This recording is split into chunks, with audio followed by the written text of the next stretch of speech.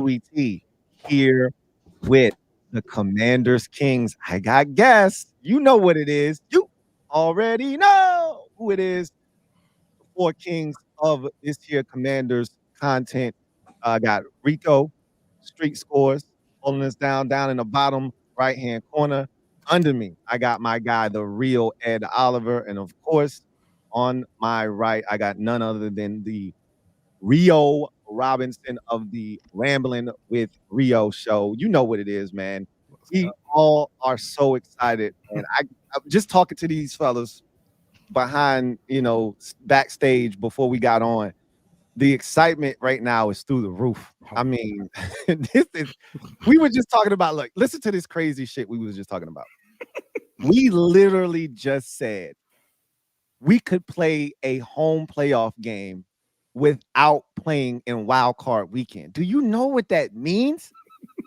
Do you understand what that means? You're the number 1 seed in the conference and you're 1 win away from the NFC championship game. You're 2 wins away from playing in a Super Bowl.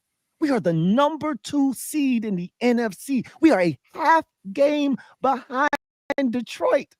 This is madness. Pinch me, I'm dreaming. This is absolute madness. And we're allowed to start talking crazy like that. Ed, Ed is, I love Ed because Ed is so stoic, right? Like we having this conversation and Ed says, we're playing a home game this year. Home playoff game. We're playing a home playoff game, right? Like, you know what Ed reminds me of? You know, when you ever seen Chappelle show when he's Prince and he's like, game. Blouses. That's Ed right there. We just like some pancakes. Yo, Ed was so like matter of fact. We playing a home playoff game, and I fully believe that to be the case. Like we're winning this division. I told y'all on the CNN tonight. This is a division-winning season for the Washington Commanders. I've never been more confident. As long as 5 is healthy. Yep. I've never been more confident about anything with this team in my life. Like, this is different, right? So, first of all, thank you all for doing this, man. I really appreciate y'all. This was kind of short notice, and you guys were able to jump on here, man. I really appreciate each and every single one of y'all. And shout out to everybody in the comment section, man. I really appreciate y'all. We're going to have some fun tonight. But I brought these fellas on tonight because I've talked about my reaction. And I'm so glad that I didn't record mine because I sounded like a straight bitch. I was screaming like a female for a minute straight. Right? I pitched like an 8-year-old kid. Right? I was so embarrassed, but I didn't care. Right? And yeah, so you guys know how I reacted. Most of you probably saw Rio's reaction because he was literally live when it happened. I've watched his a bunch of times already. That was hilarious.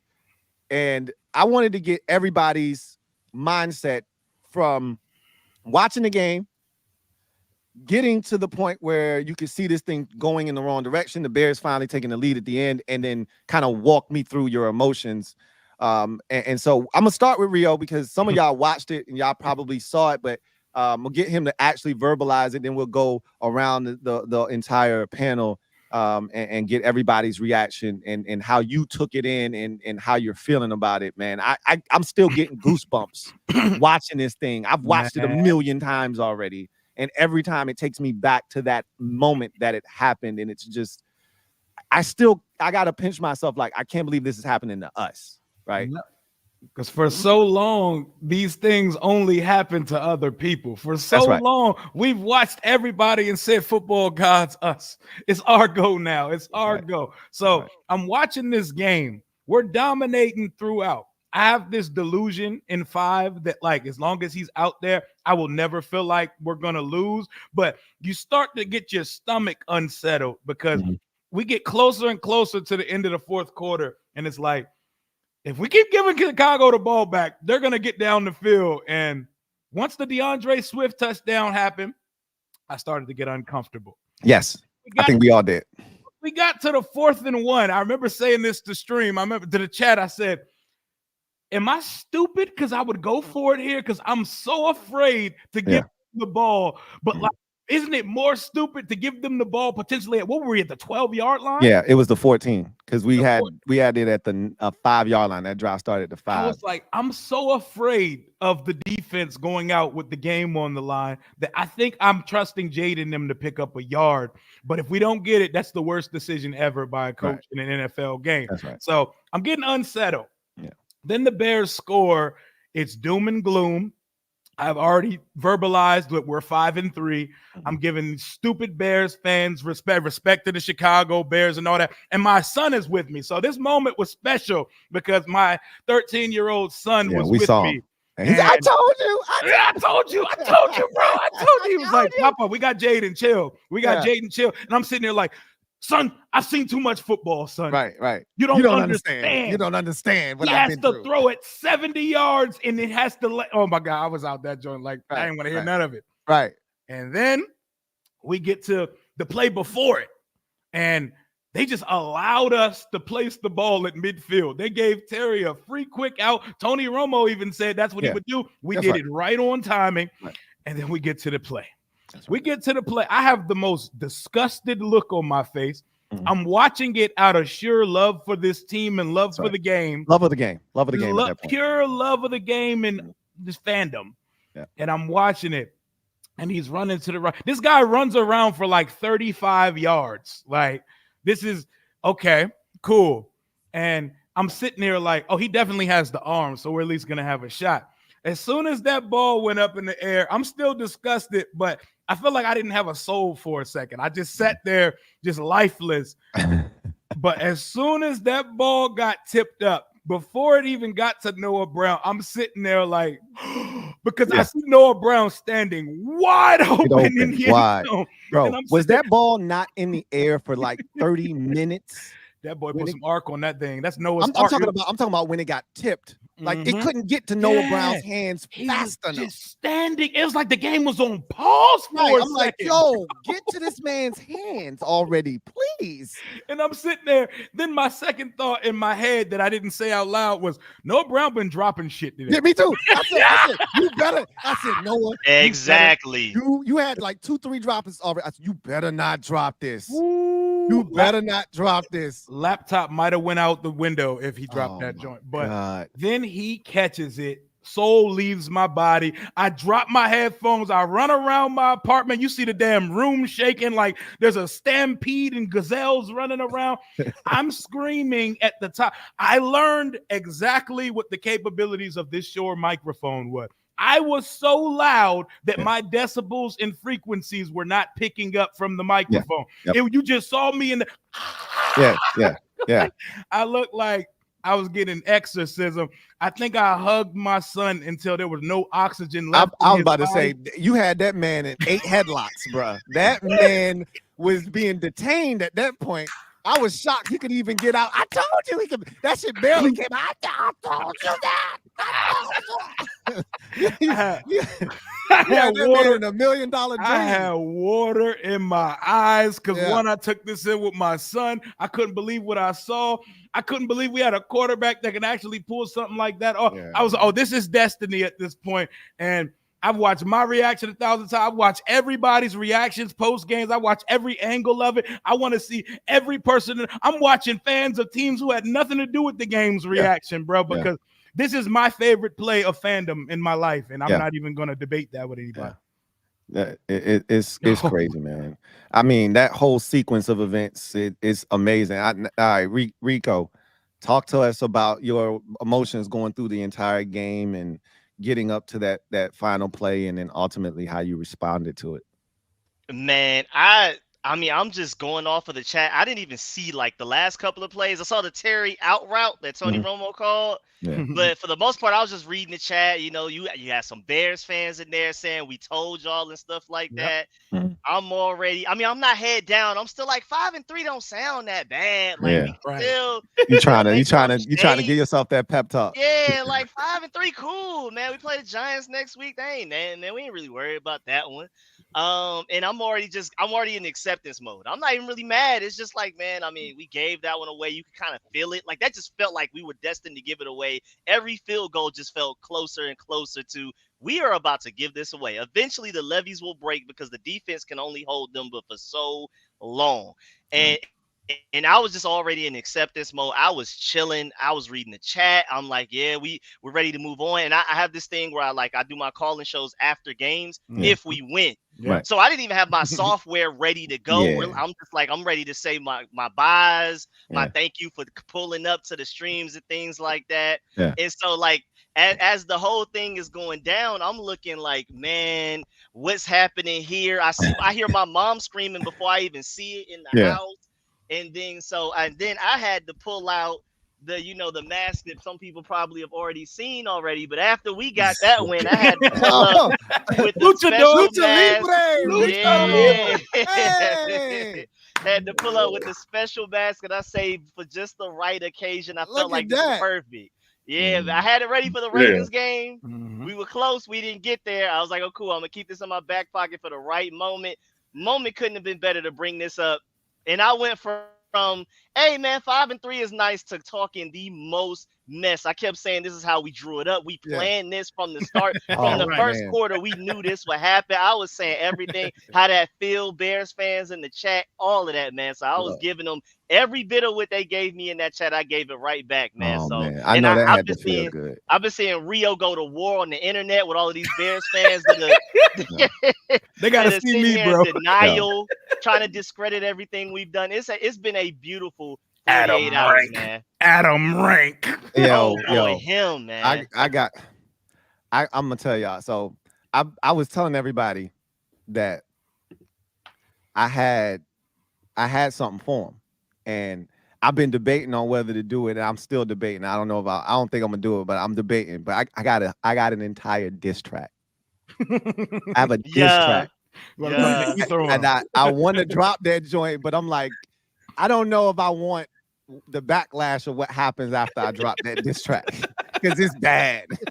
I mean, it's bad. I went in, bro. I mean, I learned from K-Dot. I learned from the best. So I got some stashed away, but it's bad, man. I'm like, do I really want to do this? Hey, bro, if you don't want it, throw the reference track behind the back for your boy. I'm tomahawking that shit.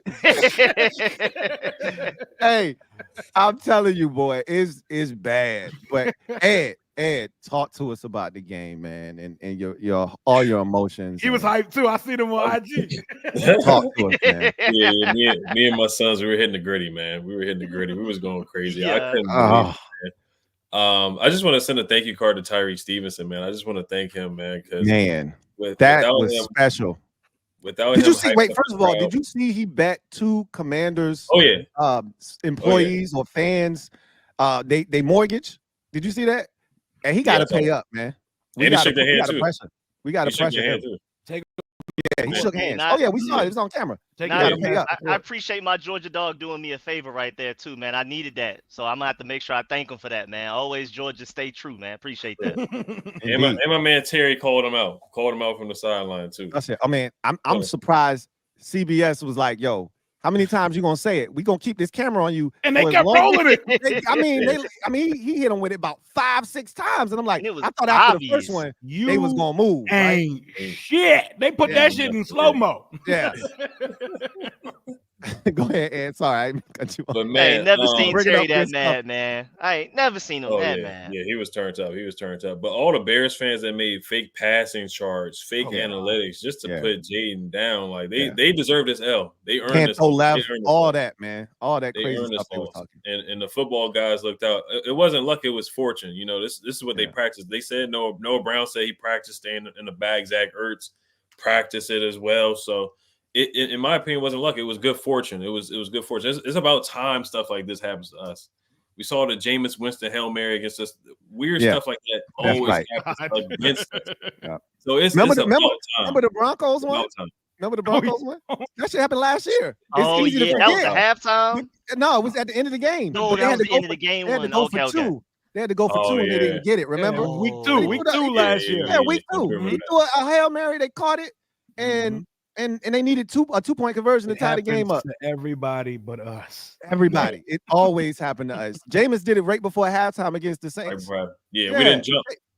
Nobody jumped. Remember, because the week before, if you remember, the week before we played Atlanta, they threw a Hail Mary, and Torrey McTyer tore his ACL. Remember, he jumped. Oh, he tore his ACL. So the next week, ain't nobody jumped. Right? That ended his insanity run. He was having a insanity run over this. He was going crazy over Torrey McTyer. Like, yo, this dude is killing it, right?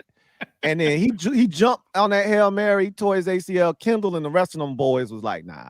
Nope. And it can't be me. Can't be me. Go ahead, Ed. Sorry. No, Ed, keep bringing up good stuff. We keep cutting Ed off. Keep bringing up good stuff. No, but I'm still in shock. I still can't believe it. To win like that by Hail Mary, and for the Bears to play with us like that, to do a refrigerator Perry handoff like that, they deserve to lose the game. Oh yeah. That was ridiculous. But no, when the Ben St. Juice pass interference happened, I was like, that's ball game. It is what it is. It's ball game. So you got to move on to next week. And I was like, dang, that's a terrible way to go. Because the pass, in my opinion, it was not catchable. Yep. So for Ben to do that, we know Ben, he panics at times. It is what it is with Ben St. Juice. So you're going to get what you're going to get from him. Right. So after that, I was like, dang, we lost, man. It's tough to lose like that when Caleb was seeing ghosts. Like we had him on lock the whole game. He was very uncomfortable. What he got 36 pass yards in the third quarter or something 33 like that. 33 pass yards. He was terrible. 33. He was awful. So it was like the way to lose that game would have been a heartbreaker. The drops, Eckler had a terrible drop. No, Brown had a couple drops. Yeah. But we deserved it, man. And Jaden said, "I'm him, I'm him, I'm him." And just leading up to the game, like that whole week, honestly, like because I know Rio was like, "He's gonna play, he's gonna play." In the front of my mind, I really didn't think he was gonna play. Me neither. I'm with Thursday, you. I was banking on him. If I had to bet money, I was gonna bet he wasn't gonna play. I really didn't think he was gonna play. Me too. But for him to play and tough through that. And like do the Houdini stuff he was doing, like 39, tried to tackle him. He like sprinted up in the air. He was doing spectacular stuff hurdling, hurdling guys, like looking like Edwards knee touch grass. Yeah, Jaden Houdini. Like, I mean, you know how much respect this team has for him after that too. Like the veterans, like everybody's gonna give it 110% every play, every game after that. Like he can't do anything else to show that he cares about winning above all else. Put his own health to the side for it. Yeah, and the veterans to a man said that after the game. Like, there's a new level. Like they already respected the hell out of him. Like he had already come in and really commanded this team and showed that leadership. Like. Ertz after the game said, "Stop calling him a rookie. He's not a rookie anymore. Like he's that dude." You know what I mean? And then Nick Allegretti was like, "We know he's not 100%, and to see him go out there and do what he did and put his body on the line, and then we know that Hail Mary had to hurt. You know what I mean? To launch it that far, we saw him. Like, I think he took the most serious shots that we've seen him take." In a game this season, in this game, like Tez, I was upset at Tez. Right, I was like, Tez, and a hip drop. You trying to take my man ankle out? Like, what you trying to do over here, right? And even plays that didn't involve him, they would like make sure they at least tap him a little bit, like a little push. He said after the game they were pushing down on him when they would get off of piles and stuff like that. They were doing little stuff to try to, get him up out of there. And for him to put his body on the line and do what he did, man, it takes his legend to another level. And I'm just, we got one of them ones, man. Like somebody posted like how they feel about us getting a quarterback. And it was the ending of the Will Smith movie when he was broke and he was trying to get a job. Pursuit of Happiness. Yes, Pursuit of Happiness. We came outside and he was walking and he was grabbing his head and he was like, crying, tears in his eyes because he had finally made it, right? That's the belief. I mean, that's the feeling right now. Like we got us one of them ones, man. Like you don't got to do this no more, man. It's incredible. I literally jumped as high as I've jumped probably since I was in high school off the ground while screaming simultaneously like a middle-aged schoolgirl for about a minute. I dropped my laptop because I had my laptop in my hand because I was like Rio said he was getting, ready. He was, giving Bears fans credit and, kind of getting himself prepared mentally for the my loss. switch up was epic though, because I went from respect to the Bears to F the F Bears. y'all, within 10 seconds. Within seconds. Yo, the switch up I would game never was say crazy. respect to the Bears the way they was talking about Jaden. Yeah, nah, I wasn't giving them no love. Like I was mad at Emmanuel Forbes for trying to help him up. Nah, leave their ass on the floor, on the ground, bro. Champ, get up. Somebody after the game, one of my somebody in the comment was like, "I got more respect for Emmanuel Forbes for showing great sportsmanship." I was like, "That's cool, man. I'm not gonna knock the sportsmanship hustle, but me, I ain't f them. Y'all sit there and take this L, right?" And it's a shame because I really didn't have no beef with the Bears players per se. It was more so they fans until they corner Jalen Johnson decided, I don't give a damn who playing quarterback this week. We finna bust their ass. Oh, really? Really? Okay. Bulletin board material yet again. All right, bet. So that's when I was like, nah, we got to beat these boys. And I was so disappointed with how the game went because I really wanted to blow them out. Like I wanted to return the favor from last year. We should have. We had the most yards we had in any game this season. We almost had 500 yards of total offense. We were destroying them. Versus an elite defense. We were killing ourselves. This felt like the Giants game in week 2 with the amount of penalties and mistakes we had in the red zone and taking points off the board. I also thought that Zach Ertz catch in the end zone was a touchdown. But you know what I mean? If Wiley just gets a fingernail on Montez Sweat on the first drive, we've been asking and begging for Luke McCaffrey to sniff pay dirt. He's in the back of the end zone, wide open. That was one of the greatest almost throws I've ever seen in my life, bro. I thought he was throwing the ball away. That was amazing, bro. And when I saw where the ball landed, I said, "Are you kidding me? With a guy pulling you to the ground? That's what you do?" Nah, he's one of those, bro. He's one of them ones, bro. Even his incompletions are the things legends are made of. Spectacular. Like, are you kidding me? That, bro, if that was Noah Brown, it's a touchdown. Because Luke literally just barely didn't get his second foot down, right? If that's a 6'2", 6'3", 6'4" receiver, that's a touchdown, right? That was the difference. Man, I mean... You know what play I feel like we don't talk about enough that it really hurt my soul? That OZ touchdown was so good. That play was so perfect. Yes, Cliff Kingsbury is like the best play call. Him and Ben Johnson are up. They're just on a different level. That third down play call was so perfect. Yes, I was running around the room. I was sick when my son said, "Papa, there's a flag out there." Yeah. You're lying. Yo. I didn't even know it was a flag because that was a late flag, right? They didn't tell us until like I'm ready. I had my whole comment for the chat typed up. All I had to do was hit enter, right? I had the shit typed up, and then because everybody, the stadium was rocking. The shit was jumping. It was loud. It was loud on TV, bro. Right? I could barely hear Jim Nantz. He said, "Hold on a minute. There's a flag on the play." And before I hit, I was like. Because that block by Terry on the edge, to do that without holding, to allow him to turn the corner and get up the sideline. Are you kidding me? I thought that's what the flag was for. I like they must have got Terry for holding. Terry didn't even hold on that play, right? I'm like, come on, man. I say De'Ami Brown is the best wide receiver, screen receiver we have. Like he gets up the field immediately. He gets down inside the 5.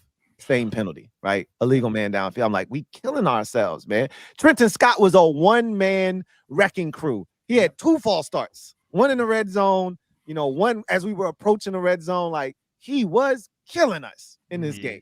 You know what I mean? He was killing us, but one of those, it was like the ref wouldn't get out the way so we can call the play. Yeah, he was even though, like they were set. Yeah, and Trent Scott kind of got a false start because he was looking around like, yo, what's going on? What's going on? And he heard the referee's penalty. The ref provoked the damn penalty. He literally, it was wild, man. Like unbelievable. Let's get to the comment section. I'm gonna get y'all out of here because I told them I was getting them out here quick, man. I really appreciate y'all. Sean Moore, thank you for the super chat. Greatly appreciate you.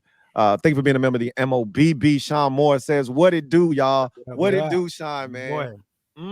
Hey, we just living life, bro. Living it to the fullest right now, man. We just on cloud 9. Ron Rivera, what up, Ron?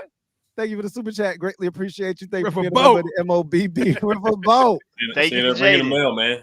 Hey. Thank you for Jaden. Hey, your boy Jamin Davis got signed. That's right. He's on to a practice Military squad. Look at that. Look To at a that, man. practice squad. Good for Hey. Jamie, man. He says, who had the best reaction to the Hail Mary? Rio for me. It had to be. I mean, Rio's was live, right? I'm so glad my camera wasn't working on my laptop because I was going to turn it on. But I'm so glad. Like Rio said, my mic wouldn't have worked because I was so loud. Like it wasn't going to work. But that it was just funny hearing Rio's son, like, because like I said, like Rio was in the process of crushing his windpipe as he was trying to talk. He's like, I told you that. I told you. I mean, I know that had that left a mark around that man's neck, right? Because Rio had that man tight, boy. Like, hell yeah. Core memory unlocked, man. Core memory For unlocked. sure. Stamp. For sure. King of the Bluegrass, thank you for the super chat. Greatly appreciate you. Thank you for being a member of the MOBB, King of the Bluegrass Whites. What up, Kings? What up, though? What's up? What up, though, man? We just living life, man, and enjoying this 6-2 start. The fact that we can have a conversation about potentially being the 1 seed in the NFC is crazy work. It makes me wish I would have put down a $10 bet for us to be the number 1 seed before the season started. I mean, do you know how much that would be worth right now? just bailing on that thing, you would be making a bunch of money right now. It's crazy. I cannot wait. I cannot wait to see you and Brunson the week we play Philadelphia. Oh my God! I mean, we got space in this man's head. He can't stop thinking about it. He cannot stop thinking about us. He is obsessed. We have taken the place of the Cowboys. And, I'm not making it no better because I'm giving him work. And his fans I'm putting the battery in their back. So they like, yo, Louie Tee talking too much shit to you. You gotta get his ass. So I'm getting them mad, and it's getting him mad. And now he in the car. He can't get in the car without doing a video talking about us now. I love it, man. Kimura, thank you for the super chat. Greatly appreciate you. Thank you for being a member of the MOBB, who writes, Washington and Detroit at the top of the conference. Feels a little 91-ish. Man, talk about it. That's who we beat in the NFC Championship game that year. Talk about it. He says, can't wait to stomp out the G-Men, #HTTC. And you know what? Just to bring up 91 real quick, because I know this probably before a lot of y'all time, but I was a little tight. I was a little tight. It's my birth year, baby. Yeah. I was a little tight, but I was locked in. And I just remember that whole situation and how we dominated them. And I just remember before the season started, Ben Johnson talking about not wanting to work with basketball guys and how I said, I want Detroit this year. I knew we didn't play them, and I knew we'd have to get to the postseason to see them, but I want Detroit. Now, be careful what you ask for. Mm-hmm. They're really good. That's a different type of animal right there. They're really good over there. They're like be careful, but if we want to get to where we ultimately want to go, we're going to have to go through them probably. We want the smoke, baby.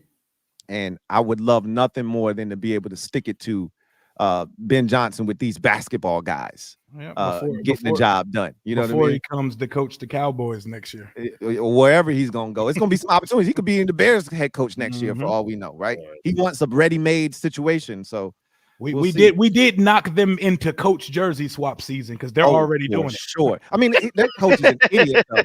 He's an idiot, though, right? Like, the whole play with Terry, he said that those 12 yards didn't matter. Like, this guy's he's a nincompoop. This guy is an idiot. Swaggy P, thank you for the super chat. Greatly appreciate you. Thank you for being a member of the MOBB, who writes, the Kings are here. Salute the Swaggy P. You know what it is, man. We in the building for sure. Snyder's selling was really the curse being lifted. I heard somebody say that Hail Mary had Snyder's soul leave the stadium, right? That was it. That was the final exorcism that had to take place. That Hail Mary was the cleansing, right? Yep. He says, I've been to many Washington home games, and the atmosphere there Sunday was the best I've ever experienced. It feels different because it is different. I could feel it through the television. Like, the only game that ever, to me, through the television screen, rivaled that game was the 2012 season finale, regular season finale versus Dallas. When Rob Jackson got that pick, I couldn't hear the broadcasters on the television. And that's how it was when he screamed, he caught it. It's a miracle. And after that, I blanked out. I and all Tony Romo says, he did it. It sounded so horrible. He did it, right? But I didn't hear none of that. After he caught it, I blacked out. it's a miracle. I blacked out. It's only because I've watched it 50 million times since then that I've committed to memory what was said after. But I lost it after that. You know, I'm screaming at the top of my lungs, man. I'm telling you. I'm shocked that I had a voice. I watched it in Spanish. I watched the radio Me too. call. I watched the Bears radio call. Yeah. Oh, they were sick, right? They were sick on that Bears call. Did you see the Chicago bar? I haven't seen that one. No. Oh, the one with the Letterman? Oh, that was the most relatable reaction ever, bro. The guy with the Letterman on. If you get the link for that, send me that joint. Oh, that was the most relatable. I gotta watch that. I have not seen that yet. I felt him the most. I felt him by far the most out of any other reaction, man. Yo. I was weak at the dude at the stadium, the boy. It was two of them at the stadium. One with the boy like crying, rocking back and forth, like, man, this is bullshit. And then the other dude, he was talking before the play. And this is the play of the game. And then he went back to him and he's just sitting there like. And he put the camera in his face. He was like, and he just couldn't say nothing. I was like, yo, this is epic. And that's what the football gods intended for it to be. Like, if we would have beat them by 3 touchdowns, it wouldn't have hurt this much, right? We just would have dominated them.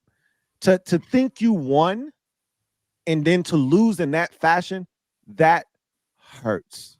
They deserve that. Way worse. And this is why I don't want to put the diss track out, because I'm like, we got good karma. We got good juju, right? Because we could have done a lot of nasty stuff to Bears fans, and we didn't, right? Like we was just they like, did to us. right. And we was like, yo, why y'all got this energy for us like this? Like, we not your sworn enemies.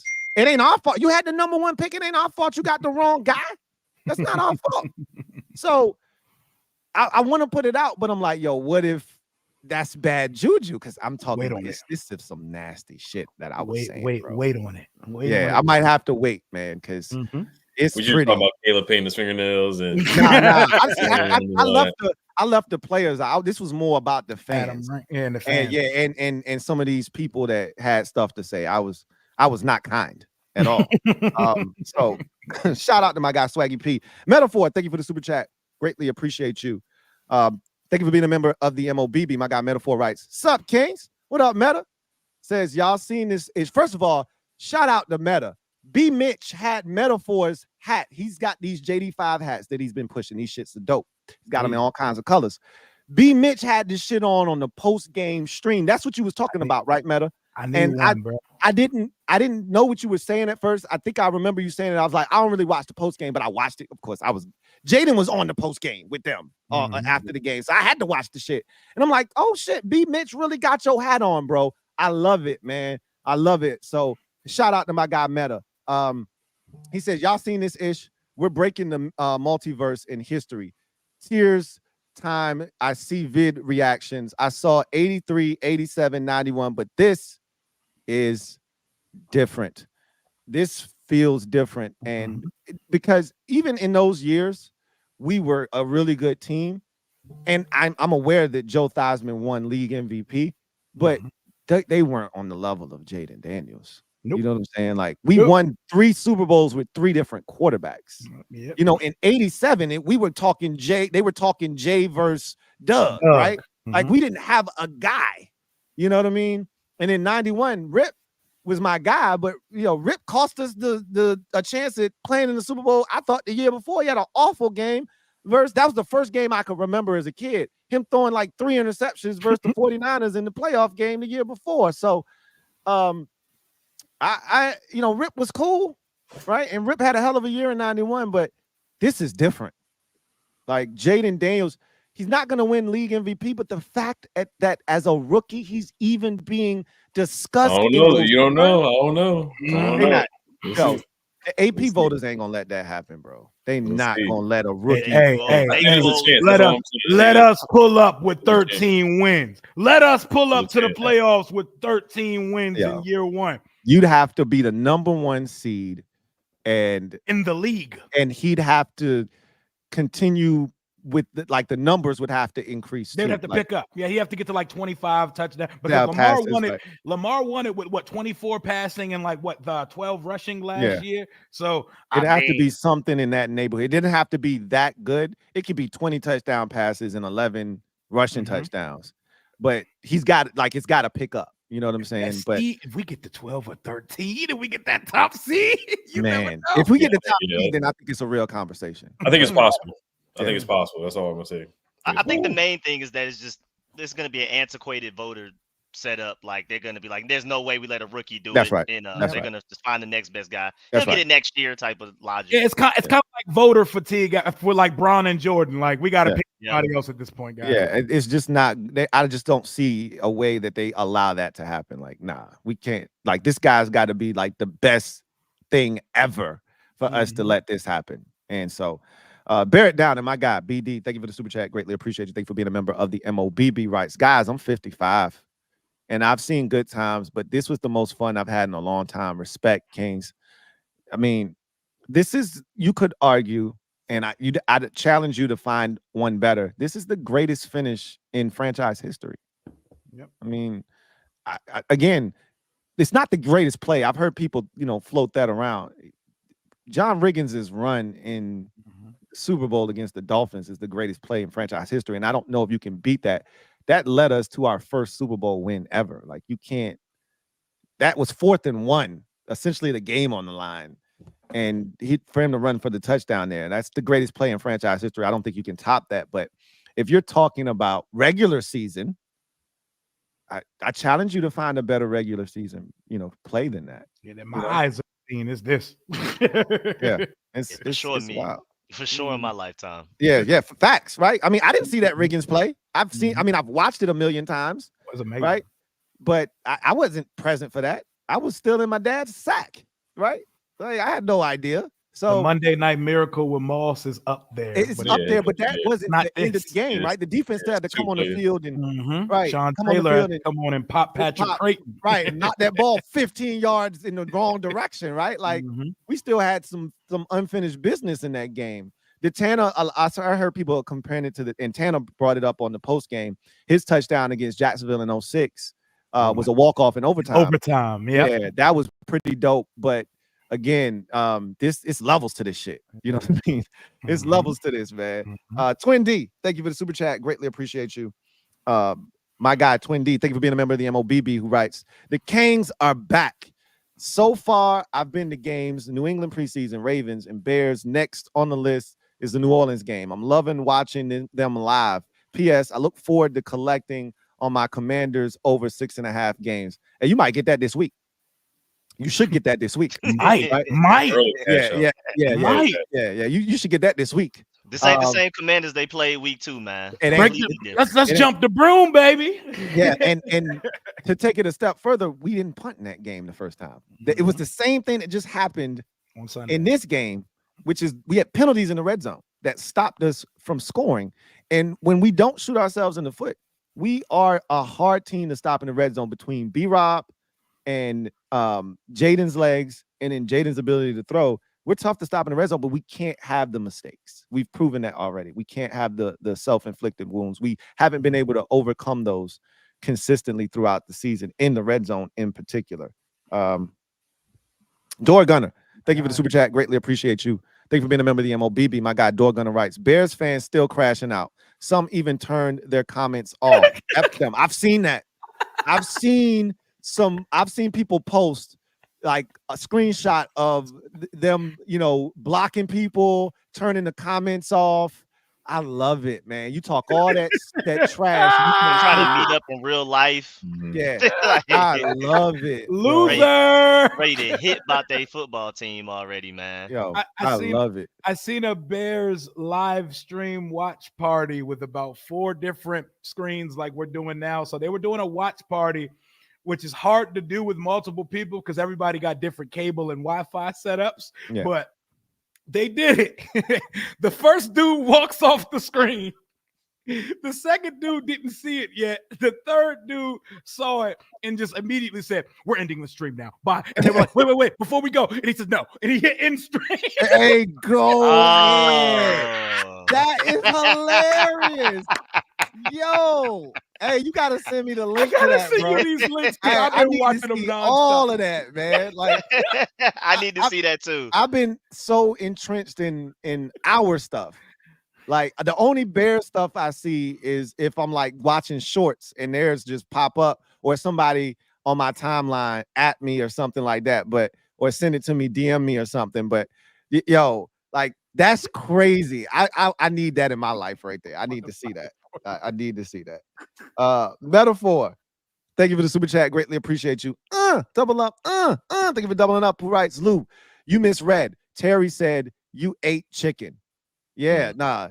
Terry wanted all the smoke. He wanted I hadn't seen Terry that fired up at a defender since Jair Alexander. Oh yeah, him and Jair was ready to. Yeah, and then he caught that touchdown on him, and Terry was giving him work. I ain't seen him that hot since then.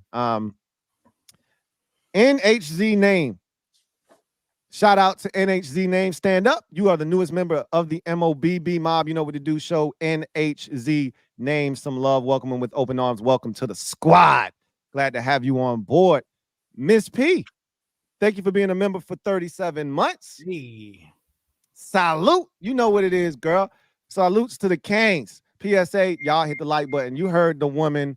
Hit the like button, man. We really appreciate over almost 1,100 of y'all out there, and we only got 330 likes. Come on, get them up, get them up. Y'all know what it is, man. Hit that button and stop playing with us, man. Jay Will, thank you for the super chat. Greatly appreciate you. Thank you for being a member of the MOBB. Yo, Lou, I'm not sure what I got the most satisfaction from the Hail Mary or seeing the faces of them Cub podcast during the game is magical.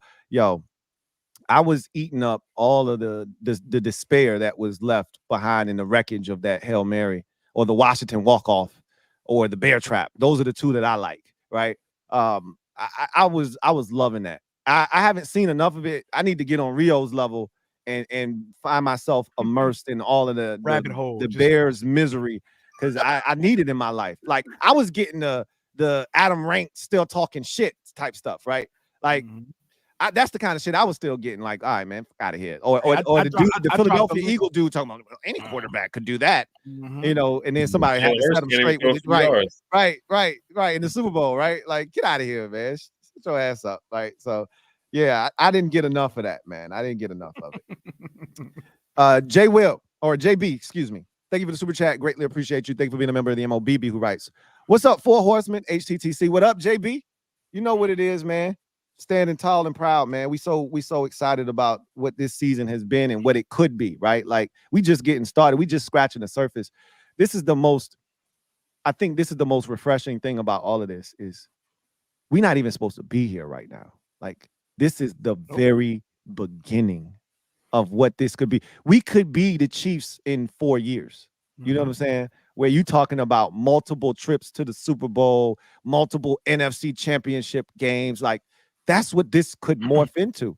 If you look at the blueprint that was set in San Francisco, Adam Peters knows what it looks like. All he's ever experienced in his career is winning, whether it was New England, Denver, or then obviously San Francisco, where he had a much bigger role, and he knows what this assembly looks like, how you build a winner from the ground up. And we skipped steps. Yep. Because we got one of them ones. Yep. We don't even got corners yet. we don't even have corners yet. Like, we missing stuff, right? And we're doing all of this damage. So, man, this is crazy. Sean Moore, thank you for the super chat once again, man. Greatly appreciate you. Double up. Thank you for doubling up. My guy, Sean Moore writes, "You see the vets waiting on him after his interview." Oh, that touched my heart. Oh my God, bro. Wagner and Luvu.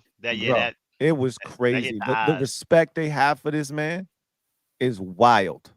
Like, I'm so happy for Terry too, man. Like, did you see him on K Adams? Did you see him? He was like, so chipper. He said, "Man, this is the most fun I've ever had in my career." Like, you know, Duran, I'm looking at, you know, Duran, it's hard to get a smile. He like Ed, right? Duran just be like, "Yeah, man, you know, we you know, this the brotherhood." I ain't never seen that many teeth in one Duran. Man, I was seeing all 36 of that man teeth, right? That man is like, yo, it's the brotherhood. He's like, yo, He don't even, the shit hit him so hard, he didn't even remember that, because the reporter was like, how does this compare? You were there for the Alabama, Devontae play. That's a national championship walk-off. This man said, yeah, man, like, I think we still had time on the clock after that joint. Like, this one was crazy. I was like, nah, bro, that was a natty walk-off. Rico remember that. I'm trying to forget. I don't even want to talk about that. That was a natty walk-off. And this man, like, F that natty walk-off. This is where it's at, right? Am I tripping? Weren't we supposed to kick an extra point after that touchdown? That's it. Like, I think it was like 3 years ago, they made a rule where if you won, you don't got to do, because what happened was great fights. Fights. The team went in a locker room. They had to come and back. They had to bring them all the way back out, right, to kick an extra point. So they just they made a rule like, once you won the game, if it's no more time and you won, you don't got it. That's a formality. You don't got to do that no more. So yeah, that was wild, because I thought about it at first, but Same. yeah, it was that's crazy. Rockman, 1033, The Rock, been a member for 26 months. Right. Hello, everyone. Raise hell. Y'all heard the man. Hit that thumbs up. What's going on, Rockman 1033, man? Really appreciate you. Gerard Swan, been a member for a month. And I'm gonna get these 4 out of here in the next 4 minutes at 9:20, man. I appreciate y'all coming on and kicking it with the kid. And I'm gonna take the rest of these, and then I'm gonna open up the phone lines. It's one of them type nights. Okay. I want to hear y'all reactions, how y'all went through it, because I'm invested. I need it, right? I need to inject that in my veins. Everything the team puts out, put that shit straight in my vein. I don't even got to see the shit. Just inject it in my veins, right? I'm watching the mic. I'm assuming he was mic'd up for this game. That's my guess. Was Mikey was mic'd up, and because they gave us a little 2-minute snippet of the coach coming over. Hey, y'all got to get up for this, right? It's almost like they anticipated some good shit happening, right? Because even Bobby Wagner after the game was like, nah, what you talking about, bro? We didn't think the game was over. We knew this shit was about to happen. And I'm like, there's a belief. Like, that win it means so much more than had we beat them 33-13. Because blowing teams out is cool, and you need to be able to know that you're capable of stepping on somebody's larynx and crushing it. Mm-hmm. But there's levels to this, and being able to win when you thought that you were about to lose, it changes your belief system to where now, hey, let's just get it to 5. Yep. We ain't never out of it. And I think you couple the Baltimore game. How many times we watched a game like that when Baltimore went up 27-13, that game ends 37-17 or 16, yep. Right? How many times we watched that, right? We seen that movie a bunch of times. 5 wouldn't let us die in that game. And if all they had to do was get it back to 5 one more time, and they couldn't do it defensively. But they knew if we could just get it to 5 one more time. How many 3rd and 4th down conversions did 5 have to not let that thing get to 34-13? Yeah, but instead, touchdown was a 4th down play. 4th down play to Terry. And he pump fakes it and then throws it. And you're like, that is the most incredible throw I've ever seen. The degree of difficulty was insane. It was ridiculous. All Terry did was just open his arms. Yep. And the ball went in. It was like it had a suction. It just right to his arm. Right. And I'm like, yo, 5 won't let us die. He won't. And that's what this team now believes. Like, yo, we never out of it because we got 5. We got 5 on it. I played like an MVP case to me. It do sound like an MVP case. Sound like an MVP case to me.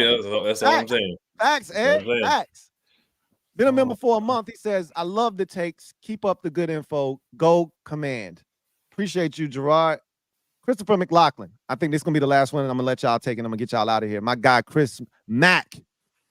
Thank you for the super chat. Greatly appreciate you. Thank you for being a member of the MOBB. My guy, Chris, writes, hey, Lou, Rico, Rio, and Ed. Hope everyone's doing well. Likewise, as always. Really appreciate you, Chris. 2 questions.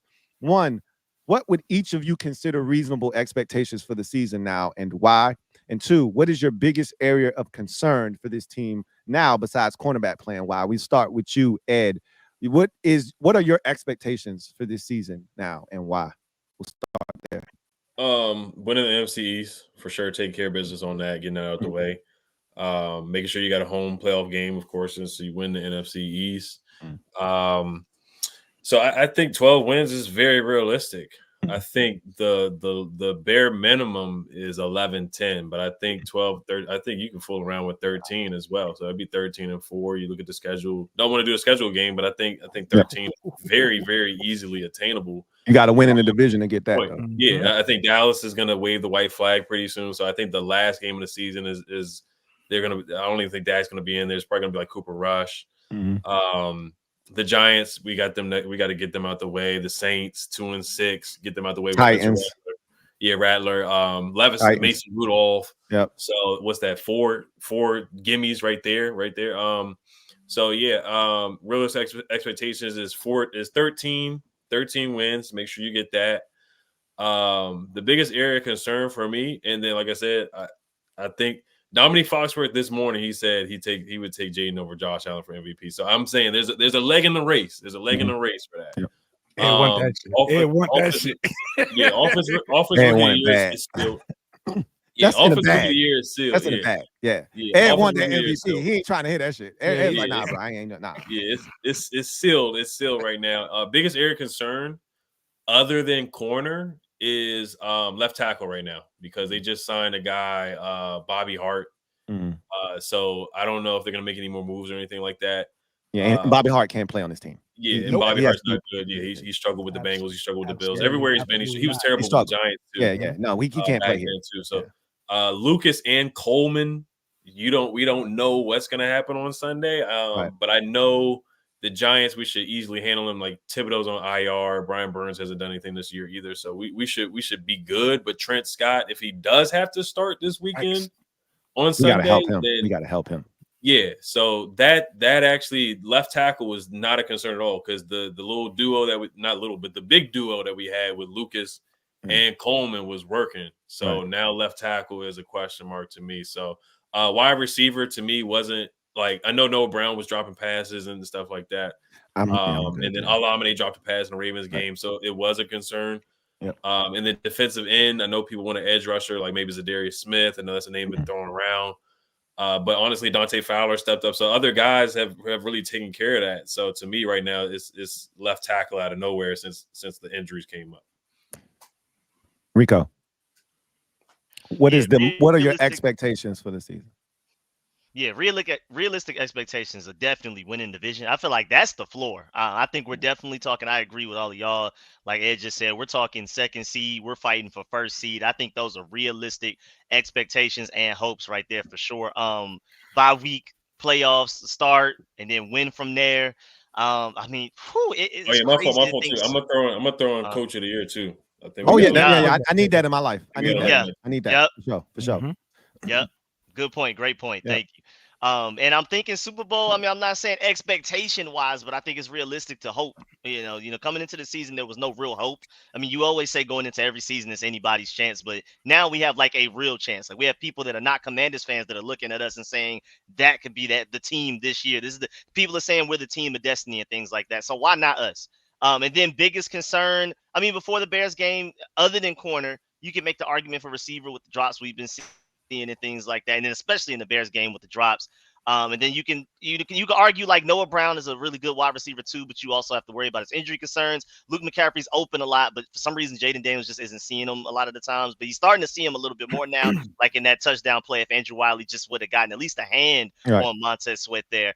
But obviously after the Bears game, it has to be tackle. I mean, again, the people we're bringing onto the practice squad, the people we're trying out at this point, they're there for that exact reason, practice squad. We just need somebody out there for this defensive line to practice against to get ready for the Giants. But, I mean, at this point, Trent Scott, healthy-wise, is our best left tackle, which frightens me because I still vividly remember him getting beat one-on-one by any Jets defensive end, rookie, any backup, whatever, just anybody was giving him work. I mean, he was just lunch for anybody in that Jets joint practice. And so I just worry about that against the Giants, who still have two really good edge rushers. That's right.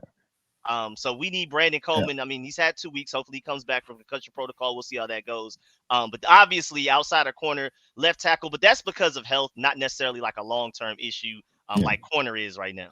That's right. Rio.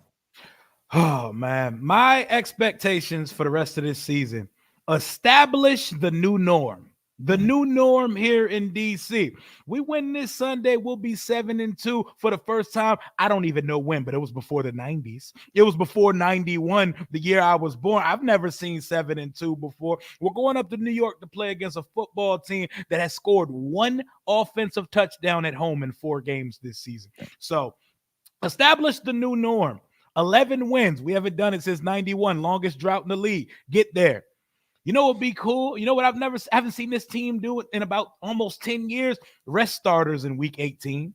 Rest starters in week 18 versus Dallas. Go ahead and let Marcus Mariota. No, matter of fact, go ahead and throw Sam Hartman out there. Don't even put Mariota in uniform. Go ahead and let Sam Hartman and Driscoll go have fun versus Dallas week 18. Let's go to the playoff. Let's fight for the top seed in the conference. The Packers beat the Lions this weekend. We beat the Giants. We're at the top of the conference already. Well, let's change the norm here in DC. Can y'all imagine all of us? Imagine just picture, walk with me real quick. It is wild card weekend. You're on your channel, you're on your channel, you're on your channel. We are sitting back with our feet kicked up. Wild card weekend waiting on our opponent. Do you know what that's going to feel like? Hey, I would be beside myself. You know, when they changed the rule to just one team, this shit didn't affect me because I'm like, shit, I ain't seen a number 1 or 2 seed in forever, right? Yep. Now I'm like, yo, you could run that back, man. Let 2 teams have a bye week, right?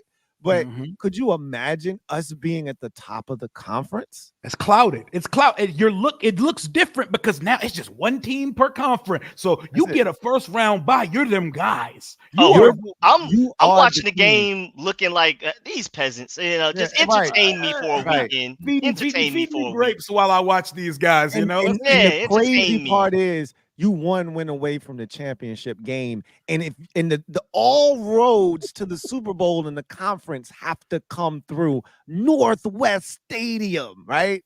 Oh my God! What? Are you kidding me? We're undefeated there, by the way. 4-0 for the first time since 2005. It's the last time we were 4-0 at home to start a season. So. Which is coincidentally enough, the last time we won a playoff game. The last time we won a home playoff game was 1999. Coincidentally enough, against the Detroit Lions. You see a theme here, right? 91, 99. So, hey, man, I'm not saying, I'm just saying, biggest area of concern. Biggest area of concern. And just one more sentence. I'm not gonna be long-winded. One more sentence about the new norm. I posted this on X the other day. I need our franchise walking down the red carpet of NFL honors the week before the Super Bowl. I need us walking in that joint like Michael Jackson at the Grammys after he dropped Thriller. I want us coming for, I want Coach of the Year. I want Rookie of the Year. I want a ballot in the MVP race. I want executive. I want Assistant Coach of the Year. I want everything that we can get. Because do we got a most improved candidate? Do we got one of them on the squad too? Like whatever awards you got, I'm trying to clean them all up. And I don't know if we're gonna be able to get like 9 Pro Bowlers or some shit like that. I don't think we're gonna qualify for that. But you know, Cosme gonna get it. Terry gonna get it. Right? Aiden gonna get it. Right? You gonna have Rob maybe. Depending on how the rest of the season goes, like Louisville gonna get it for sure. Like you're gonna have 4 or 5 dudes, right? The way that we spamming these votes for Rookie of the Week, we may get some people in there off the fan vote. Yeah, for sure. Like Trust Way. You already know what it is, bro. Yep. And biggest area of concern is none, because we're not supposed to be here right now. We are in year 1 of the rebuild, recalibration, whatever you want to call it. No expectations, no worries. Just let the house money fill up the table. We're here to play. Our poker face is on. Somebody stop us. That's right. And to add to the concern, even though it's not a real concern, but I can't wait to see what Jaden looks like in the cold, because he's already wearing a shiesty and it was like 50-something degrees. And he don't know. He go from Cali to Arizona to LSU. He's passed every test, so I'm not worried about it. But that boy ain't never seen snow in his life. So I can't wait to see how it's not a concern. I just can't wait to see him pass that test. You ain't lying. That brother looked like he was freezing, right? That brother had, like you said, he had the whole mock get up on. Like you said, it was 55, right? Like, Yeah. I mean, it was cold. Don't get it twisted. Like, it wasn't that type of cold. It wasn't that type of cold though, right? Like he looked like he was freezing. You know what I mean? That boy got Cane Corso in his ribs, bro. He good to go, bro. Yeah, we straight. Hey man, you stupid as hell. Hey, I appreciate y'all coming on and blessing the show, man, and the program. I really appreciate y'all. And we might have something big for y'all down the road, but we'll see about that. But hey man, y'all take it easy. Y'all continue pumping out heat on y'all respective channels, and we gonna keep this party going. And we 6-2, y'all, atop the division. Let that sink in, fellas. Like, this is wild. Oh my God. Like, we gonna be 7-2. Take care of business on Sunday, 7-2. And you know, Dallas plays Philly, you know, the week after, and then they got us. And who knows what could happen, man. I'm rooting for carnage beneath us. You know, just whatever has to happen now and then happens. We just got to take care of business when our number is called. So the Giants are the next team up on the docket. Let's take care of business, run this thing to 7-2. I really want to see the starters resting in the fourth quarter. That's the hope, is that we take it to these boys early and often and get Jaden some extra rest, B-Rob, all those dudes out of the game. But we'll see what happens. But hey, man, y'all take it easy, man. Appreciate y'all for coming in here and blessing the show, man. Y'all be good, man. Love y'all. Talk soon, man. Love you back, man. Yes, sir. Yes, sir. Hey, always, man. All right. So I'm gonna take Chris's comment here, and then what I'm gonna do is I'm gonna run through the rest of these supers, right? And then I'm gonna open up the phone lines because I want to hear from y'all. So that's how we gonna get it in tonight. Now I gotta set everything up because I was helping my son with his homework and doing all kinds of stuff before this started, so I didn't get to really officially set myself up the way I need to. But we gonna get it. We gonna get it on and popping tonight. So y'all bear with me. But the expectations. You've probably heard me say this before, Chris. The expectations are 12 wins is the floor now for me. 11 is the floor, but 12 wins is what I'm expecting. And you know, anything over 12 is excellent. Like Ed said, 13 is within reason, but I mean, I don't see us finishing the rest of the season 8-2, right? Which is what it would take to get to, or excuse me, 7-2, which is what it would take to get to 13-4. That's a tall order, right? It's a tall task, but it's not impossible. But I see this, the brotherhood and the togetherness, and I see them gelling. And this win, like I said earlier on the show, and I talked about it briefly yesterday too, but this win changes the mindset of the team. Now you can't begin to imagine the impact of a win like this, because it was cool when you were blowing teams out, and that's fun. But when it gets tough, what are we made of mentally? What are we made of? What's our mental makeup? And this game tested us. It made guys dig deep, and it forced them to show what kind of testicular fortitude they had. And coming out on top in a game where you really felt like you should have won, but you were on the verge of losing, and you find a way to win, it changes how you approach games when you might be down in the third or the fourth quarter. There's going to be this ultimate belief, as I call it. But you could also call it, I think I like infinite belief. But it's this infinite belief now that we're not losing. We got 5. We win in this game. And that changes everything. Changes everything. Biggest area of concern for the team besides cornerback play, for me, is what everybody else said. And I don't even know if I want to say is left tackle, because I expect, like, we don't know the extent of Cornelius Lucas's injury. We'll find out tomorrow.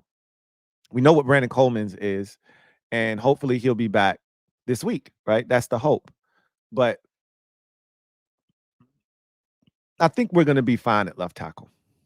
Yeah, I don't want to leave it to chance. You know, even if it's Brandon Coleman, you probably got to put a little bit of help over there. But I think we'll be fine. I don't think Cornelius Lucas's injury is a significant one. But again, I'm no doctor, and I didn't sleep at a Holiday Inn last night, so I can't tell you what it is.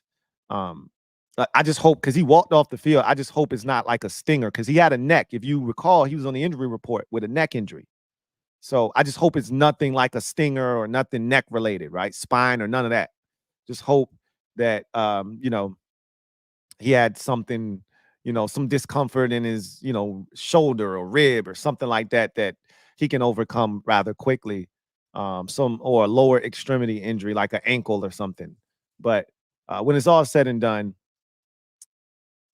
I think the biggest concern is the cornerback position, right? And I think it's not just covering too.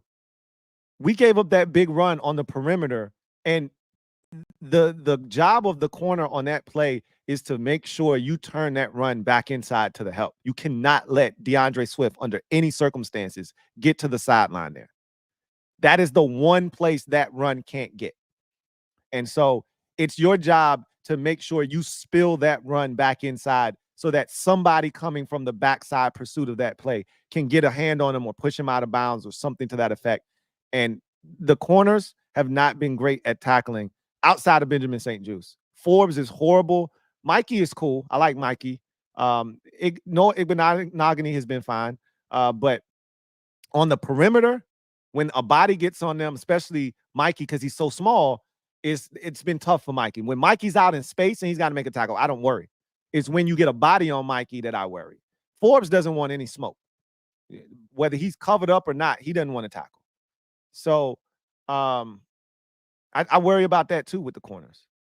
So it's really the corners for me. But if you had to pick another, it'd be the tackles for sure. And you know what? I'll bring something else up. I know Austin Seibert has been money, but that's the second game that he's had that kind of kick.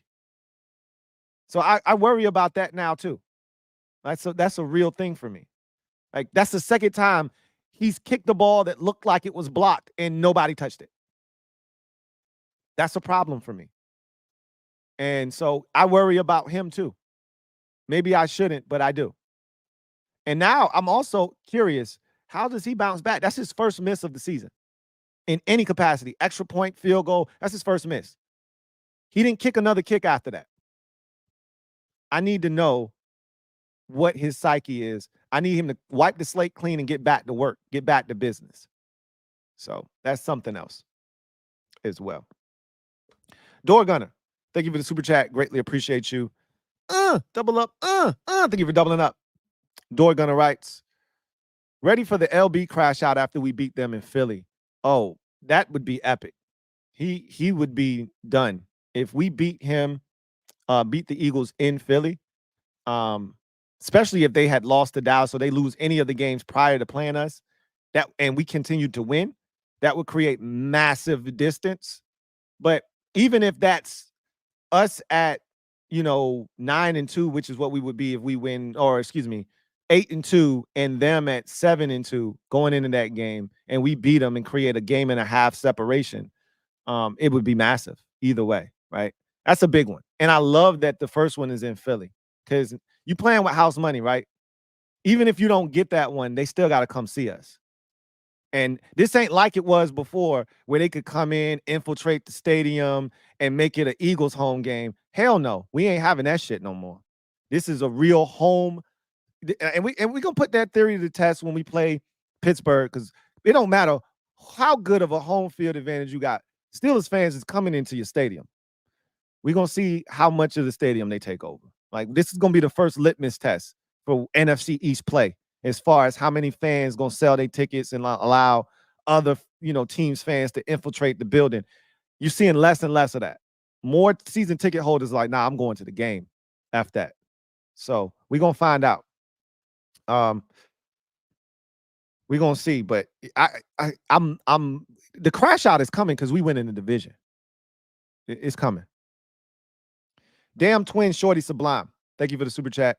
Greatly appreciate you. DCJ says he missed his second kick. He missed one in the Ravens game. Did he miss one in the Ravens game?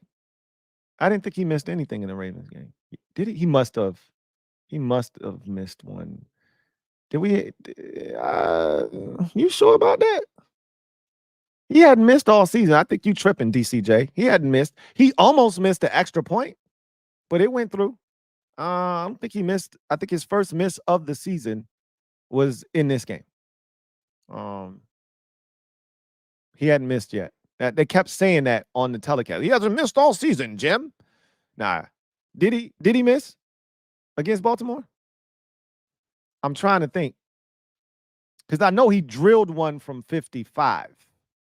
Or was it 57? I think it was 57. He drilled one from against Baltimore. I'll have to go and check on that. He might have missed. I'll look that up. You might be right. Damn Twin Shorty Sublime. Thank you for the super chat. Greatly appreciate you. Thank you for being a member of the MOBB. Damn Twin Shorty Sublime writes, much love to each one of y'all.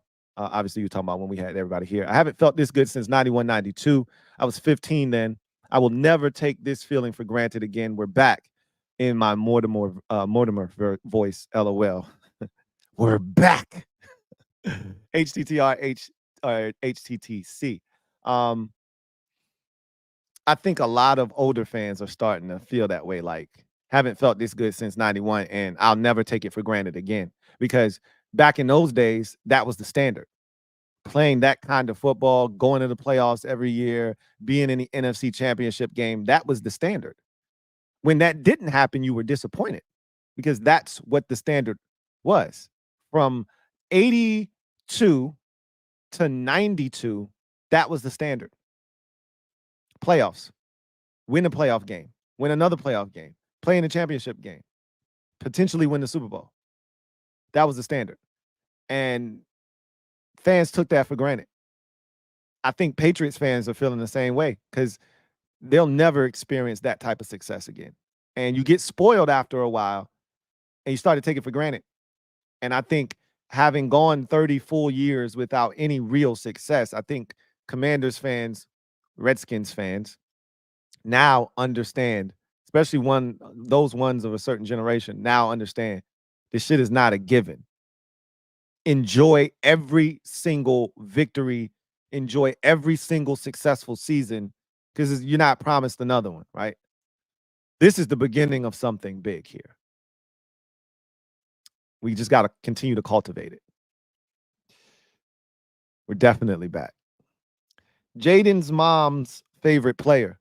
Been a member for 36 months. Salute.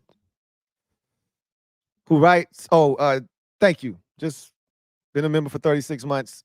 We're saluting you for 3 years of being a member of the mob. Celebrate. So glad to have you on board and to be such a devout member of the MOBB.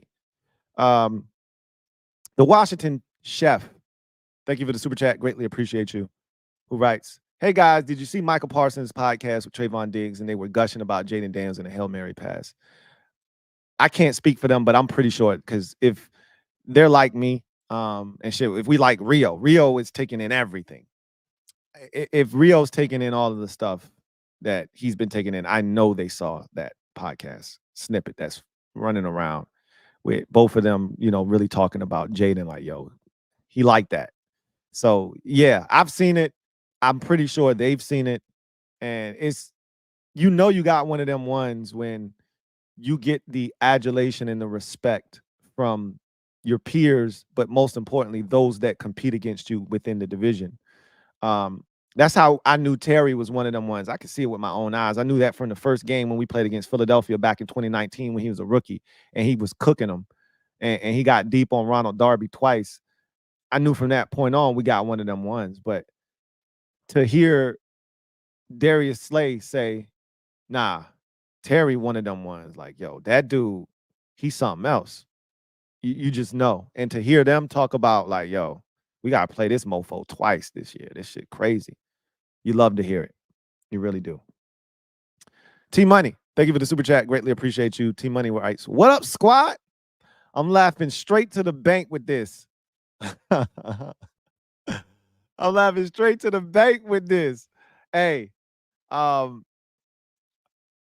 we got a chance to do something so massive this year. Again, that conversation I had, I wish y'all could have been listening to the conversation I was having with the rest of the Kings before this joint started, when we literally were talking about hosting a playoff game, something we haven't done since 2005 or 2020, technically. Nobody was in the building, though, right? So we've hosted a playoff game. 2020, we hosted one in 2015, right? Hosted one in 2012, but we haven't won a home playoff game since 1999, right? 05, we didn't win the division. We went to Tampa and won. And so we haven't won a playoff game since 05, and we haven't won a home playoff game since 1999. We haven't won one of those in this century. So there's so many barriers that we need to knock down. But to think about home playoff game, winning the division, all of that stuff being attainable, within reach, number one seed, and potentially not having to play a game to kick off the playoffs is insane. The Lions have a first place schedule. Like, they play in a brutal division. Anything could happen, right? And there are other teams that are good in the conference, and it's not just us in Detroit. Like, the Packers are 5-2. They're right behind us. The Eagles are 5-2. They're right behind us. Like, there are other teams that are waiting in the wings, but we play the Eagles twice, right? Just the same thing I'm talking about. Detroit, Green Bay has to deal with that as well. That division with Minnesota and Chicago and each other, right? Like, there's no way both Green Bay and Detroit are coming out of that thing alive in terms of 13-4, because they got to play each other. Somebody's got to take some L's. Either somebody's getting swept or they're splitting. Either way, I like our chances to be laughing all the way to the bank, straight to the bank. I love it. Jaden's mom's favorite player. Thank you for the super chat. Greatly appreciate you. Thank you for being a member of the MOBB, who writes, "Fellas, I wake up at 3:30 every morning, and the first thing I think is, it's real, and I smile." The Hail Mary is still crazy. The Washington Walkoff, the bear trap, is still wild to me. Every time I see it, I still go, I can't believe that's us. That's us. That happened to us. Like, listening to the dudes after the game in the locker room, Duran said, yo, that never happens to us. How many of y'all can attest to that as fans, feeling that way? Like, Denver did it to us last year. New Orleans did it to us back in 2021. This never happens to us. It always happens, just never to us. Like, for us, rather. It always happens to us. It never happens for us. It's crazy, man. That's crazy. That's a great feeling to wake up every morning and realize it's not a dream. This is reality. We're 6-2. And we got a chance to do something big this year. Icy Wayne, been a member for 8 months. Really appreciate you. Writes, Bears fans, what does WYA mean? I'm sorry. Y'all know I'm terrible with these abbreviations. Bay.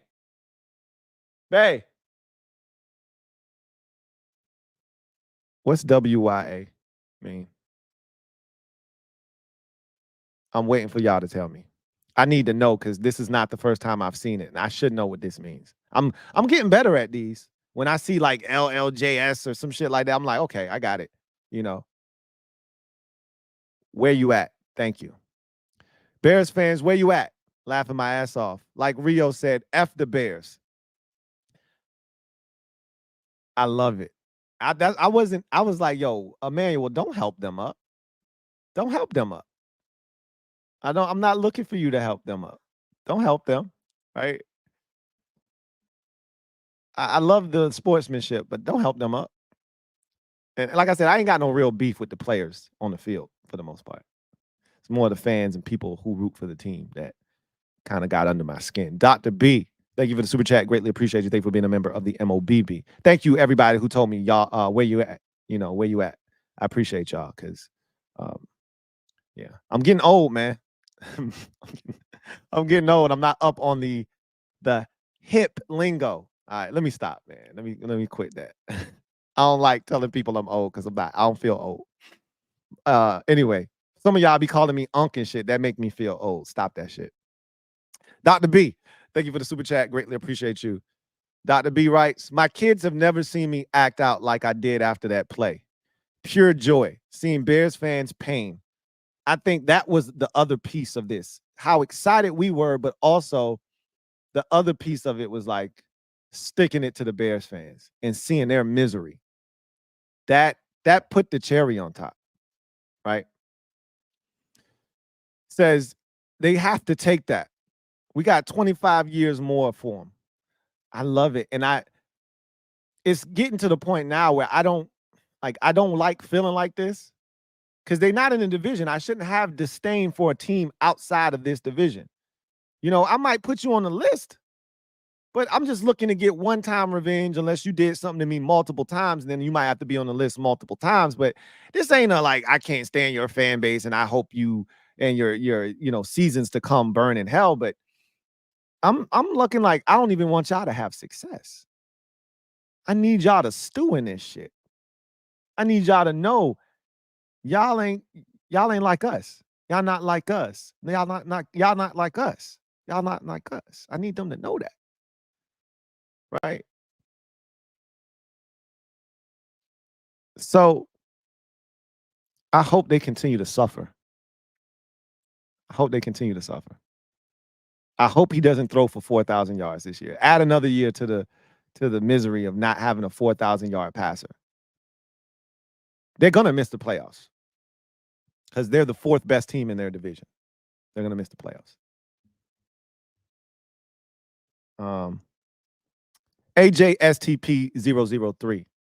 Thank you for the super chat. Greatly appreciate you. Thank you for being a member of the MOBB who writes, top 5, any order, Robert Griffin III versus the Vikings, Santana Moss, Cowboy Killer game, Riggins, Tuck, Miami Super Bowl, Sean Taylor, fumble recovery for TD. I've seen them all. Ooh. Okay, so if you're ranking them, Riggins obviously goes to the top. That's a Super Bowl we're talking about. Yeah, so it's levels to this shit, as I always like to say. So that's one. This play is 2. It's a regular season one. The rest of these are regular seasons. So we've evened the playing field with that. So this goes straight to the top. After that, I would say that Santana Moss 2 touchdowns at the end of the Monday Night Miracle is 3. The Sean Taylor fumble recovery was big. We were already winning that game, but it solidified it for us. That sent us to the playoffs. So that was pretty big. You could easily move it up the list because of its importance. We weren't losing in the game, though, right? It would have changed if we were down 1 or 2 and he scooped that up and ran. Well, we were up 1 or 2, and that made it like a 2-score game and put the game out of reach, essentially, against Philadelphia. Now, if you're talking about the one against Tampa, which was the only touchdown that we scored in that game before he got ejected for spitting in Michael Pittman's face, that was a big fumble recovery too. But I think you're talking about the one in the regular season finale versus Philadelphia. And then the RG3 versus the Vikings is last. It was a cool play, but it was one play, right? And it was electrifying. That's the call, electrifying. It was cool. In the moment, it was great. But it pales in comparison to most of these other plays to me. But yeah, that one is pretty high up on the list. Door Gunner, thank you for the super chat. Greatly appreciate you. Double up. Thank you for doubling up. Dorgan writes, tagged you in a Twitter link to that bear stream. Okay, I'm gonna check that out for sure. That one is definitely on the list of things that I will check out. That one sounds like a good time. Art by Rapid. Thank you for the super chat. Greatly appreciate you. Thank you for being a member of the MOBB. Art by Rapid writes, Philly need to check themselves. HTTC. Yeah, and if they don't check themselves, they're gonna wreck themselves. And we don't mind doing it. We don't mind being the ones to do it to them.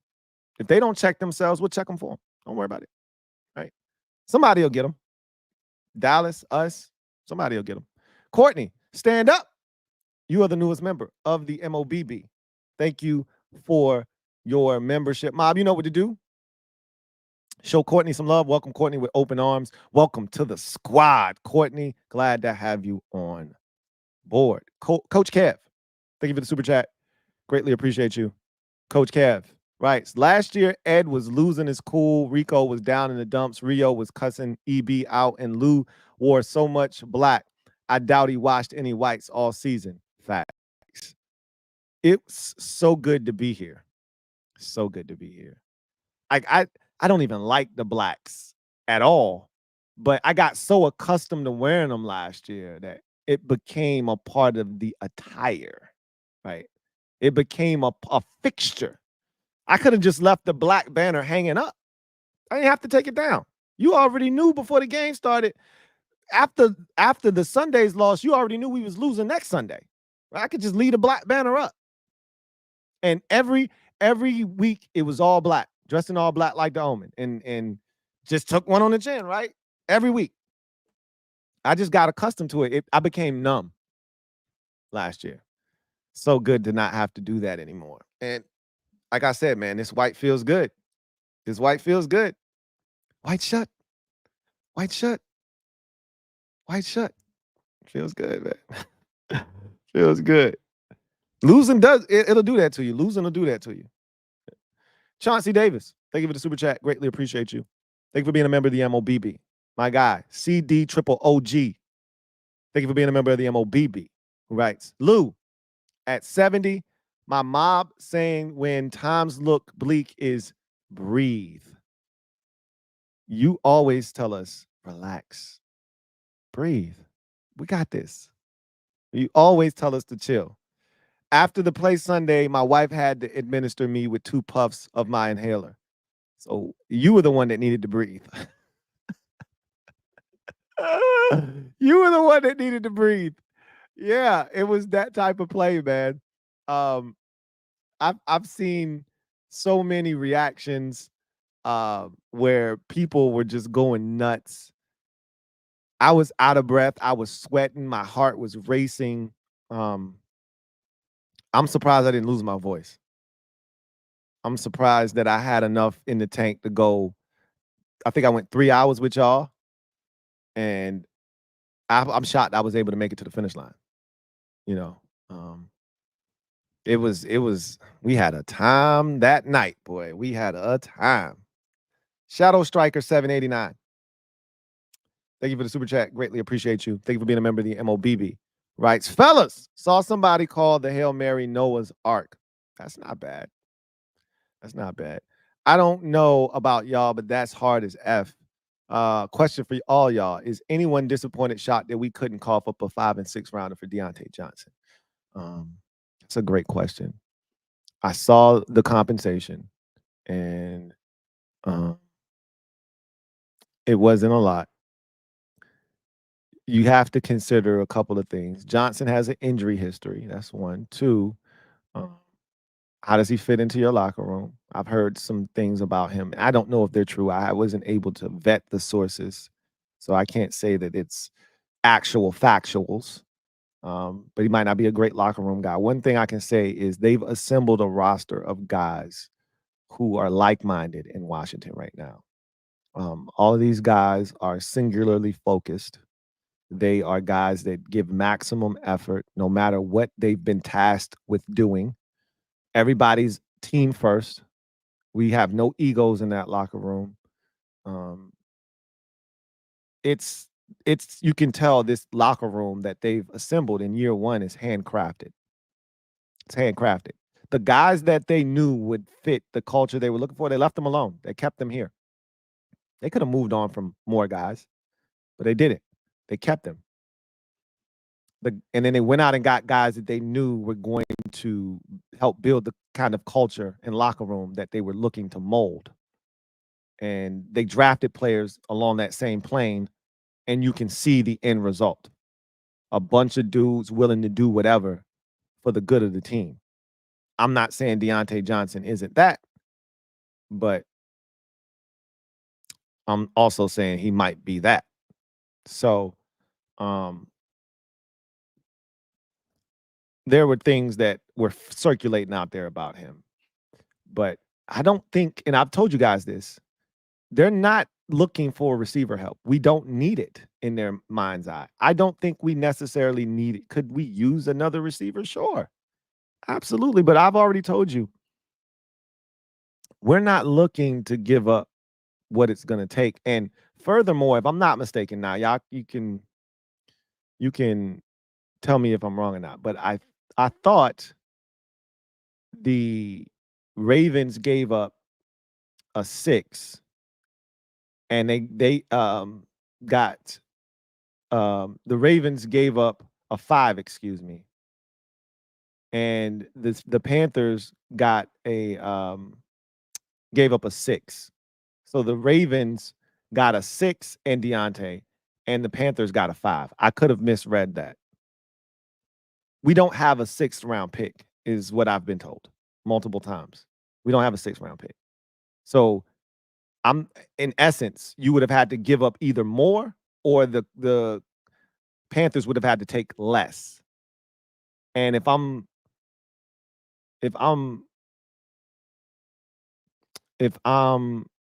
Adam Peters, I'm not giving up more if I could have given up less, if that makes sense. Like, I'm not giving you a 5 because I don't have a 6.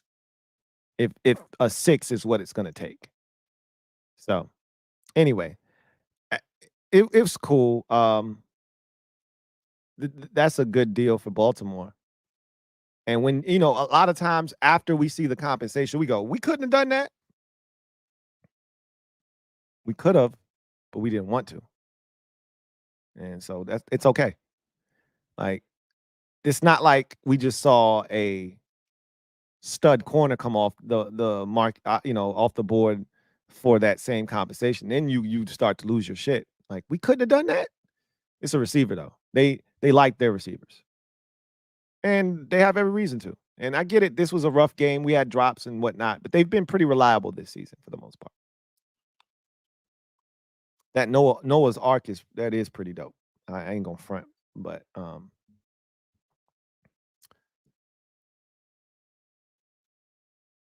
don't know where it's gonna go, but that's not too bad.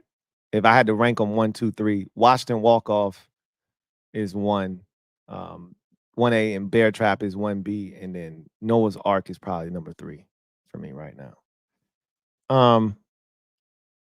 King of the Bluegrass, been a member for 32 months. Who writes, real quick, Rico, who will be the better pro, Williams or Walker from the Bulldogs? Wish we could have got to it while he was still here. Maybe the next time we have him on, or I can get that answer for you. I can ask him and get that answer for you. LT, thank you for the super chat. Greatly appreciate you. Writes, losing 2-0 to Philly, Kellen Moore using Saquon, AJ, Smitty. It's gonna be a tough task defensively, having to guard those guys, not giving up an explosive to Saquon. We've given up explosive runs this season. He's had a bunch of them this season. It's not gonna be easy defending Philadelphia. But at the same token, y'all got to defend us, and I think y'all gonna struggle in that department as well. So I like our chances on in exploiting your defense, in addition to maybe getting a stop or two. So we'll see. We'll see. We'll have that conversation when we get there. Brandon Davis, thank you for the super chat. Greatly appreciate you. Brandon Davis writes, Terry better stop getting tripped up. We've talked about that. I know he knows, and I'm pretty sure they're giving him a hard time because when we watched the mic'd up, they were giving him a hard time about getting tripped up. So I'm pretty sure they're giving him a hard time, and he's giving himself a hard time. He's got to tighten it up though for sure. Joe Rockhead, thank you for the super chat. Greatly appreciate you. Thank you for being a member of the MOBB. My guy Joe Rockhead writes, Patia, my dog's at. Woo! Give me 2 claps and a Ric Flair. Woo! You know what it is. I need one of those too. We haven't seen that probably since, not saying that he hasn't done it, but I don't think we've seen that since Cleveland. I don't know if they did one after the Carolina game. I don't think they did one after the madness that was Sunday's game against Chicago. But I need one of those in my life here in the near future. It was pandemonium in that locker room. Dudes was getting it in. I think it was Fedarian Mathis that went live on IG. He was the one that was going around the locker room showing everybody dancing and just the whole vibe and the mood in there. It was dope to see that, man. It was really dope. You know what was a great view was when they had that camera sprinting across the field at the very end, just running across the field. That was crazy too. It was really, really dope. Mr. TL Brown, stand up. You are the newest member of the MOBB mob. You know what to do. Show Mr. TL Brown some love. Welcome him with open arms. Welcome to the squad, Mr. TL Brown. Glad to have you on board. J Mart, thank you for the super chat. Greatly appreciate you. I think this is a double up. Double up. Thank you for doubling up. J Mart writes, LT, what's your thoughts on Jaden and Caleb embrace after the game? I know they're not friends, but it was quick. Is there anything to that? Nah, I mean, they know each other. They've rolled in the same circles. They probably competed against one another at, in 7-on-7s and camps and things of that nature. They're not the same age. So like they didn't come up at the same exact time. Jaden's older than him, but they both were out in that California area. So I would imagine they've crossed paths, and then clearly they were in the same draft class. So that also adds a little bit to it. One was on one side of the coast, the other was on the other side. They didn't really, cross paths. He was at Oklahoma, he being Caleb at the beginning, while Jaden was still out there sort of on that left coast. And then by the time Caleb got out there, Jaden was then at LSU. So I don't really know if they ever really crossed paths. This probably during this process where they probably really started to get to know each other. They're not, I don't think they're great friends or anything like that. Not like him and Bryce Young are, but it was quick. I commend Caleb for even seeking him out, because after a loss like that, I'm just going to the locker room. Like, I'm pretty sure Jaden wasn't like, yo, I got to go find Caleb and dap him up. Caleb sought him out after that loss, a tough loss. He could have just went to the locker room and said, man, F this shit. And he didn't. And so I got to give him some respect and some love for even coming to seek out Jaden and tell him good game, right?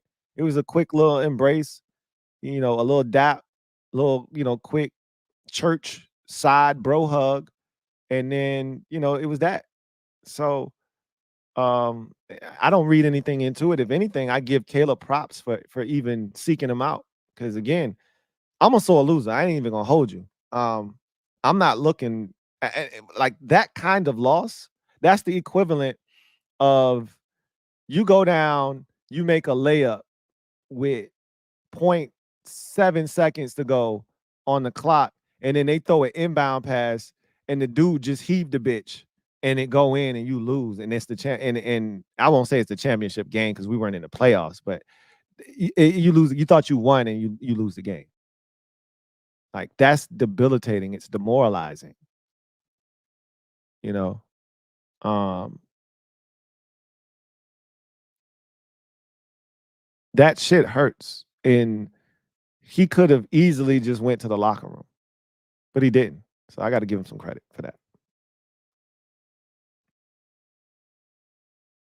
Twin D, thank you for the super chat. Greatly appreciate you. Thank you for being a member of the MOBB. My guy, Twin D, writes, LT, my expectation to be looked at as semi-celebrities when we're in the DR next year, as we all sport various types of Commanders gear. LOL.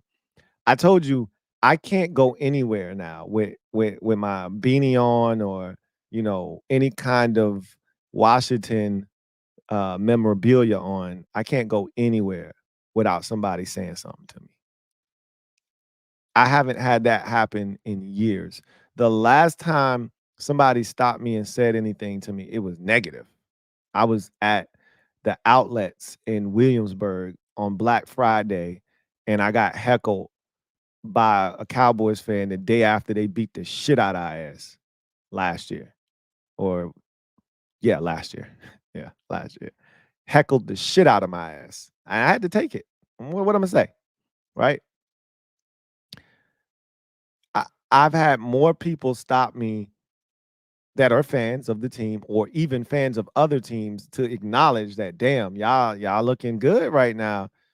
I've had more people do that in the last month and a half, 2 months, than I have in the last 15 years combined. Even when Robert Griffin III was doing what he did in 2012, it wasn't this much heat coming. It wasn't this much heat. It's different. Big time. We'll see if they know who we are in the DR. I don't know. They might be still on some football. They might not know nothing about American football. Might be all football for them. Mr. TL Brown, thank you for the super chat. Greatly appreciate you. Thank you for being a member of the MOBB, who writes, thanks for bringing it real to the mic, Hitman Louie Tee. Man, I'm 50, so I remember the good old days. It's good to see those days coming back. And it's a lot of fans that this is giving them real nostalgia. And it's making them, like somebody said earlier, it's making them, I think it was Damn Twin Shorty Sublime who said, I don't take this for granted any longer. Because he was 15, he said, when we won the Super Bowl in 91, 92. And he grew up in an era where we won every year. And even if we didn't win the Super Bowl, we were going to the playoffs. More likely than not, we were winning a playoff game. It was rare we got to the playoffs and got bounced in wild card weekend. We made it to the playoffs, whether we won the division and played a home game or we went on the road. It didn't matter. We was winning a game. The Eagles were the shit in 1990. We all remember the body bag game. And we went in there and we beat their ass. On the road. Buddy Ryan got fired. So, yeah. Like, it's different now. And you don't take it for granted. I've tried to stress this to the fan base, like, just enjoy the ride. None of this shit is guaranteed. Nothing is promised. We think we're going to have this for the next 10, 15 years. Dan Marino, I always use that example. Dan Marino went to the Super Bowl in his second season, and I'm pretty sure he thought this is the first. And I'm pretty sure everybody else thought the same thing. This is the first of many trips to the Super Bowl for Dan Marino and the Miami Dolphins. And he never I don't even know if he ever made it back to an AFC championship game. He might have made it back one of them years where the Bills went 4 years in a row. But I don't think he did make it back to the AFC championship game. I think the closest he ever got was the divisional round. So don't take it for granted. Just enjoy the ride. Gerard Swan, thank you for the super chat. Greatly appreciate you. Gerard writes, Caleb off. I don't know what that is. JD5 1-day practice, no comparison. Off bye week. Got you. Caleb off bye week, JD5 1 day of practice, no comparison. I was shocked at how poorly he played. I was absolutely taken aback by how bad he looked for the first 3 quarters of this game. Utterly shocked. I did not see that coming. He was awful. He got it together in the fourth quarter, but it took a while. And I truly believe he only got it together because the defense was tired in the fourth quarter. They had been on the field a ton in the second half, specifically the fourth quarter. The offense wasn't sustaining itself, and they kept putting the defense back on the field, and I think they ran out of gas. And Caleb was running around. They were running the football. They were getting worn down. That Bears offensive line was leaning on them. And then Caleb was doing that crazy helter-skelter shit. And I think it took a toll. And that's why he was able to get comfortable. Jado, been a member for 12 months. Hey, 1 year, Annie. Who writes, what up, Lou? We really got one of them ones. We really got one of them ones, Jado. That's facts. Actual factuals. We got one of them ones, man. Shit's wild. It's wild. This is what I've wanted for so long. And it's finally here, man. It's finally here. It's crazy. Biggie Steve, thank you for the super chat. Greatly appreciate you. Biggie Steve writes, I was at the game, and it's crazy how all the kids in the stadium wanted to stay like they knew it was going to happen. It's because we got one of them ones. If it was Taylor Heineke, they would have been ready to go.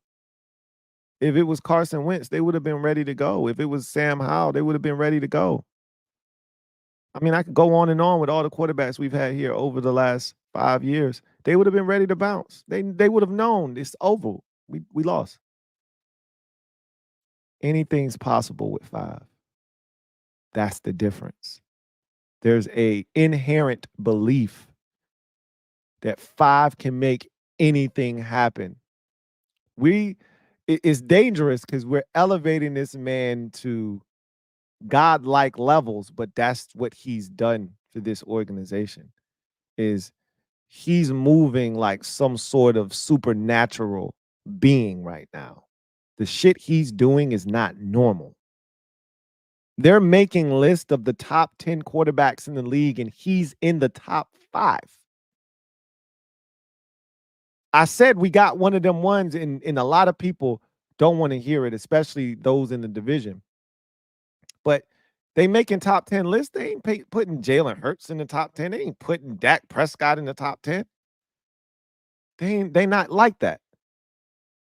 They not like us. They not like us. They not like us.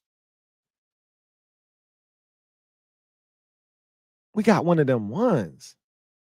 You got one. You ain't got one of them ones, though. It's levels to this shit. Them kids knew. They knew. Something special was about to happen. Because we got 5. J Mart, thank you for the super chat. Greatly appreciate you. J Mart writes, we owe 29 a thanks. If he plays it right, we lose. You're probably right. Because I watched it somewhere where they talked about him jumping and his momentum is what, carried the ball up. Had he just jumped straight up without the run and start, because he was coming from off to the side because his ass won't paying attention.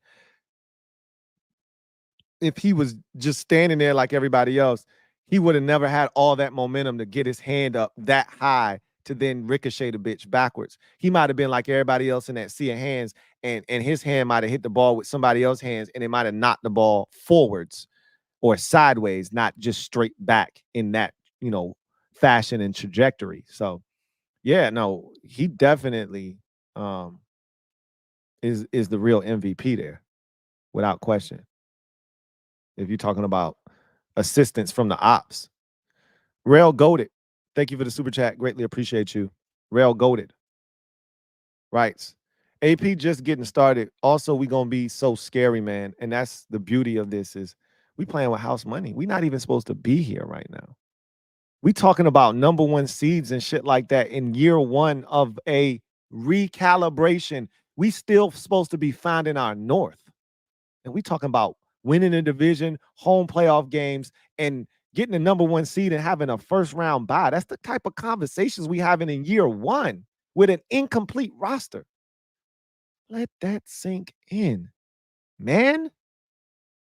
Let it sink in. Steve Losh. The Steve Losh. Thank you for the super chat. Greatly appreciate you. Writes, Forbes clearing the trash off the field. #hail. That's one way of looking at it. Forbes clearing the trash off the field. I didn't think of it in that manner, but that's a good way of looking at it. He was help clearing the trash off the field. Sure, I could go for that. I can get with that one. Absolutely, I can get with that. Damn twin shorty sublime. Thank you for the super chat. Greatly appreciate you. Double up. Thank you for doubling up. Who writes, Lou, to clarify, Cyber did miss from 52 at Baltimore. I'm trying to think of, okay, so my mistakes were made. DCJ, mistakes were made. All right. Let me make sure I get that out of the way. Mistakes were made. I'm trying to think about the miss. When did that happen? Because I can't, it's not like, I don't usually forget things, especially a game that just happened, 3 weeks ago. I don't recollect the miss. Did it hit the upright? Did it hit the pole? Then he hit from 55. I think I remember the miss. Oh, he missed right before halftime. There it is. I remember. He missed right before halftime because we drove it down the field. We were looking for some momentum. We were looking to double dip because we got the ball after half, and he missed that bitch before halftime, so we didn't get any points. That's what it was. I'm pretty sure that's what it was. Then he hit from 55, and I remember saying, why would you even try this one? He missed the one from 52. Why would you try it from 55? And he drilled it. He says this was his first miss at home. Got you. You said it yourself. This is the second time he's kicked one that looked like it was blocked. That's concerning for me. The first one was an extra point versus Baltimore that went through, or was it Baltimore? Yeah, it was Baltimore. First one was an extra point versus Baltimore. After the touchdown to Terry on that 4th down, he kicked that extra point, and that shit looked like it was no good. It snuck through there. The one he missed before halftime, we thought it was blocked. He kicked 2 of them like that against Baltimore. We thought it was blocked. Nobody touched that football. He just didn't hit it the way he was supposed to hit it. And then he kicked an extra point like that in that game too, and we thought that one was blocked. No, it wasn't blocked. That jank sneaked through the uprights. We thought it was no good till we looked at the officials and they put the "it's good" sign up. That cut it to 27-20. So that's the 3rd time he's struck a ball like that, where I think he kicked the dirt first before he kicked the ball. Like he didn't hit it the way he's supposed to hit it. That shit is concerning to me. That was a big miss in the Bears game. It almost got us beat. If we don't win that game and we start, because when you lose a game like that, you start picking apart. We would have tore Dan Quinn a new one for not going for it on 4th down. I wouldn't have, but a lot of y'all would have. I would have been more upset at Austin Seibert because we should have had 15 points. So we won, so it's easy to kind of sweep it under the rug, but nah, we got to get that shit fixed. Darnell Kelly, thank you for the super chat. Greatly appreciate you. Thank you for being a member of the MOBB. My guy Darnell writes, I jumped out of my chair and passed out. When I landed, my homeboy asked if I was good. I jumped and said, yeah, you saw that shit? I ain't built for Mad to Glad. Yo, most of us aren't built for that.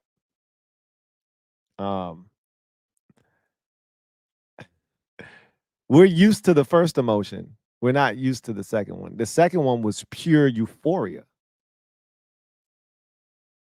It was euphoria. You went from despair to euphoria. That's so far on both ends of the spectrum of emotions. It's one thing to be disappointed. I wanted to vomit. I wasn't disappointed. I wanted to vomit. I felt physically ill knowing we just blew an opportunity to win a game against a team that we proved throughout the course of this game. We led in the game prior to the touchdown for 59 minutes and 37 seconds. They scored with 23 seconds left. We led for 59 minutes and 37 seconds of a 60-minute game.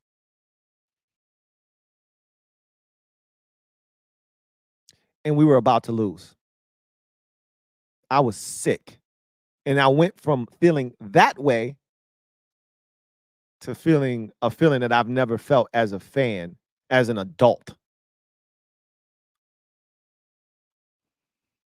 That's wild, is what that is. Aaron JCB, thank you for being the newest member of the MOBB. Stand up. Aaron JCB, you in the building. Mob, you know what to do. Show Aaron JCB some love. Welcome him with open arms. Welcome to the squad, Aaron JCB. Glad to have you on board. Miggy, thank you for the super chat. Greatly appreciate you. LT, the past week was a lot of hopes and prayers for JD5 to play.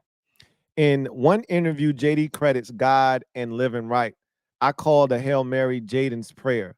Hashtag 98 Eaton. He definitely said, well, first of all, he always thanks God. He definitely does that quite a bit. So that's a real thing. That ain't fake. He ain't fronting, you know. And he definitely talked about living right. And you got to be living right. But this team, that's why I said I don't want to put the diss track out, because we living right. We doing things the right way. I don't want to cause bad juju just because I want to be petty and I'm in my feelings. I may release it at some point, or I may just let the mob hear it, or, you know, I may do something special like that, but I don't know if I want to put it out to the masses because it's bad. What Jill Scott say? I mean, sometimes it's bad.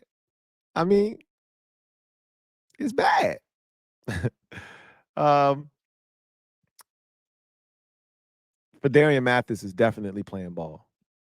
I agree with that for sure. For sure, it was definitely. This is the best football we've seen him play in his career, and you know he's been able to stay healthy. Something else he hasn't been able to do throughout his career. But I'm happy for him. I'm happy for him. Lang Hughes, thank you for the super chat. Greatly appreciate you. Lang Hughes writes, AS earned way too much goodwill to stress. LOL. AS. Austin Seibert, yes. He has. I'm not tripping. Like, I don't want you to think I'm ungrateful for the way this man is kicked for us. He has built up equity with me. He's put in a lot of sweat equity. He's built up a ton of equity with me. And one kick isn't going to get me to jump off of the Austin Seibert bandwagon. No. That's not what I'm saying. I'm just saying, hey, tighten your ass up. All right, tighten up. You've been outstanding, not just as a field goal kicker. Your kickoffs have been stellar, making teams return this shit. Keep it up. Like, I just need him to continue to carry his weight, right?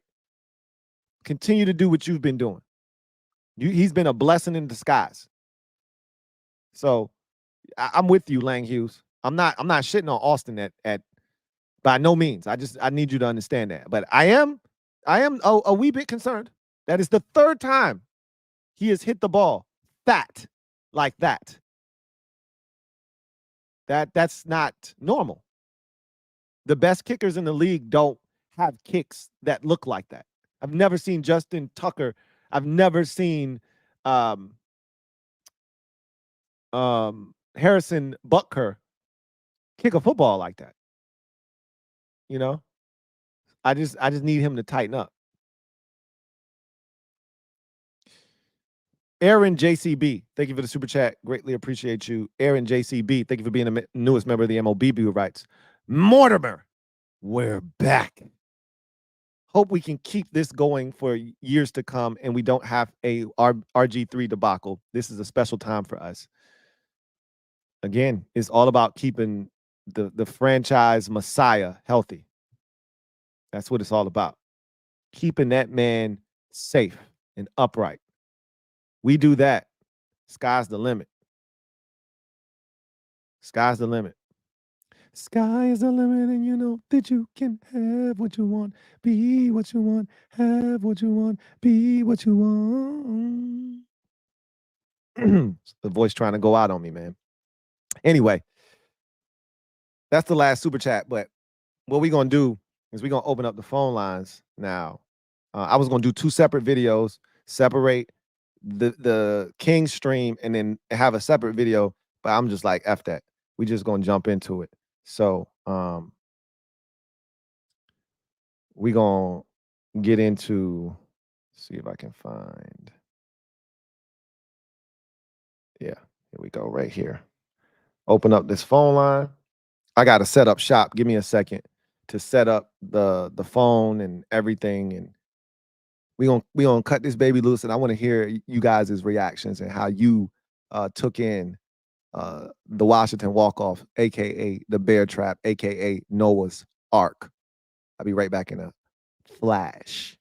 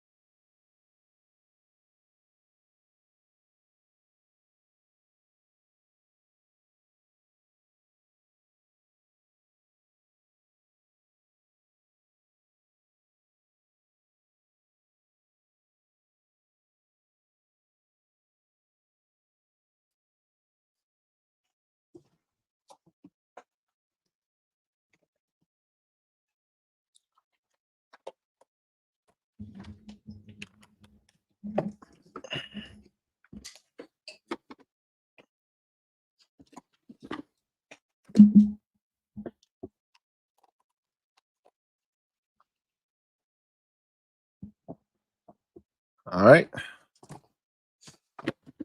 So the phone lines are open. I saw somebody just called in, but I wasn't ready to accept phone calls. Now I'm ready to accept phone calls. So y'all can light up the line, light the lamp. If you want to super chat, you still can. We will intermingle super chats with comments, even if you want to react to what somebody has said. So let's jump into it. You're on live with your man Louie Tee. Who am I speaking with? Hey, Louie Tee. My name is Joseph Edwards. I go by Extraordinary for Life. What's going on? Ain't nothing, man.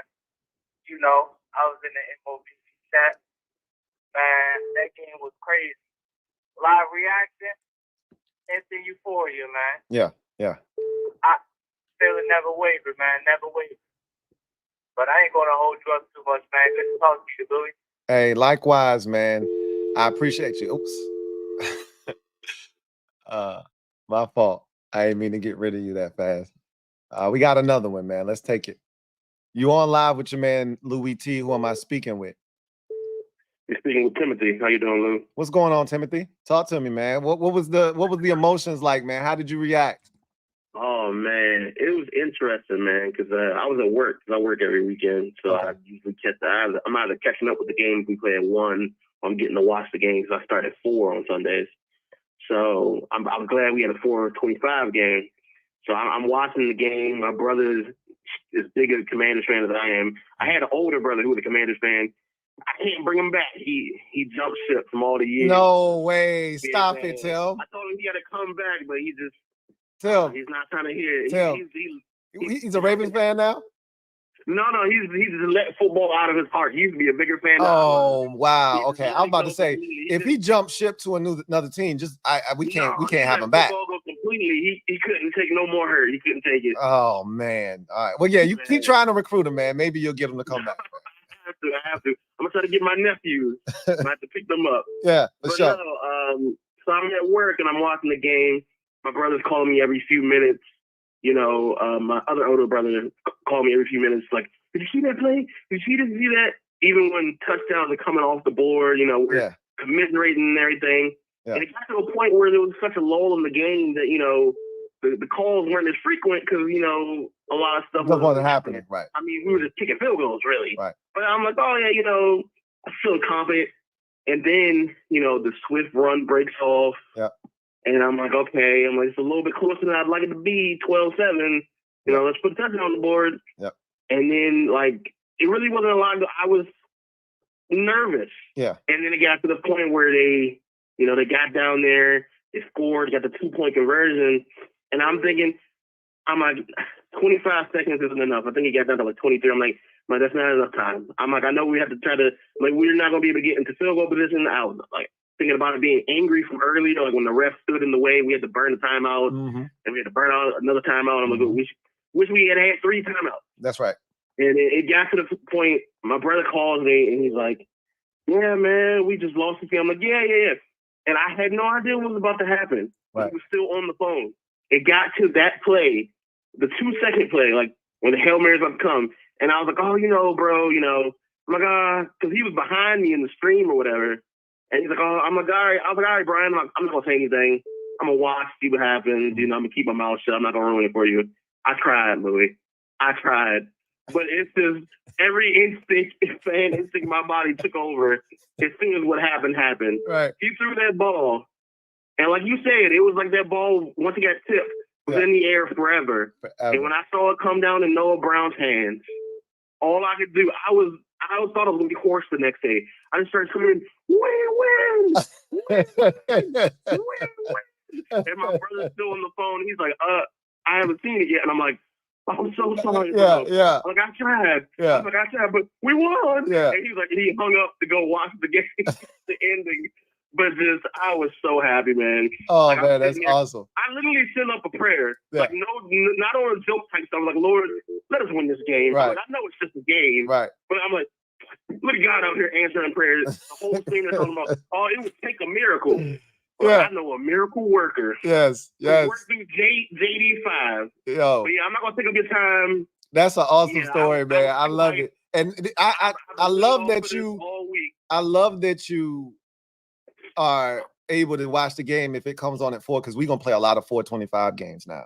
Yeah, they need to keep flexing. Yeah, we're gonna be on 4:25 a lot moving forward, bro. So that's good for you. I can't wait until next year against the Bears again, because we play the NFC North next year. Yes, we do. Yes, we do. They're not gonna make the mistake of not giving us prime time next year. They probably might even give us a Thanksgiving game or a Christmas game. It could be. It's gonna be all over prime time. It'll be in Chicago more likely than not. But yeah, probably. Because we had the last. I'm gonna try to get to the playoffs, because I know we're making the playoffs. I work too much to make it in the regular season. Yeah. But I'm like, if we make it to the playoffs, I'm like, y'all gonna have to find somebody to cover this shit, because I ain't gonna be there. I feel you, bro. Hey, man, appreciate you calling in, man. That's a hell of a story, man. I appreciate you. Appreciate you taking my call. Take it easy, Lou. Hey, likewise. All right. Hey, that was a good one from Tim. All right, let's get. Oh man, person just hung up. But phone lines are lit. I see y'all calling in. Let me take this next call. You on with your man Louie Tee? Who am I speaking with? Yo, you know who it is. What's going on, Meta? What's going on? Yeah. Damn. Bro, I was screaming for like 5 minutes. I got my son here. He's playing football now, 7 years old, tackle. Yeah. And so now he's into it. He knew about Terry all the time and Chase Young, and that was his boy. If he didn't know Chase Young, whatever, I don't care. Right. But he was with me, and I'm just sitting there. He was like, not paying attention for a second. I was like, damn, it's over. Yeah. And I just jumped up and I just started screaming touchdown for like 4 or 5 minutes.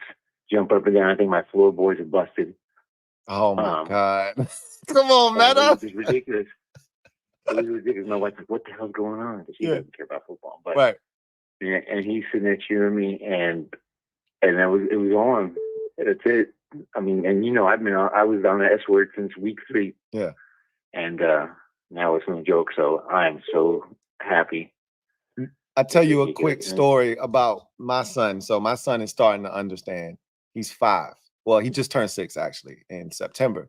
So he's starting to understand, and I've converted him. He's a big Commanders fan now. So he kept thinking we won because every time he looked, it was either 7-0, or excuse me, 6-0. Then it was 9-0. Then it was 12-0. He's like, Dad, we got 12. We won. I'm like, no, we didn't win yet, son. It's only in the third quarter. It's only in the second quarter. It's only in the third quarter. We still got more time. And I'm nervous this whole time because I'm like, we're not separating. So it was time for him to go to bed. And so he was going upstairs and it was 12-7. He's like, Dad, we got 12. We won, right? And I'm like, no, we didn't win yet, son. And then I just kept thinking when he gets up tomorrow, we lost this game, he's going to be pretty dejected because he went to bed thinking we won, right? And so I was yelling and I woke the whole house up because all the kids were upstairs getting ready for bed, and I'd lost it. I wasn't even thinking about any of that. And he heard that we won because I was screaming so loud. And my wife ran downstairs and she started screaming, and it was pandemonium in the Tee household. It was crazy. So it's cool that you got to experience that with your son, man. That's awesome. Again, watching Rio go through it with his son was pretty cool too. That was hilarious.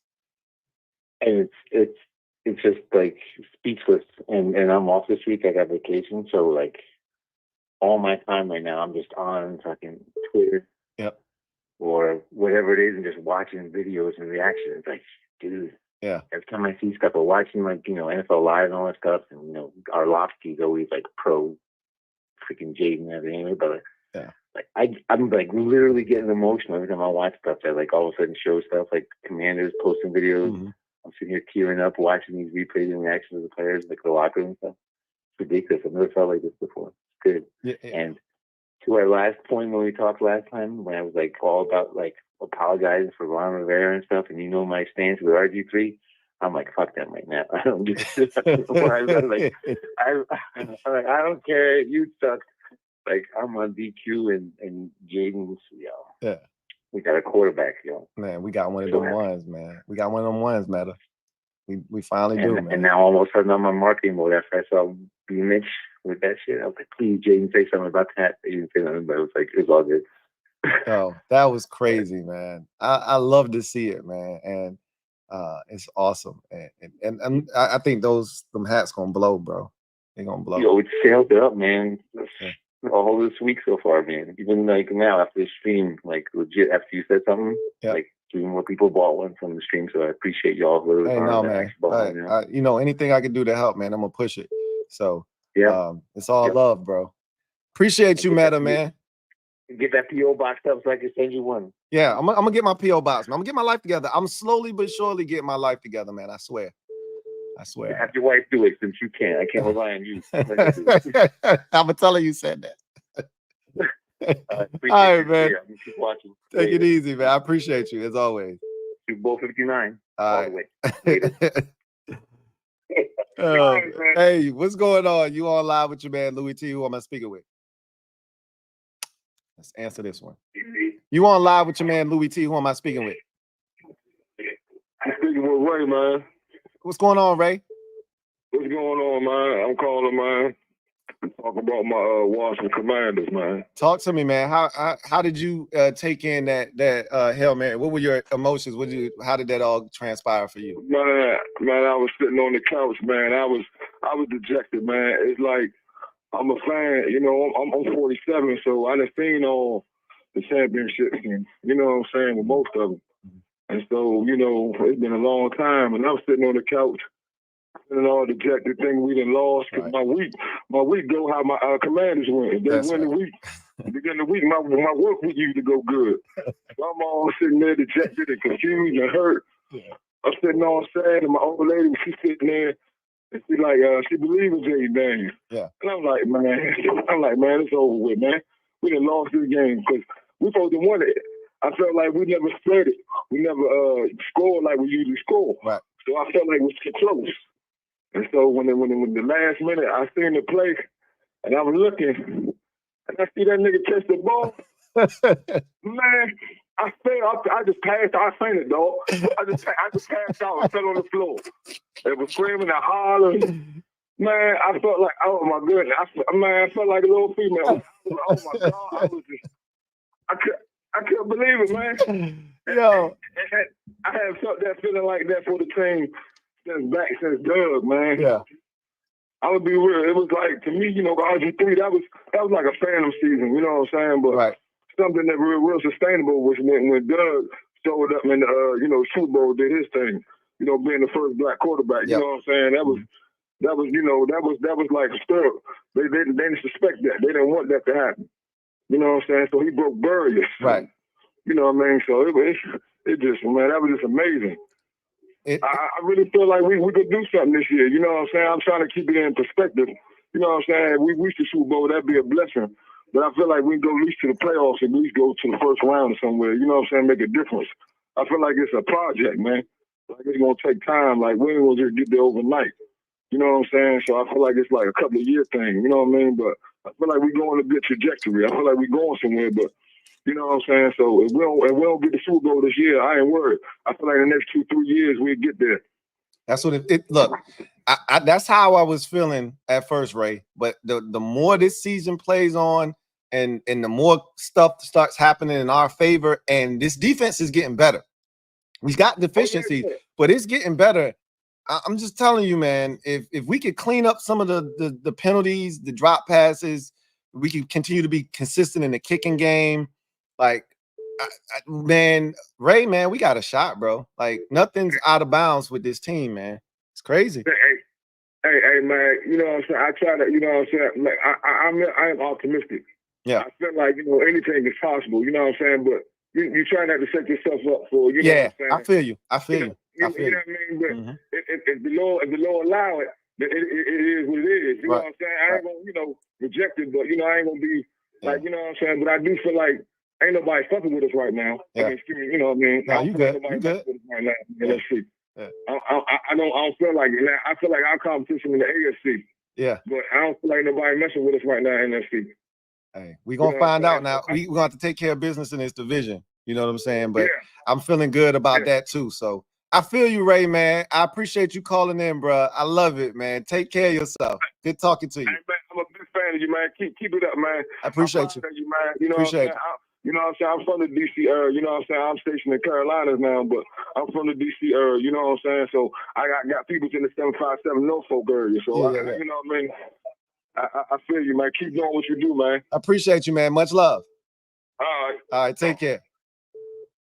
All right. Got another call here from my guy. Let's see. Hello. You on live with your man, Louie Tee? Who am I speaking with? Yes. Hello? Hello, this is me. I've been subscribed to you for years. I appreciate the content you've been doing. Appreciate it, man. And I was surprised by the MMA. I didn't expect it to happen. Yeah. None of us did. I mean, that's the thing that made it so special is we all just thought the game was over. I saw a dude with an interview where he's literally talking like, yeah, man, we played well and we lost, but you know, I feel like we won for real. And then the Hail Mary happens and he's like, I told you we won. I told you I felt like we won. So like we all thought we lost the game, you know what I mean? So tell me what you were going through when the Hail Mary happened, when the Washington Walkoff. I was just thinking about them playing against Giants. I just accepted the loss and the Hail Mary happened. It was going crazy. Yeah. It was crazy. It was insane, man. And I just it's still crazy watching it and thinking about how I watched it and feeling those same emotions every time I see it. It's just crazy. Yeah, I watched your content for years. I've been through the good and ever and the one of ever. I've been through them. I've been a fan since 2014. Hey, that's all the more reason why this is gonna be sweet, because you went through the struggle. You know, you went through the struggle like the rest of us, and it's been a long time coming. And so I appreciate you calling in, man. I appreciate your content. Keep up the good work, and God bless you. Likewise, man. Appreciate you. A big fan of you. I appreciate you. Thank you. No doubt. Thank you. You're on live with your man Louie Tee. Who am I speaking with?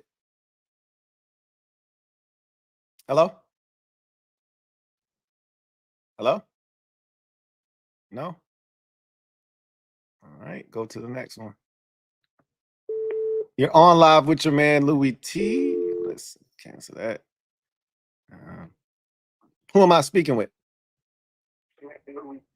Hey, can you hear me? Yes, I can hear you. You're on live with your man Louie Tee. Who am I speaking with? Oh, this is Jaden, man. I'm in Baltimore right now. What's going on, Jaden? Man, first of all, I'm a huge fan. I started watching this channel in 2020. I appreciate that, man. Season, and ever since I've been a huge fan. But this Hail Mary story, I just gotta get some background. Lou, I'm 20 years old. Right. So the last time I seen any bit of success probably was honestly never. The last time I won a playoff game, I was still in diapers. Right. So just for them to have a season like this, this is the first time I actually feel proud about my team. But with the Hail Mary, I have, as you know more than anybody, the beef with Chicago fans over the past couple months has driven me crazy. Right. So I'm going to this game with pure hatred. Like I said, I need Jaden to have 5 touchdowns, 400 yards. I need to embarrass Caleb. Yeah. I think a lot of us was on that. After them red zone struggles and getting flashbacks to week 2 of the Giants, I was getting so irritated and I was so disappointed with the team. And then just at the end of the game, when they scored that rushing touchdown, I'm like, dang, Washington got me again. I thought it was going to be different this year. Yeah. They disappointed me again. All I'm going to see Bears fans on social media acting a fool. Yeah. And people don't believe me, but when it comes to this team, I always say, I have a feeling when something grand is about to happen. I get a little, a stock in my chest when something about to happen. Yeah. So when the Hail Mary went off, as soon as Jaden let go of the ball, I'm like, man, just let something good happen, please. Lou, as soon as that ball touched Zach Ertz's hand, I got that stop. And as soon as they panned and I saw Noah Brown wide open, I immediately started jumping. I started jumping so high, my knees touched my chin. I lost. This is the first time of me watching a game where I can say I absolutely lost my mind. And I live in an apartment complex. I definitely got a notice the next morning, and I'm fine with that. Yeah. It was worth it. So when he caught that ball, it went from about 20 seconds of, oh my God, we just won the game. We won the game. I can't believe we won like that. To absolute hatred of Chicago. I started saying, well, I'm not going to cuss on your stream, but I started say whatever you want, man. You say whatever. I said the Bean, as Michael Jordan, as the Cubs, as the White Sox. Oh yeah, people was all kinds of people, Chicago figures, teams was catching strays. Nobody was safe. Kanye West, Chance the Rapper, Deep Dish Pizza. If it was born in Chicago, I dissed it.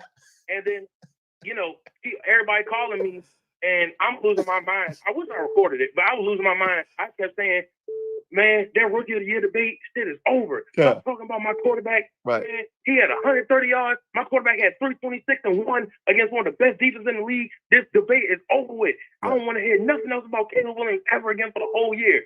And it actually got so bad, I had to go to the doctor because I pulled my hand. Oh. The number you have dialed is not in service. I'm sorry. Please check the number and try your call again. Thank you. Oh man, I hung up on him. I wanted the rest of that story, man. You got to call back so I can get the rest of that story. I know what your name is, so if you call back, I'm gonna let you through once we get to these calls, man. I'm sorry. You're on live with your man Louie Tee. Who am I speaking with? T, how you doing? This is Alex, man. I'm one of the younger Washington Commander fans, but this is a special story for me because I was at the game, bro. Okay. I was at the game, and I had seats in section 139 on the 10-yard line, right where he caught the Hail Mary, brother. And there were two Bears fans sitting next to me, older guys, nice guys, didn't have any beef with them the whole game. But when they scored that rushing touchdown, I shook their hands and I said, "You guys won. Congratulations." And they're like, "I don't know, man. This is my Bears we're talking about. We go." They sound like us, right? We got more in common with Bears fans than they think, which is what made it so crazy that they've been so crazy to us. Bears fans might be assholes this past week, but they know what it's like to lose. Yes. Okay? Yeah. Because, seriously, they keep talking about 85. I'm not going to get into that. But anyway, I took my friend to his first ever football game. He's my age. His first ever football game. I told him, dude, don't go to any more games because you're never going to see something like this. Yeah. Okay? Don't go to any more games. Yeah. You were spoiled. His first experience spoiled him rotten. I had to I was speechless for about a half second. And then when I think Noah Brown couldn't believe that he caught it, man. Yeah. He looked down, was like, "Oh shit, I got the ball." Yeah. Everybody was in disbelief, because the thing that's been so crazy when you watch all these videos is of the reaction on the field is nobody knows what to do with themselves because you've never been in that situation. Dudes are just running around like they don't know how to be, they don't know how to act, they can't find anybody. Everybody's just running around with their head like a chicken with their head cut off. Dan Quinn is running around like a delirious 10-year-old. Yes. Yes. Yes. He's just like, "Oh my God, somebody hug me. Right. Right. Somebody struck his ass, man." Yeah. It was crazy. It was wild. And every fan I high five, I was hugging strangers, man. Somebody spilled beer on me. I didn't give a shit, man. I didn't care. Every fan I high five, I asked him, "Do you believe in miracles?" Yeah. Okay. Listen, I didn't even talk shit to Bears fans because I was just like, let's just enjoy this. Yeah. Don't talk shit. Just enjoy the victory. Enjoy the miracles. Yeah. Miracles happen, sure, but they don't happen every day. And especially they don't happen for the Washington Commanders. That's right. Or Redskins football team. What do you want to call them? And I want to get emotional for a minute because I started watching sports, and I'm passionate about this because of my beautiful grandmother. And she passed away in 2019. Okay? And as I was walking to the car after the game, I looked up in the sky and I said, "My beautiful grandmother is looking down and she's saying, how about those Commanders?" That's right. Bless your grandma, man. Come on. That's right, man. Grandma. Grandma had a hand in that, bro. Grandma definitely had a hand in that. For sure. By the way, Stevenson was in front of my section waving to us goodbye, and we all flipped in the middle finger. Yeah, look, y'all are a part of the story then because it was y'all responding to him that kept him over there talking trash and kept him from being focused. So y'all are the real MVPs over there. Going like, "Dude, watch the play." Y'all were the real MVPs, man. Yeah, we were flipping him off. I basically said, "Dude, go F yourself." I yelled as loud as I could. I'm pretty sure he looked at me. I couldn't make shit out. I'm like, "Shit, bro." And we all flipped in the middle finger and we just yelled "F you." And then I look over to my left and oh shit, the play started. And then the ball went up. Noah catches it, and I already told you what my reaction was. Yeah. It's just unbelievable. And we can whip the curses of the black uniform. Sorry, I kept trying to cut you off, man. It's got a lot to say, you know. No, it's all good, man. It's all good, man. I love to hear it. First place, 6-2. First place, 6-2. It is a blessing, man. Hey, I appreciate you calling and sharing your story with us, man. That was so awesome, man. You the real MVP, man. You and Grandma are the real MVPs. Y'all were over there doing y'all part. That's what I'm talking about. When you go to the game, you have an obligation. You have a duty to carry out, and y'all did it beautifully, and you helped bring home and secure the dub, man. I appreciate you, man. Hail to the Washington Commanders. That's right. Take care of yourself, man. Absolutely. God bless. Likewise.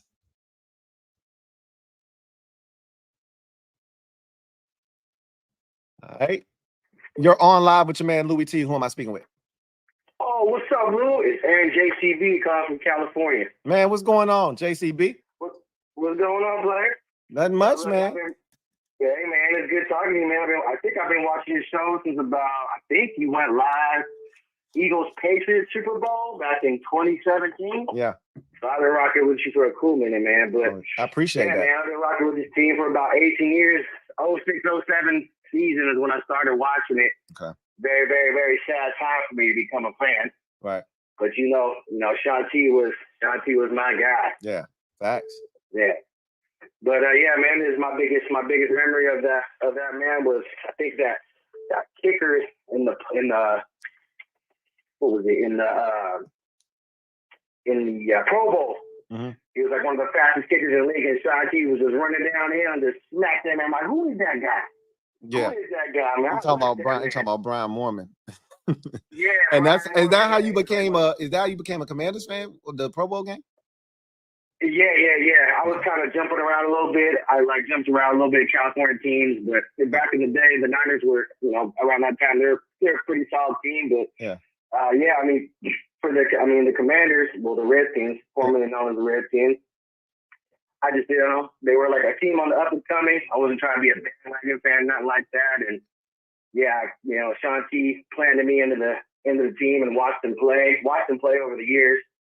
And yeah, man, I never stopped after he passed. I was like, you know what? That's my guy, and I ain't leaving.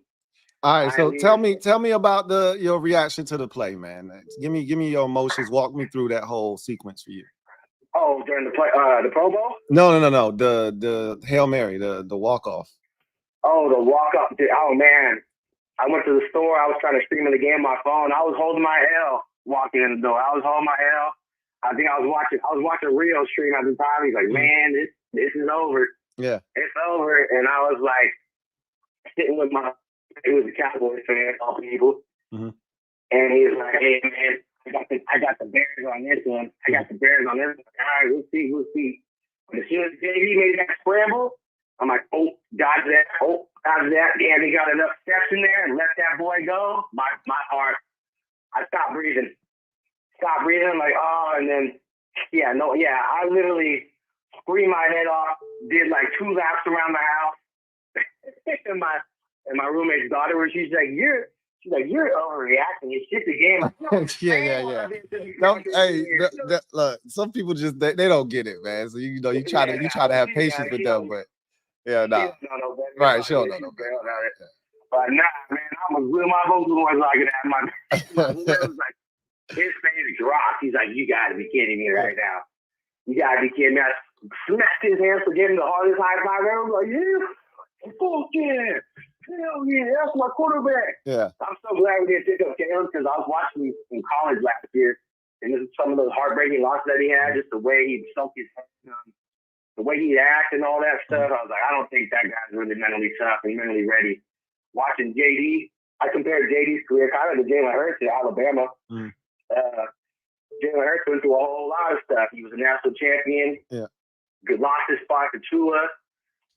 Then went on to Oklahoma, did his thing over there. Didn't he win the Heisman at Oklahoma? No, but he was in the conversation. Yeah, he was in the race. Yeah, he was in the top, at least the top 3, I thought. But yeah, I mean, where JD came from, and coming from a smaller school, and I watched a lot of his highlights and stuff, and just how poised he was in the pocket, and some of those tough, middle of, when you throw it out, in the middle of the field, and just complete poise and accuracy, and just made the right decision every time. And I remember you were screaming like, yeah, Caleb, man, I hope we get Caleb. Like, I do not want this kid. Like, this kid right here, he's got it. You can see it.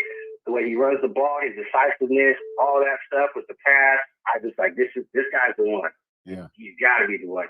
The Bears can have him. That's what I said. Y'all can have that motherfucker. Yeah. I'm so glad we got Jaden, man. It's not even close between the two of them. You were on the fence for a little bit, but I'm not gonna front.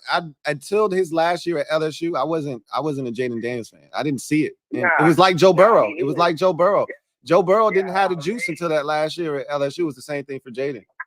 Yeah, and you know what I mean? They both got Heisman. If Caleb won the Heisman for a second year in a row, I'd be probably, singing a different tune. But hey, man, that kid's the truth.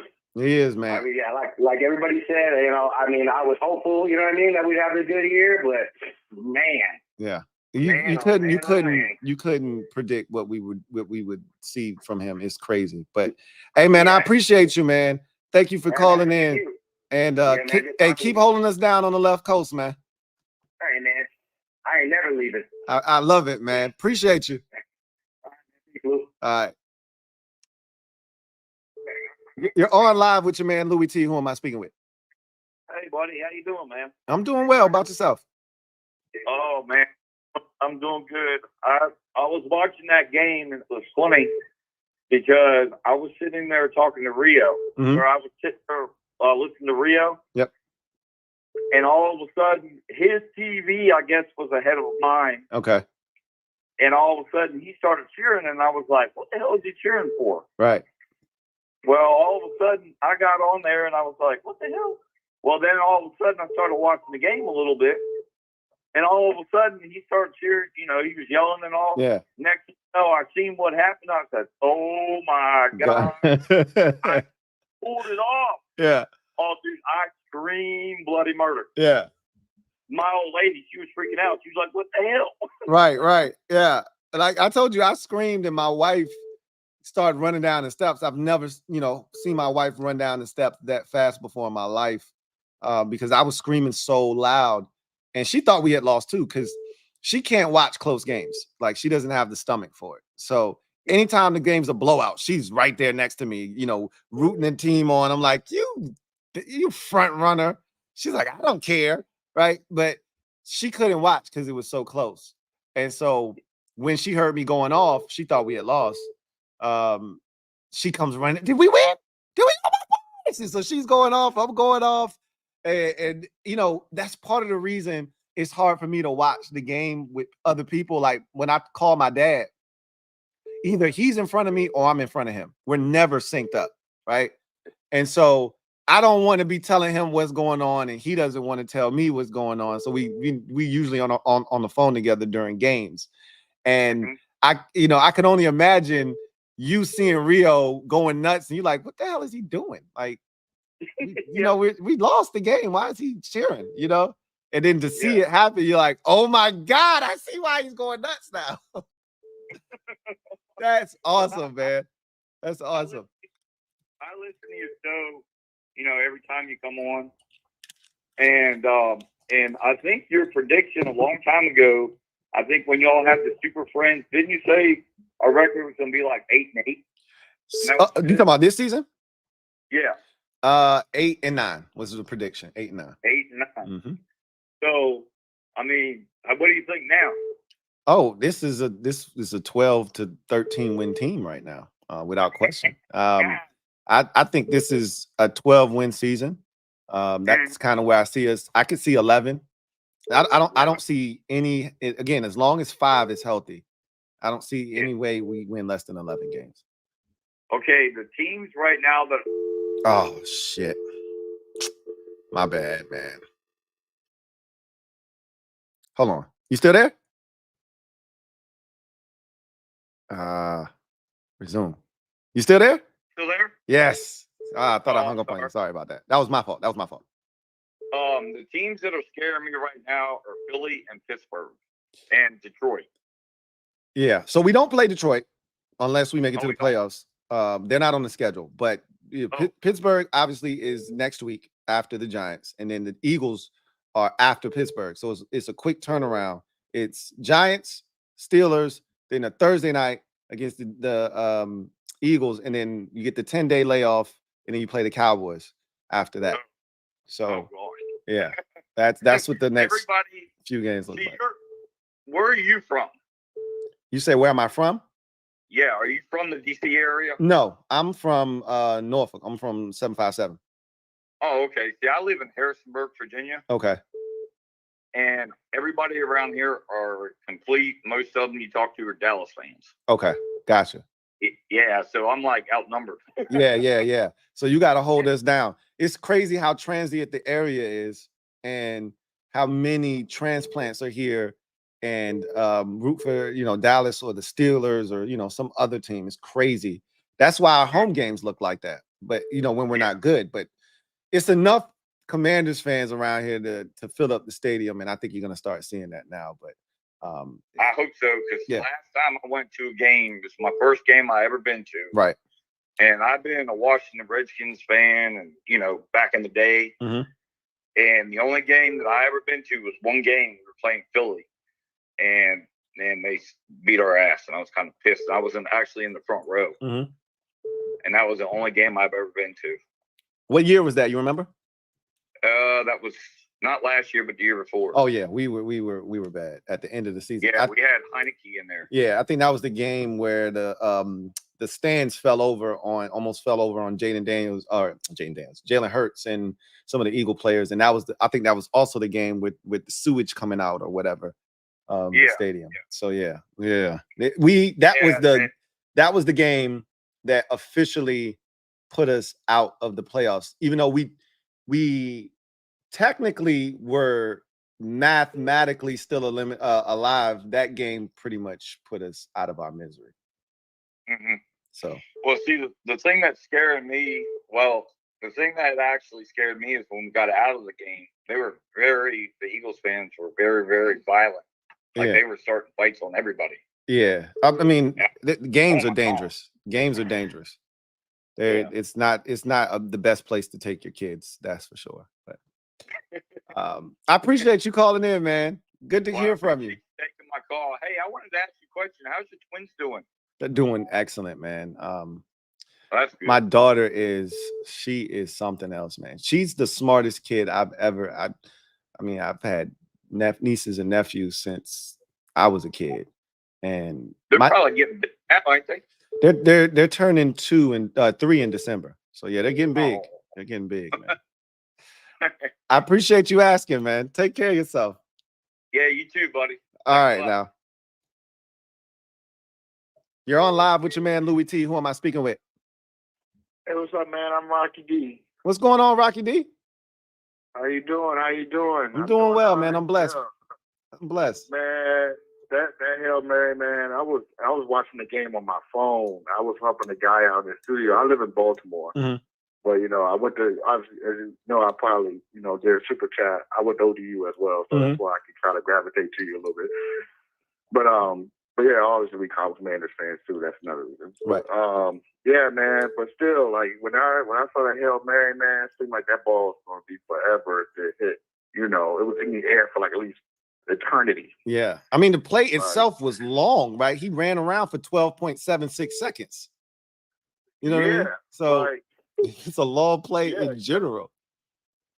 Man, but look, like when as soon as I saw that, when the game was over, I had to go in there and look at all the Chicago fans, to see how their reactions were. Because for some reason, I can relate to them. I can relate to them as far as they were so happy. They, as soon as they saw that Hail Mary, I don't know, something about them just, I was like, yeah, that's what they did. Because it was so much trash. Yeah, they were. Like, I got so much satisfaction of seeing them happy. And that's why I hope every Dallas Cowboys fan experience that type of, pain like that every game. Yeah.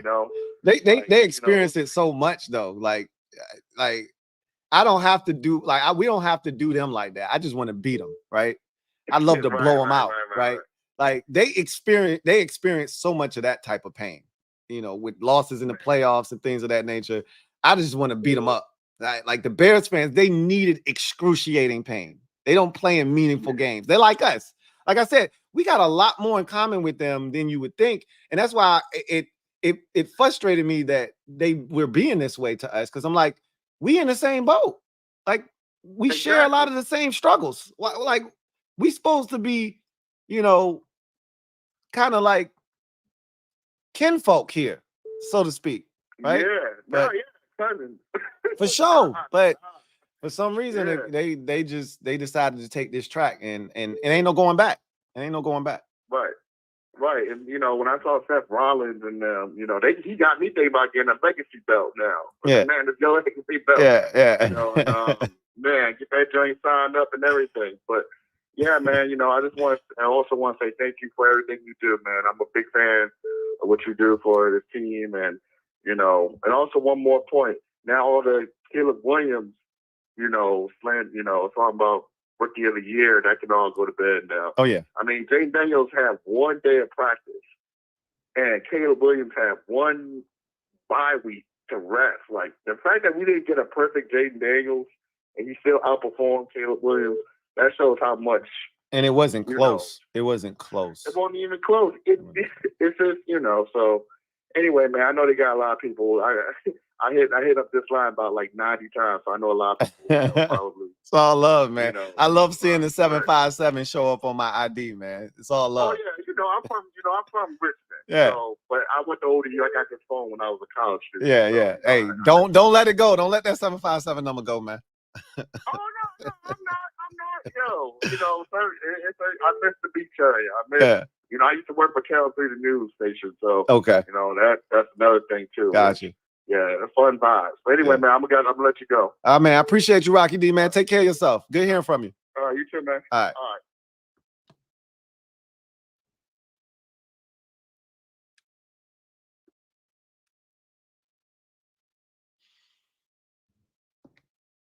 You're on live with your man Louie Tee. Who am I speaking with? Yo, Lou, what's up, man? My name is Tom, man. Nice talking to you, bro. Hey, likewise. Hey, man, so shoot, first things first, man, I just want to say I appreciate you, man. Like, I've been tuning in with you since the Carson Wentz did when you reacted to him getting traded here. And I've been rocking with you ever since. And I just want to say, like, I'm a young cat. Like, I'm 21 years old. Okay. Been a fan. And I love it for you, man. I love it for y'all youngins, man. This is awesome. I don't want y'all to go through the struggle like we had to go through, man. This is awesome. This might be the beginning of you just being able. You're gonna be like the last generation that were spoiled, right? That's what I'm hoping for y'all. You know what I mean? And I'm hoping that you don't have to go through the gap that the older generation had to go through to get to winning again. But hopefully you get to experience what they did, man. Because what we had to go through to get to where we are now, I wouldn't wish that on any fan. So I love it for y'all youngins, man. But go ahead. I didn't mean to cut you off. I'm so excited for y'all, man.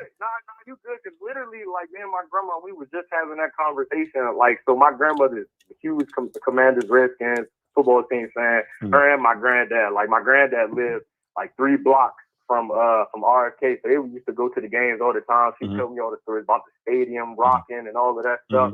And I literally just be asking her, like, is this, like, we blowing teams out? I'd be like, is this what it actually felt like? Yeah. Back in the 80s and the 90s, I'm just like, bro, I just don't know how to feel. And seeing all my friends, like my best friend, my brother, he's a 49ers fan. And I'm just like, bro, you just don't understand the pain and the suffering that I've seen. Like, all I got is RG3 2012 year. You know what I mean? Like, that's a damn it always shame. goes back to that year. So, man, this is special right now, what I'm seeing. Shoot, again, I just appreciate you because literally through these dog days, since I've found you on YouTube, like, you all I've been watching, like, keep us encouraged about, the team and stuff like that. Right. So, man, I appreciate you for the support, man.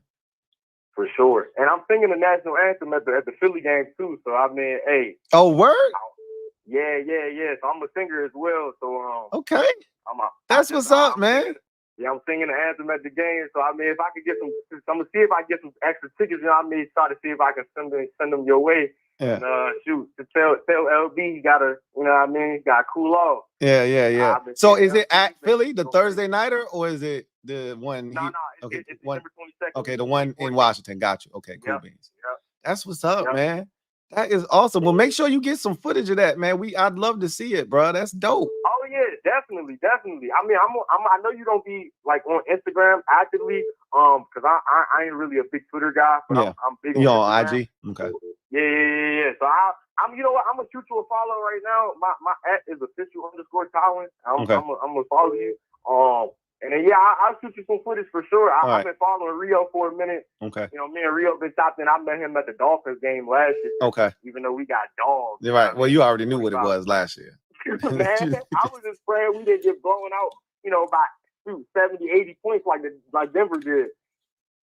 It could have happened. I mean, they had 40 in the third quarter. It could. If they wanted to run it up, they could have ran it up and check on us. But give me, before you get out of here, give me your reaction when the walk-off happened.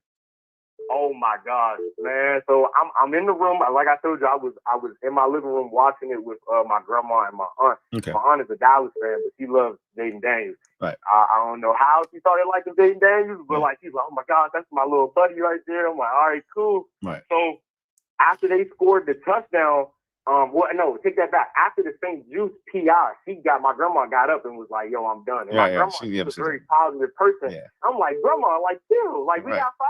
Like, we gonna see what's gonna happen. They get the 2-point conversion. I'm still kind of like, disappointed, but I'm like, you never know what can happen. Yeah.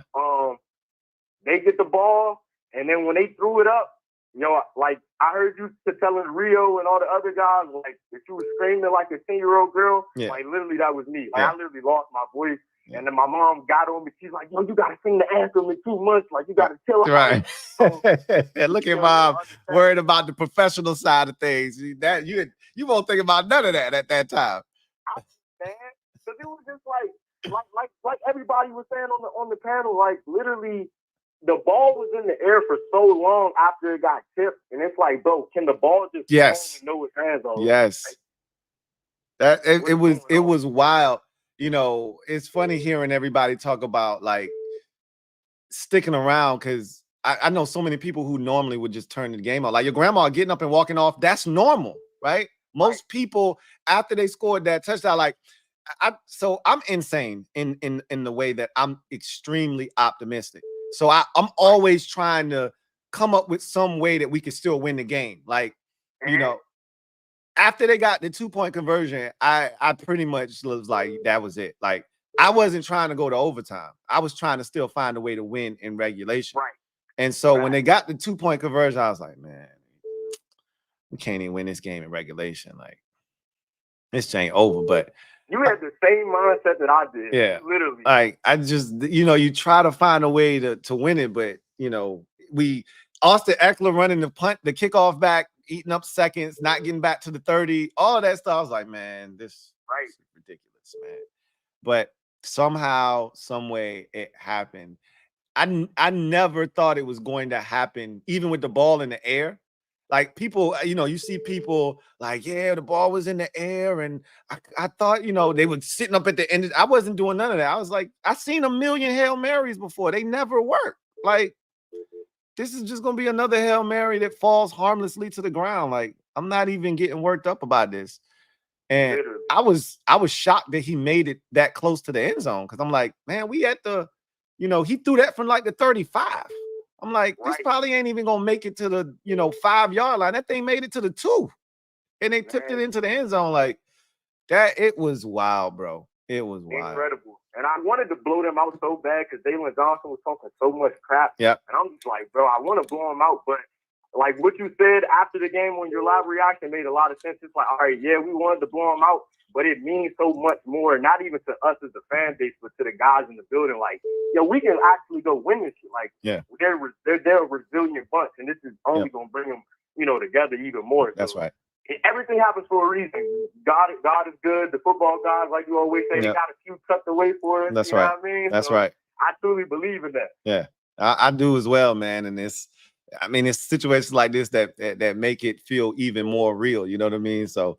I love it, man. But hey, man, best of luck to you in December when you sing the national anthem. I'll be checking for that, man. I'm proud of you for that opportunity. Take full advantage of that, man. I hope that's the beginning of some big things for you. But really appreciate you, man, and I look forward to chopping it up with you in the future, man. Take care of yourself. Absolutely, you too, bro. And sending love to you, the fam, the wife, the kids, and I'm about to shoot you a follow on IG. You know what I mean? So we can stay tapped in. I love it, man. Will do. I'll check that out. Appreciate you. All right, sir. All right. All right. You're on with your man, Louie Tee. Who am I speaking with?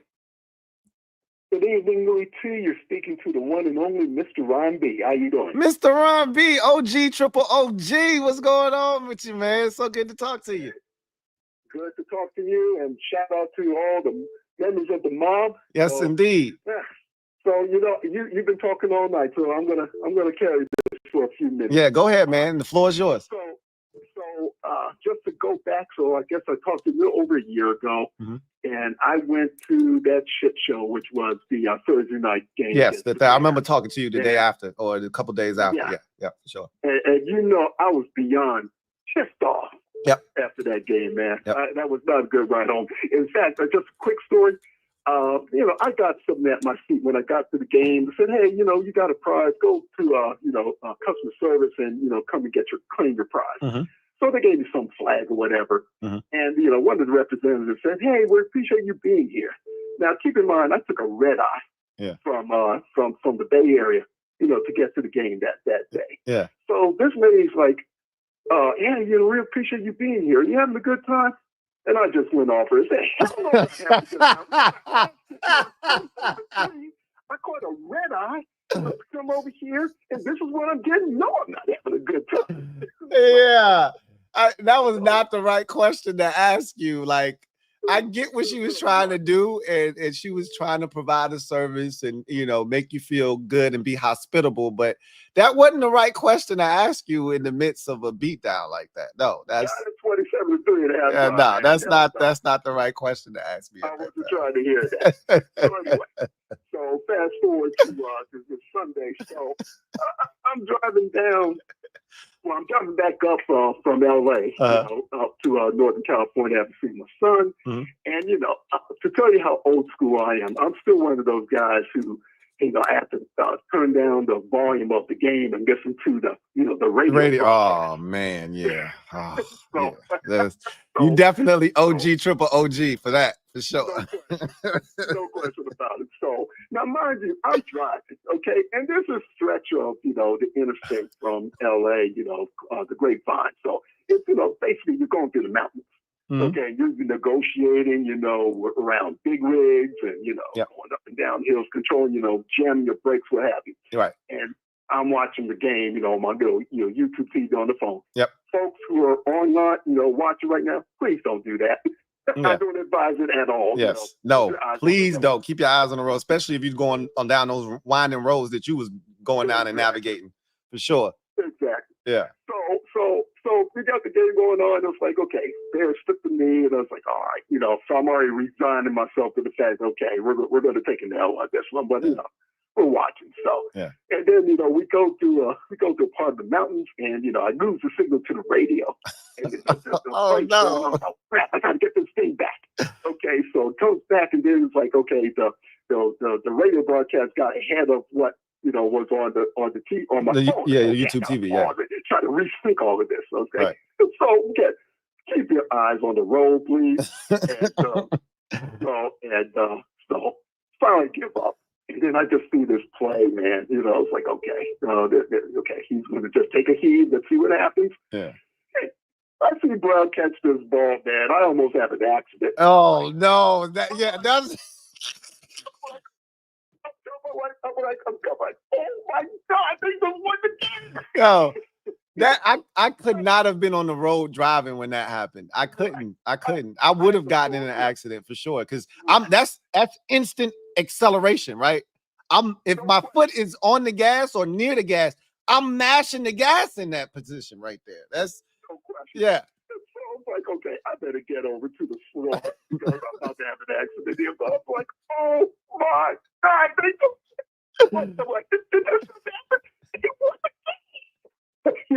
oh my God. Hey, please do not try this at home. Anybody out there, do not watch the game while you're driving. I do not recommend it. Yes. Leave it to the professionals. This is an OG right here. Leave it to the professionals, because that is dangerous behavior, especially in a time like this with a Hail Mary being completed. Wow. That is awesome stuff, man. That is crazy. That was crazy stuff, man. I was like, I had to rewind it. It's like, okay, did this really happen? Right. It's like, did this really happen? So, and with the way the game was going, I was like, is there a flag? Is there a flag on the play? Like, I had to make sure that they wasn't about to try to steal our joy with some sort of, you know, penalty on the play or something crazy like that. So, man, unbelievable, unbelievable, man. And I got to tell you, the love for the Commanders is real nationally, man. Here in California, because I was rocking my shirt the next day. Yeah. And walk over through Costco and all these other places like, oh yeah, you wearing that shirt with pride today, man. That was some hell of a That's right. That's right. What do you say, Lou? You already know. I love it. I love it. I love it. I love it. Yeah, so I'm loving this, man. And so, like I said, for all the younger folks, hey, we got bigger goals in mind. I want everybody to understand that. Yeah. We should all have bigger goals in mind. Yeah. Did we expect to be here at this stage? No. No. But hey, we're here, and hey, why not keep it going as far as we can? We've got an opportunity here. That's right. Let's go do this. That's right. And so for everybody who's gone through all the suffering, enjoy this, man. Enjoy this, because this is what winning feels like. That's right. This is what winning feels like, man. So, let's go with this. Maybe they make a move by the trade deadline, maybe not. But regardless, this is some fun stuff going on here. It really is. And so let's all soak it in and see where it goes. Absolutely. And I know you got a lot of folks on. Oh, there's one bone I got to pick with you, man. Uh-huh. Now, I don't know if you know, on winners and losers, I've gone 3 straight weeks of going, at least winning 10 of my games. Yeah. So don't call me average anymore, man.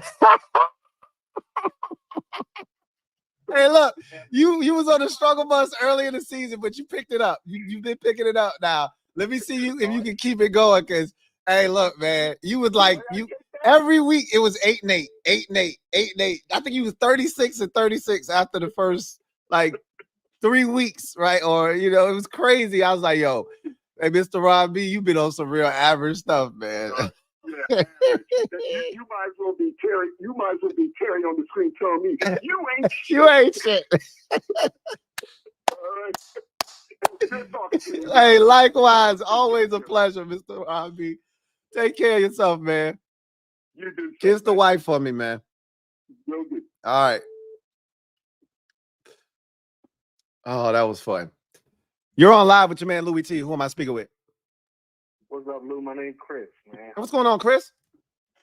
Man, ain't nothing, man. I've been following you for a long time, but I'm a lurker. I just like to, watch the videos. I like and subscribe. Hey, don't apologize for being a lurker, man. You're talking to a fellow lurker right here, so don't apologize at all. I appreciate the support. Nah, I had to hit you up today because I was at the game. I had to tell you my story, dog. Yes, I need to hear it. Man, so me and my homie, we in wealth management. We work at the same company. Mm-hmm. We killed it last year, and my PM decided to give us some tickets. He got season tickets. He decided to give us a couple. He said, choose whatever game y'all want. We like to choose the game we think we're going to win. So, of course, we choose the Bears game. You remember, we was coming off that Philly game. We was playing real good. The Bears hadn't won in 16 games. Right. So it was like, oh, we about to kill it. So we go out there. It's a Thursday night game. Mm-hmm. We leave work early. Mm-hmm. We decide to go out there, tailgate, get it in, have a good time in the parking lot. Mm-hmm. We talking big trash in the parking lot. There's no way we lose this game. We sit down in the club level, free food, free everything. Mm-hmm. And, of course, before we even sit in our seats, the game is almost over. Yeah, it's 20-0. The Bears, oh, my God. Oh, my God. The Bears fans are going crazy, talking mad trash the whole game. We sitting there looking at each other like, what did we decide? What did we get ourselves into here? Yeah. Bro. And we go back to work on Friday, and the whole office is laughing at us because there's a lot of Bears fans in there, and they're like, why did y'all choose that game? It's ridiculous. Yeah. This year, me and homeboy, we kill it even more. Of course, PM decides to give us a couple of tickets. We decide, we need revenge. Yeah. We're going back to the scene of the crime. We need it. Yeah. Exactly. Yeah. We going back to the scene of the crime. We got the same outfits on. We got the same route. Yeah. We got the same parking spot. We were wearing the same jerseys, everything. Like, I need it. I need it. I need it. Bro, we in the joint, and we killing it. When I tell you, Louie, the crowd was killing them. There was a lot of Bears fans in there, too. Yeah. But we were killing it on third down. The crowd was loud. We was raucous. Mm-hmm. We was getting them false starts. Yep. There was a lady behind us. Every time the Bears started getting rowdy, she was like, nah, y'all shut that up. We don't do that in here. Yeah. She was like, nah, we don't do that in here. That's right. I don't know her name, but she kept it in check. She kept it in check. That's right. She kept it in check. Wipe your feet when you step in our house. That's right. Exactly, bro. We was rowdy the whole game. But in the fourth quarter, when they scored that second touchdown, when they scored the rushing touchdown and the 2-point conversion, they got quiet. I mean, it was super quiet. It was like a pin to drop in there. That's right. And Jaden got the ball back 23 seconds, and it was messing up the clock. They was messing up the play clock the whole time. And I don't know what was going on with the play clock. Yeah, we saw it at home because the first snap, it was 23 seconds when they scored a touchdown. They kicked it off. Eckler burnt off 4 seconds with the kick return. So it was 19. They ran the play. The clock stopped at 18 on television. And then they when the play was over, the referee said, please reset the clock to 12 seconds. They put it at 20, right? And so we was like, yo, I'll take the extra time if you try to give it. You know what I mean? Like, we need all the help we can get. He was like, no, not 20, 12. You know? I was cussing Eckler out for returning. Yeah, me too. But then my boy told me that, it was in the landing zone, so he had to return. Yeah, I don't think you'll see it. Somebody else had said to me that they thought it was going to land in the field of play. I think if he would have just let it travel all the way, I think it would have hit the end zone. It was barely in the end zone, though. So I understand why he would have brought it out. I still think I would have let it hit the ground and see. Because even if it didn't hit the end zone, you could still pick it up and run with it. He would have had to. Yeah. Right? Yeah, he would have had to. Right. So that was the end zone we was sitting in, and I thought it was going to land a little bit short, but I didn't remember the rules, so I was cussing them out, the whole time. If it lands in the landing zone in the field of play, it's the 20. It's a touchback, and it's a 20 if you don't return it. Yeah. So then Jaden skips the pass off the ground to Eckler, and I'm like, yo, his ribs are hurt. Yo, we took this a wrap, you know what I mean? And then he hits Ertz in the middle, and I was like, okay, that's what's up. We called the last timeout. Yeah. And then, the play before that, when he hit Ertz in the middle of the field, the Bears had the picket fence on the sideline. Mm-hmm. You know what I mean? They had the picket fence on the sideline so that he couldn't get out of bounds. So that they know that that's the play to run. But they didn't do that on the next play to Terry for some reason. I have no idea why they didn't do that on the next play to Terry.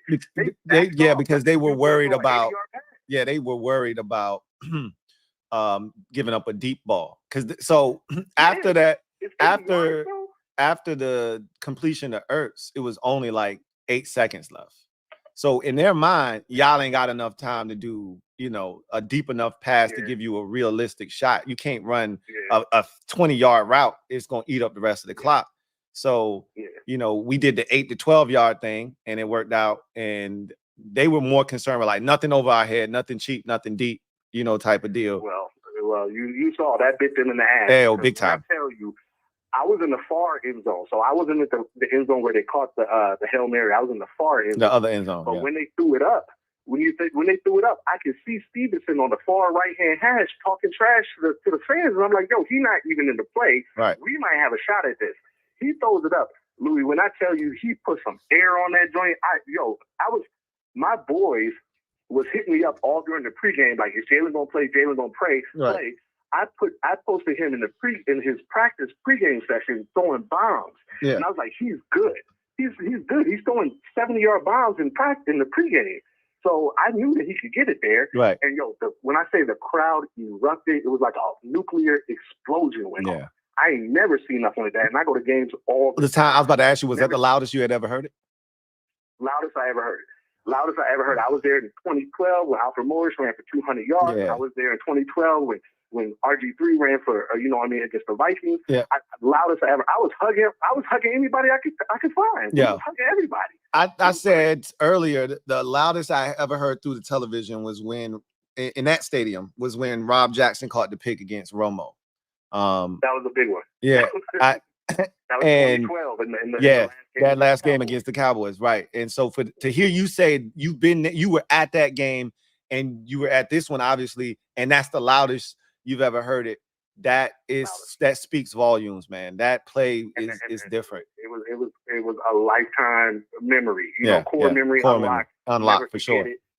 And the revenge was so sweet. Was it? Oh man, especially for you and your boy, man. Like, hey, returning to the scene of the crime and everything kind of being the same. It wasn't a Thursday game, but it ended up being a night game. So it kind of had that same vibe. We were wearing the same uniforms that we were wearing last year when we got beat up. It was it was all poetic justice for you, man. I love it. I love it. Hey, man, I appreciate you sharing it. Go ahead. Go ahead. I ain't gonna hold it, but before I went, my wife tells me like, "Yo, Chris, you sure you want to do this again with the same seats, the same board, the same team, the same everything?" I was like, "Hey, this is different. I'm putting all superstitions to the side. That's right. Everything that I used to put my right shoe on first and put my left. None of that matters. Right. Exactly. Talk about it, Chris. Like, I used to do so many superstitious things when I would be setting streams up or wearing this or doing that. I'm like, man, JD5 defies all of that, man. I don't got to do all of that no more. You know what I mean? I love it, man. It's awesome. I love it, Chris, man. I appreciate you calling in and sharing that story. That was awesome, bro. I appreciate it, man. Take care of yourself. Appreciate you, brother. No doubt. Wow, that was great. Got another call coming in. You're talking to your man, Louie Tee. Who am I speaking with? Got another call coming in. Is it Sean? What's going on, Sean? Turn your monitor down so we can hear you. What's going on, Sean? Turn your monitor down. Hello? Can you hear me now? I can hear you. I can hear you just fine. Okay. So I was watching the game with me and my cat and my best friend. Mm-hmm. He's a Cowboys fan. Okay. And he was talking mad smack when after the Bears scored that touchdown. Oh, I bet. The game was over in his mind, and most of ours as well. Hung my head, didn't want to look at him. Yeah. And I was telling him, like, respect to the Bears. Y'all good. Y'all did y'all thing. When that ball kicked in the air, it went in old Brown's hands. I've never felt that much joy in my entire life. I jumped up, ran around my house, took my shirt off. My cat was, was scared, gone crazy. Yeah. My neighbors tell me to calm down. I'm saying, F y'all don't know what it's like. I'm tired of this. It's been a fan for 30 years, and I'm tired of losing. This is our time now. Wait a minute. You took your shirt off? Yes, I did. It's all there on my head, right around my house. I love it. I love it. I love it. I love it. Because when you lose your mind like that, nothing makes sense, right? Like, I'm so excited. I'm so happy. F this shirt. I don't even need this shirt right now, right? Like, I don't know what to do with myself. I'm just so excited, man. That's awesome. What did your Cowboys friend do?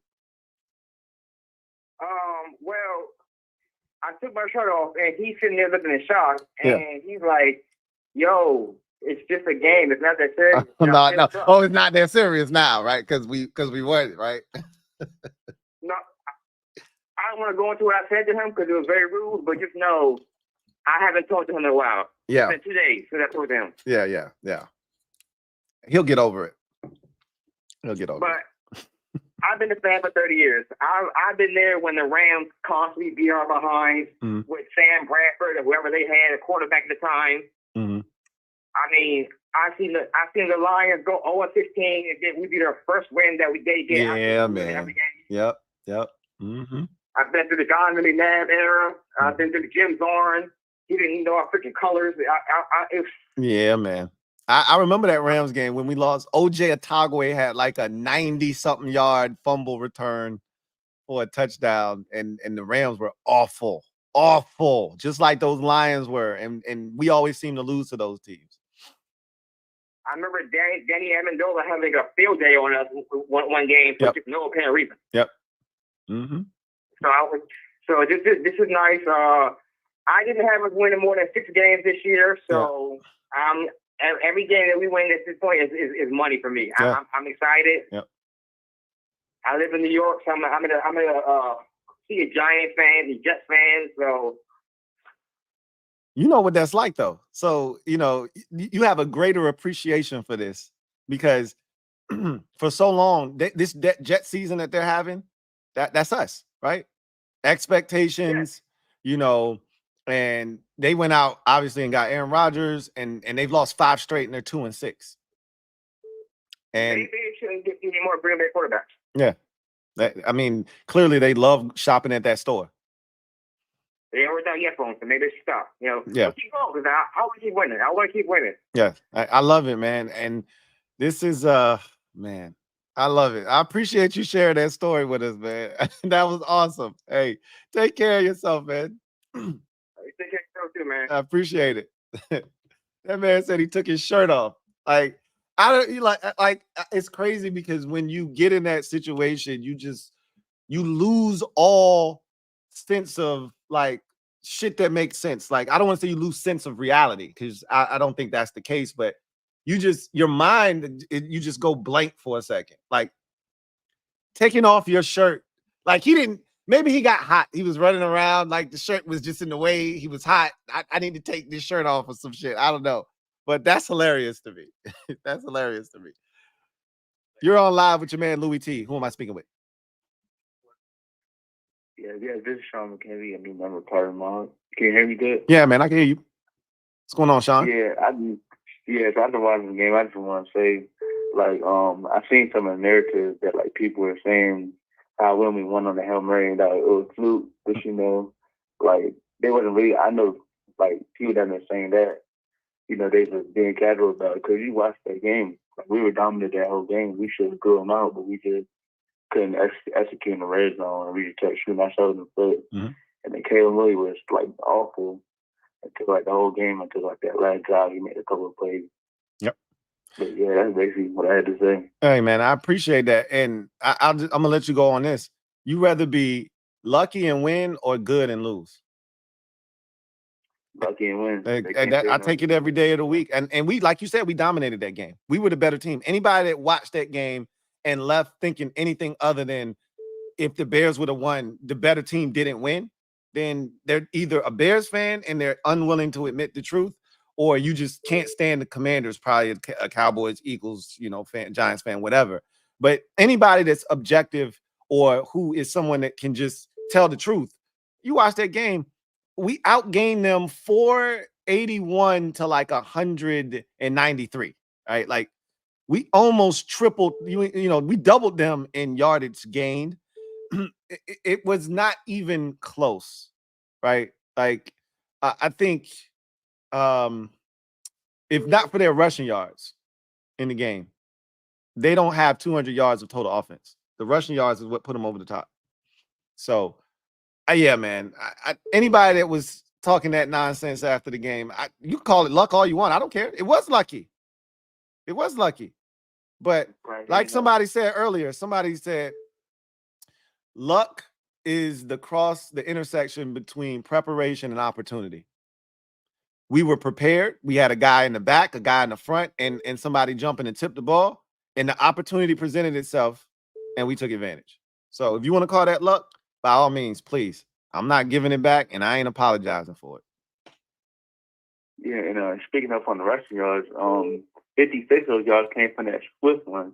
Like, what was it for that? And, that St. Juice, like at the end, they probably would have almost been scoreless, We could have shut them out. Honestly speaking, that Swift play changed everything. If they don't get that run, I don't think they're scoring the entire day.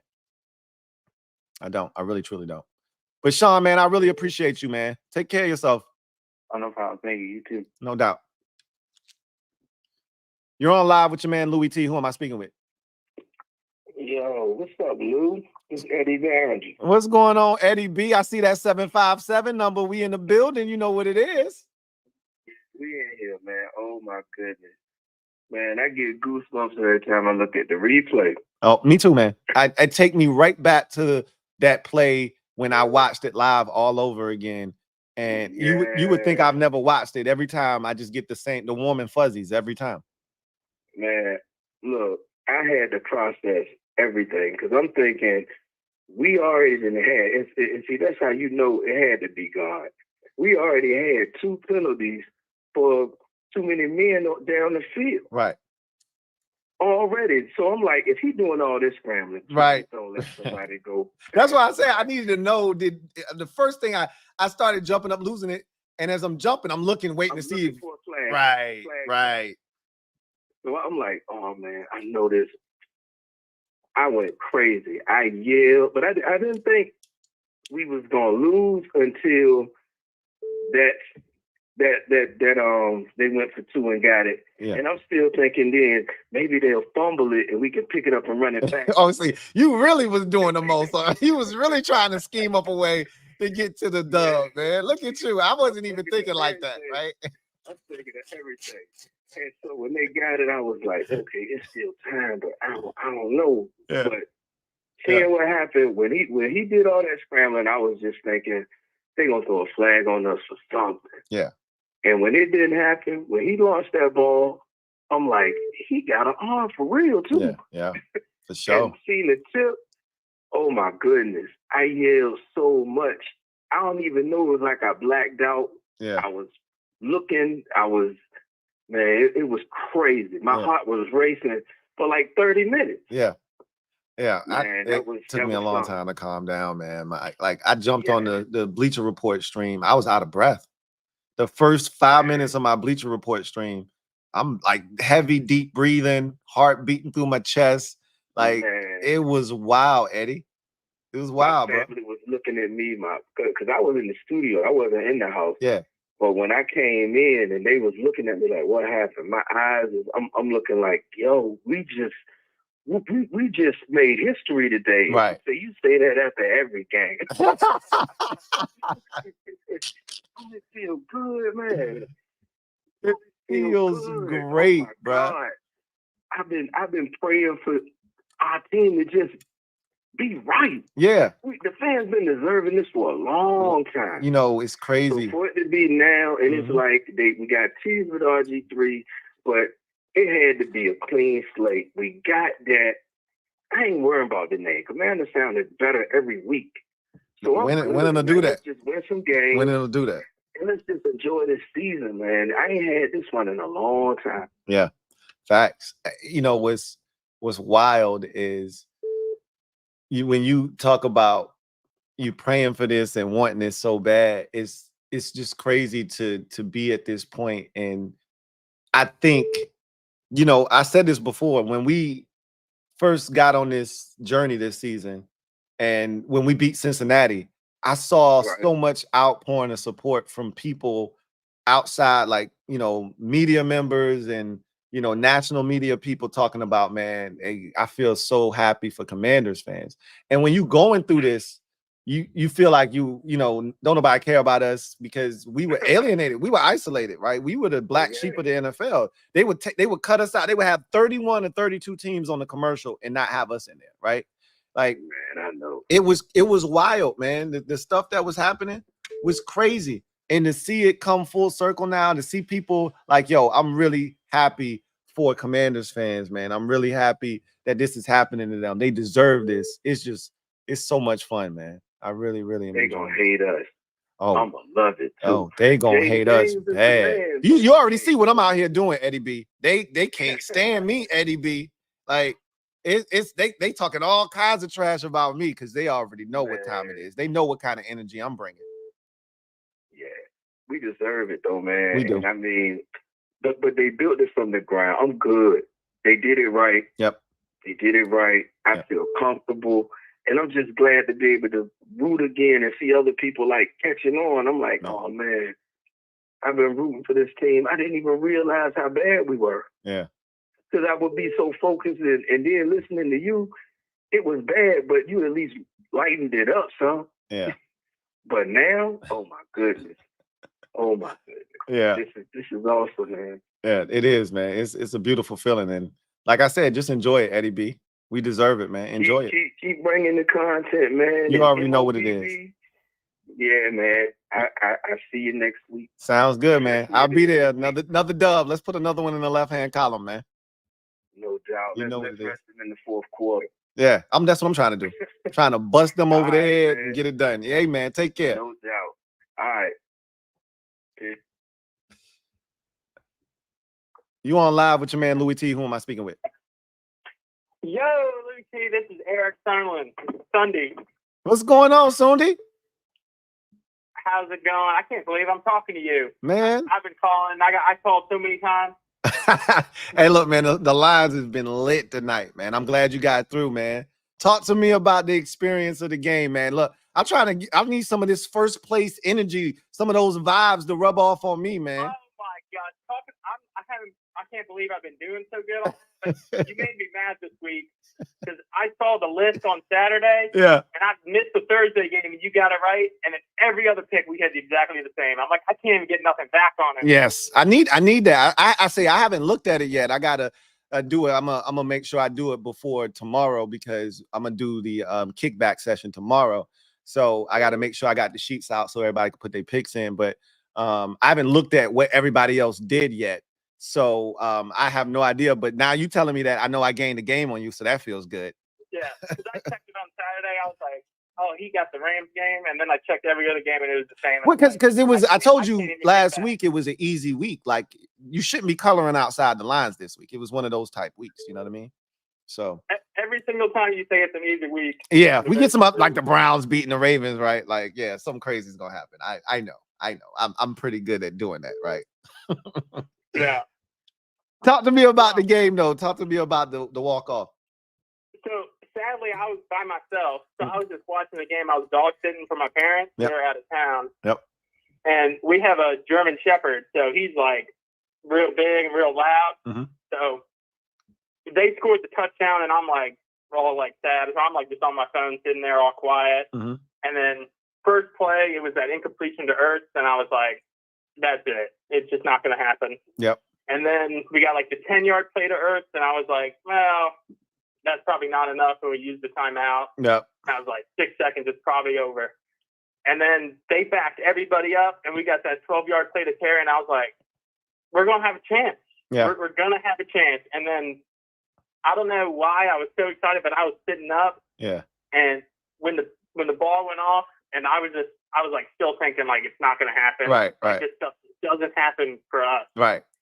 And it bounced, and I saw like him going to catch it, and I jumped up. Yeah. And then the dog is barking, and I'm like just pacing around the house after he caught it, and I like my heart was beating so quick. Yeah. And the first thing I do, like this, I know we watch the game with my dad. Yeah. But when we're not watching the game together and I'm at college or something, yeah, he'll text me. Like if we lose, we'll just text each other and be like, damn. Yeah, yeah. But if we win, it's always like a call and we talk about it. Right. So right after the Bears scored, he texted me and was like, damn. Yeah. And I was like, yeah. And I was like, damn. Right, right. But as soon as the play happened, I paced around for like 15 seconds. The dog's going crazy, and I was like, "Oh, I gotta call Dad. I gotta call Dad." Right. And then he answered like right away because I think he was like getting ready to call me. And yeah. We just like laughed, and I went outside in the cold, and I'm like, yeah. I'm outside like walking around the backyard, like it's like probably 50 degrees outside. And then, like all I got is like a t-shirt and some shorts on. Yeah. And I was probably out there like 15 minutes talking to him. Yeah. Like you ain't feel that cold, not at that point, man. You're like I said, when that emotion takes over, that adrenaline pumps in, you ain't feeling none of that, man. Like, well, there's another I sprained my ankle on Friday playing golf. Like I was just walking down a hill and I twisted it, I rolled it on a hill, and I was like just like having elevated and ice all weekend. Sunday, I was jumping around like that entire play. And then Monday, I woke up and it was on so much pain. fire. You know, I'm about to say your ankle was on fire on Monday. I had to go to the doctor yesterday because it was hurting so much. Yeah. This got so much worse. Yeah. And Hey. I didn't think about it until this call-in show, and I was like, Yeah. me jumping around yesterday is what did. Absolutely. That adrenaline, it's a hell of a drug. Like Jaden Daniels said, man, adrenaline, that's a hell of a drug. You won't thinking about that ankle at all. Your mind, that's the furthest thing from your mind. And that adrenaline pumping at that point because you were so excited, you ain't feel it. You won't thinking about it. But after that blood settled and that adrenaline, calmed down, you was like, your ankle was like, bro, what the F? that next morning, I woke up and I was like, this is 20 times worse than it was this weekend. Yeah. Yeah. You definitely was tripping. Yeah. And it is just a sprained ankle, luckily. Nothing's broke. Right. That's good to know. That's good to I know. was like, I can't believe it. But I wouldn't trade it for the world. That was definitely the best thing I've experienced. Yeah, for sure, man. Like I've never experienced anything quite like that, as a fan in terms of a finish to a game. I've seen, crazy back and forth, ebb and flow type thing. I remember the Tampa Bay, we were down 24-0. You like that game, right? Cold Red game. And I've seen comebacks. He threw the touchdown pass to Jordan Reed at the end of that game. It was crazy. It was an improbable comeback. We had never come back from a deficit so big. I've seen crazy games like that before, but never anything quite like that before, man. Like, that was wild. I don't really remember that game. I haven't really been locked in on the Commanders until probably that Chase Young. Yeah. And that's when I started watching y'all, the Chase Young draft. Yeah, 2020. And I've been watching you ever since, and then haven't been enjoying it ever since. Yeah, man. But that's really when I kind of locked in on the Commanders and getting players. So that's awesome. Before man. that, I was just, probably an amateur. Yeah. Hey, look, man. I told this to a caller earlier. I said, look, I love the fact that y'all who are relatively new to the game don't have to go through what we had to go through, man. This is excellent for y'all. I'm so happy for y'all. So enjoy this. Like, don't take this for granted. Soak it all up, enjoy it, but understand that, this is not a given. So just enjoy this ride, man. And hopefully this is the beginning of a beautiful 15-year run for us where we on top and this becomes the norm. You know what I mean? But I appreciate you calling in, Sundi, and I'm gonna need you to cool the hell off moving forward. I need to find first place. You in the way. Oh, I can't do that. I'm gonna just keep doing my best. You catch me, you catch me. Man. All right, you gonna make me work for it. I appreciate it though, man. You take care of yourself. Hey, rest that ankle, man. Don't be doing no crazy shit out here. I'm gonna try not to. I'll just go golfing anyway tomorrow anyway. Just walk on it. Take care, man. All right. You have a good one. All right. You're on live with your man Louie Tee. Who am I speaking with? Oh, this is it's the Wood. I'm a new member. Okay. I'm glad to hear that, man. Welcome aboard.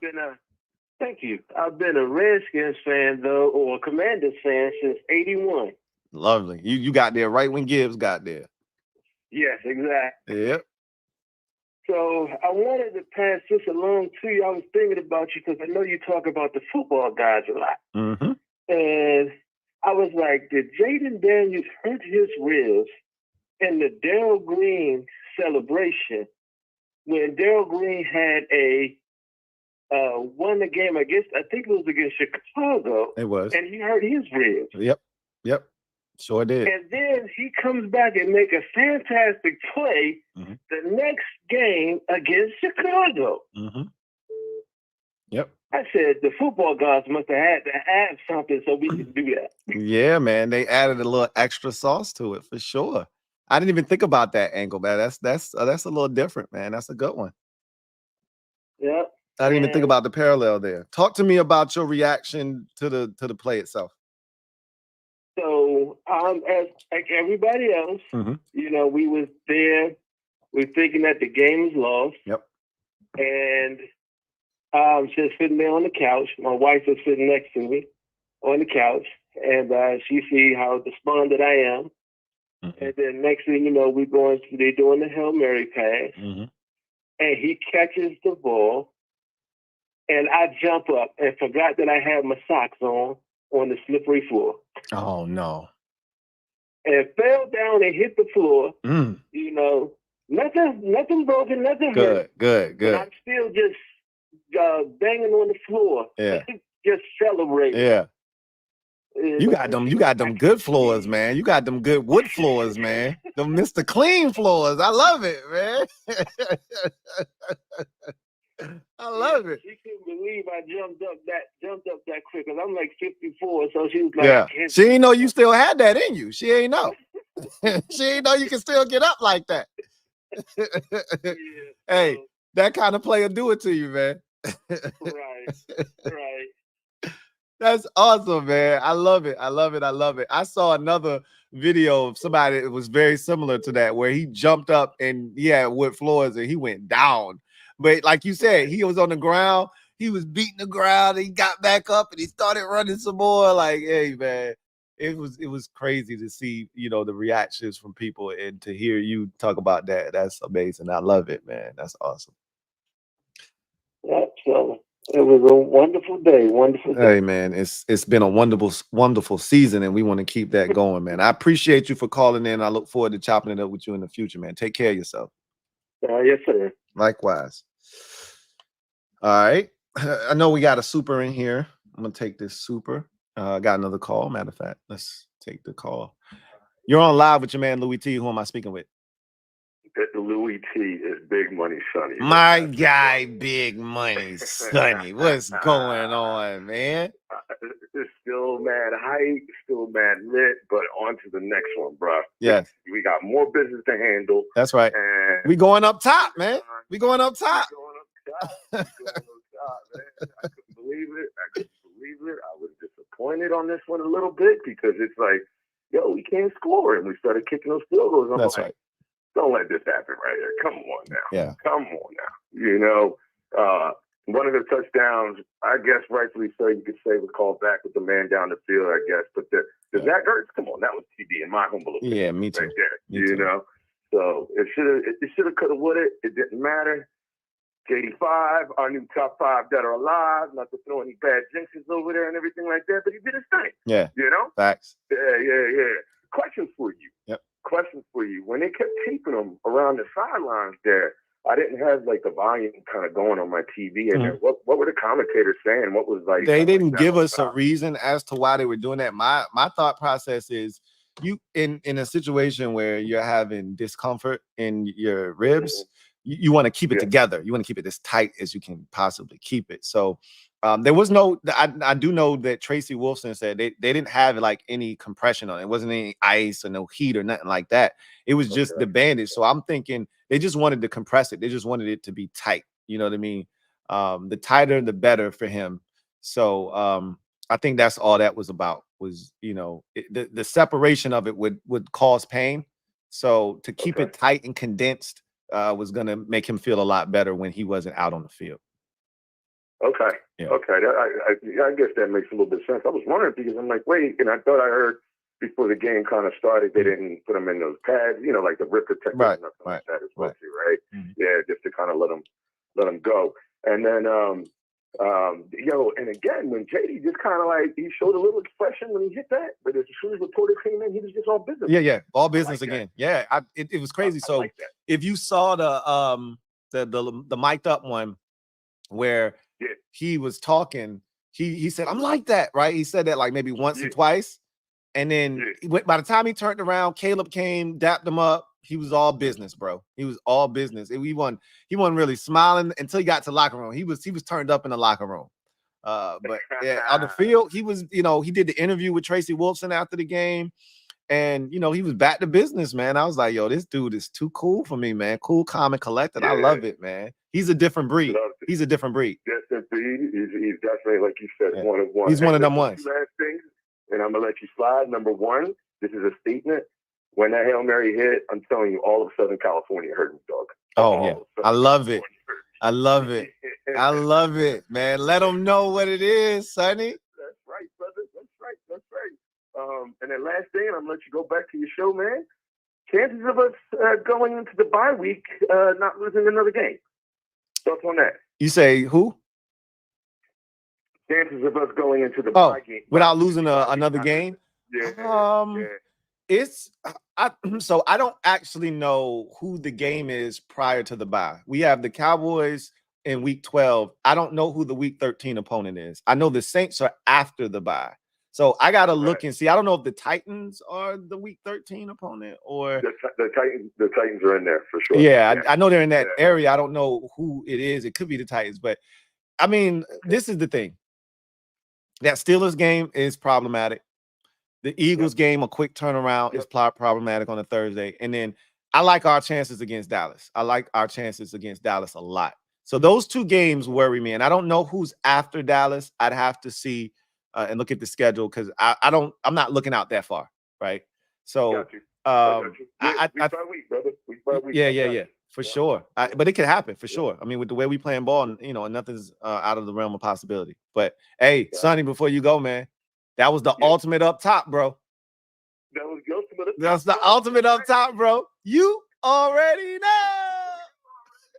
All right, my brother. Hey, take care, Sonny. Peace and love. Peace and love. Hey, likewise. Take care, man. All right. Let's get to comment section. I got a couple of supers. And I want to get to these. So let's see. I think this was the last one right here. 2005 was memorable. Thank you for the super chat. Greatly appreciate you. 2005 was memorable, right? Hey, Lou. What's up? 2005 was memorable. You know what this team's play lately reminds me of? You guessed it. 2005, that 5-game win streak, son. You sounded like Fat American. That's what you probably. I'm guessing it's Fat American. Oh my goodness. Aaron JCB, thank you for the super chat. Greatly appreciate you. Thank you for being a member of the MOBB, who writes, like LB says, a win is a win with his hating ass. That's what it is. Like, I'm not mad at that. My thing was, he talked about the Browns game and said when I asked him what he was going to do to the Browns, everybody else passed him around, beat him by 2 scores or more. What you going to do? Oh, we're going to do what everybody else did. If we don't, then, we're doomed, was his exact quote. So when they didn't do that, when they won the game by 4, I just wanted answers, right? Talk to me. And all of a sudden now, he done moved the goalpost. A win's a win. I know a win's a win. I'm not telling you to apologize for winning. That's not what I'm looking for. You told me if you didn't blow them out that y'all were doomed. I just want to know how you feel, right? Stand on business. That's my biggest issue with LB is he don't stand on business, right? So, there's that. Rush is variety. Thank you for the super chat. Greatly appreciate you. Thank you for being a member of the MOBB, who writes, wish I was here for the beginning of the stream with the boys. Hell, years of misery can pay off. Just stick with it. It's not always happy. It's not always a happy ending, though. We're lucky. Some of us didn't make it to the finish line. I talked to a caller earlier who said his brother checked out and he's not sure he's going to be able to get his brother to check back in, right? You don't always make it to the finish line. It's not always a happy ending. I talked to a Jets fan earlier on the podcast, and he's like, man, I thought we was going to finally get off the schneid. We ain't been to the playoffs in 14 years. And there's still no happy ending for them. And who knows? It may not be any happy ending in sight, right? So you just never know. So just enjoy this, man. We don't know how far it's going to go. We don't know what we're going to do. Just enjoy it. That's all I could tell you. 2005 was memorable. Double up. Thank you for doubling up. 2005 was memorable, writes Lou. Chances that J.A. played his last season with us. Very, very likely that he's played his last snap with us. I think it really, hinges upon the emergence of Johnny Newton. Johnny's playing ball. And if Johnny continues to play ball, and, I could see Jonathan Allen becoming expendable in the offseason. And I don't think they're going to necessarily cut him. We're not strapped for cash. But I could see them, finding a trade partner. He's only got 1 year left on his contract. So I could see them finding a trade partner in the offseason and dealing him for, a 4th round pick or something like that. And just getting something for him. And getting from up under the last year of that deal and just washing their hands and adding another new player to the mix. I could see that happening. But, one of the most dangerous things that can happen for a player or just anybody in general that works in an industry where it's competitive is to be out of action or to allow someone else an opportunity to show what they can do, because then it shows your value. When you are out and the production suffers, you're deemed to be valuable. When you're out and there's not a drop off from a production standpoint, or you even get better, and again, you take into consideration all of the variables. We had that happen in 2021 where Tez and Chase and everybody got hurt, and everybody's like, oh, the defense is better. And you're like, nah, you look at the competition and you look at what we were doing. Nah, not exactly, right? We weren't better off, but it was more discipline, but it wasn't better. But that was the beginning of us realizing, hey, we don't like we don't need to pay them. They're good players. They don't need to be paid big money, though, elite level money, because they're not that. And for Jonathan Allen, I think seeing this defense continue to play well, get better, which is what I thought it would have done, whether he was in the lineup or not. They were going to get better defensively. But seeing Johnny Newton come in obviously makes him expendable. They could draft another defensive tackle. Does it have to be early in the draft, right? So they could sign somebody in free agency for that matter. That doesn't cost them a lot. That could be impactful. So we might have seen the last of Jonathan Allen in the Commanders uniform. It's not out of the realm of possibility. They're not. I don't think they're going to cut him. I think if something happened, it'd be a trade. You're on live with Louie Tee. Who am I speaking with? What up, Lou? It's Swaggy P. What's going on, Swaggy P? What's up, my guy? I've been calling for the last hour, so I'm glad I finally got on. I'm glad you got through too, man. But yeah, all I want to say is I'm just so happy that the energy with this team is different than years, because I was born into this. I was born into a Redskin family. Yep. So I need you to explain it. You were there. You were there live and in color, man. I need you to tell me about your experience with the walk-off.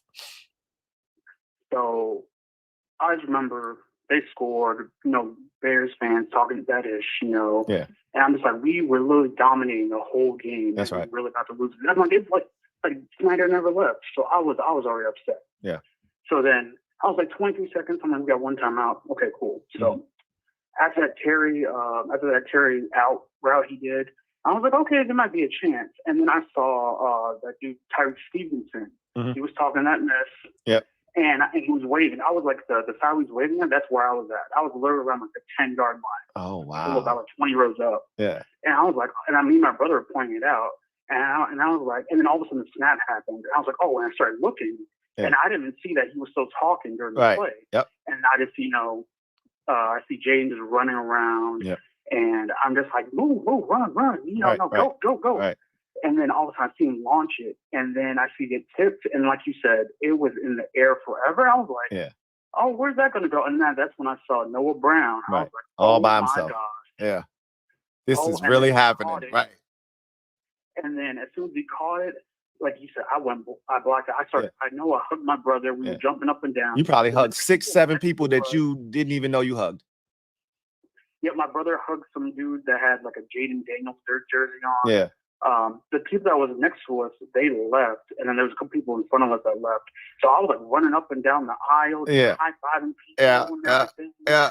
I was out of breath. I had to sit down for like a good 2 minutes before I got up and left the stadium. Yeah. But I was out of breath. It was, like I said before, it was the best sports moment I've ever experienced. Yeah. I was even there for Jaden Daniels when he threw against Arizona State versus Oregon. Yeah. When he upset them, I was there for that in Arizona. Yeah. So that was a great sports moment. But no, this tops it. This is the best moment I've ever experienced. I loved it. I'm just so glad we're in this position after all the years of dismay. Yeah. I hope we keep this going and hope destroy Philly, destroy Dallas. That's right. All that. I'm ready for it all. I'm ready for the P word. Look, man. I think after this Giants game, we can start slinging that around. If we take care of business, that's 7 wins. At that point, it's gonna be hard to keep us out of the show. Oh yeah, for sure. And then after that, the S word. But no, we're gonna. Yeah. Hey, look, crawl, walk, run. Right. That's what DQ told us. Right. Crawl, walk, run. So let's crawl first. So let's talk about the P word, and then we can start talking about winning the division, and then we can start talking about talking that Super Bowl talk, that NFC Championship talk. But I know you've been at the stadium a gajillion times. Was this the loudest you ever heard it at that moment with that play? Oh, for sure. I think even when I went to the Giants game and we kicked that field goal, it was nothing like that. Yeah. Nothing like that. That was the best experience. And even when I was in Arizona, because I went to the Arizona game too this year, we were loud there, but obviously, that was a blowout. But yeah, this was the best. This was the best sports experience loudest I've ever heard that stadium. That's awesome, man. I love it. I love it. I love it. I love it, man. I appreciate you, Swaggy P, man. Hey, I need you to say it like you always do. On to the next one, man. Oh yeah. On to the on to New York. That's right. There we go. I need it from you, man. I appreciate you as always, Swaggy P. Take care, man. Good to talk to you. You too, Lou. Yes, sir. Yes, sir. Have a good one. All right. You're on live with your man, Louie Tee. Who am I speaking with? Hello? Hello. You're on live. What's going on, man? Talk to me. No way. I actually got on. Yes, you got on. What's going on? Crazy. I've been calling for like at least 30 minutes. Appreciate it, Louis. Hey, awesome. I'm so glad you got through. I'm glad to be talking to you, man. How you doing? I know it's like what, 12 out there? Yeah. It's after 12. It's after midnight. It's 12:19. Man, yeah, I'm out here in Sacramento. Okay. Sacktown. All right. So man, all right, where do I start, Louis? Well, the play everyone wants to talk about, right? Yeah.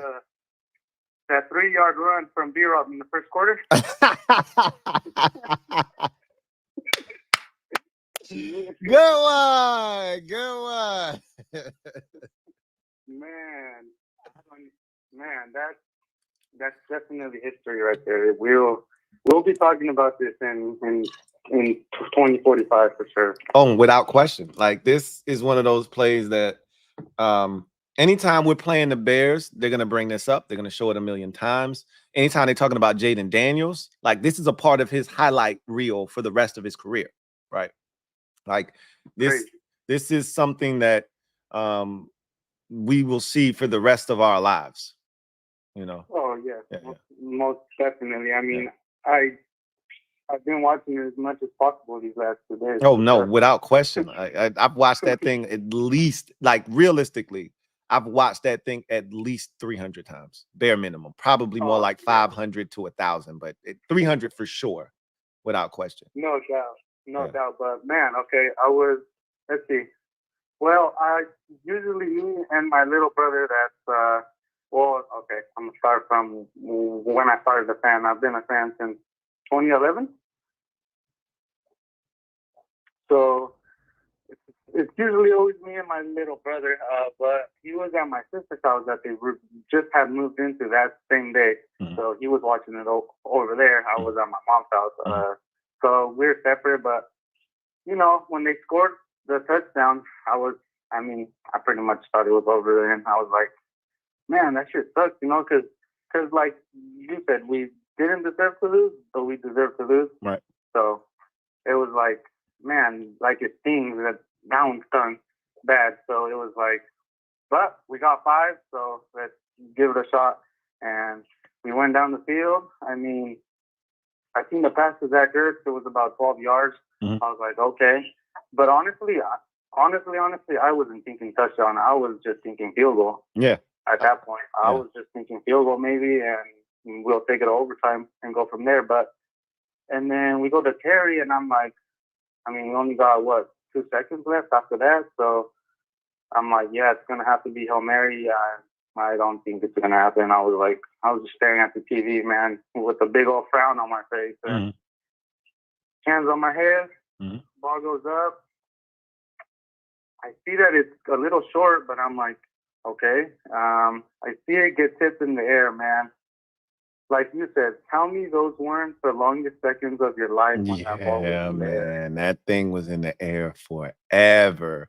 Because up until that point where it got tipped, I never had any confidence of this thing being complete. Like I like, some people went into it with like, come on, Jaden, come on, Jaden. Like that wasn't me. I was like, we lost, right? Like, in my mind, I've seen a million Hail Marys. They don't get completed, right? This is falling harmlessly to the ground. It might even get to a point where somebody's fumbling around with it at the end, but it's still going to end up incomplete.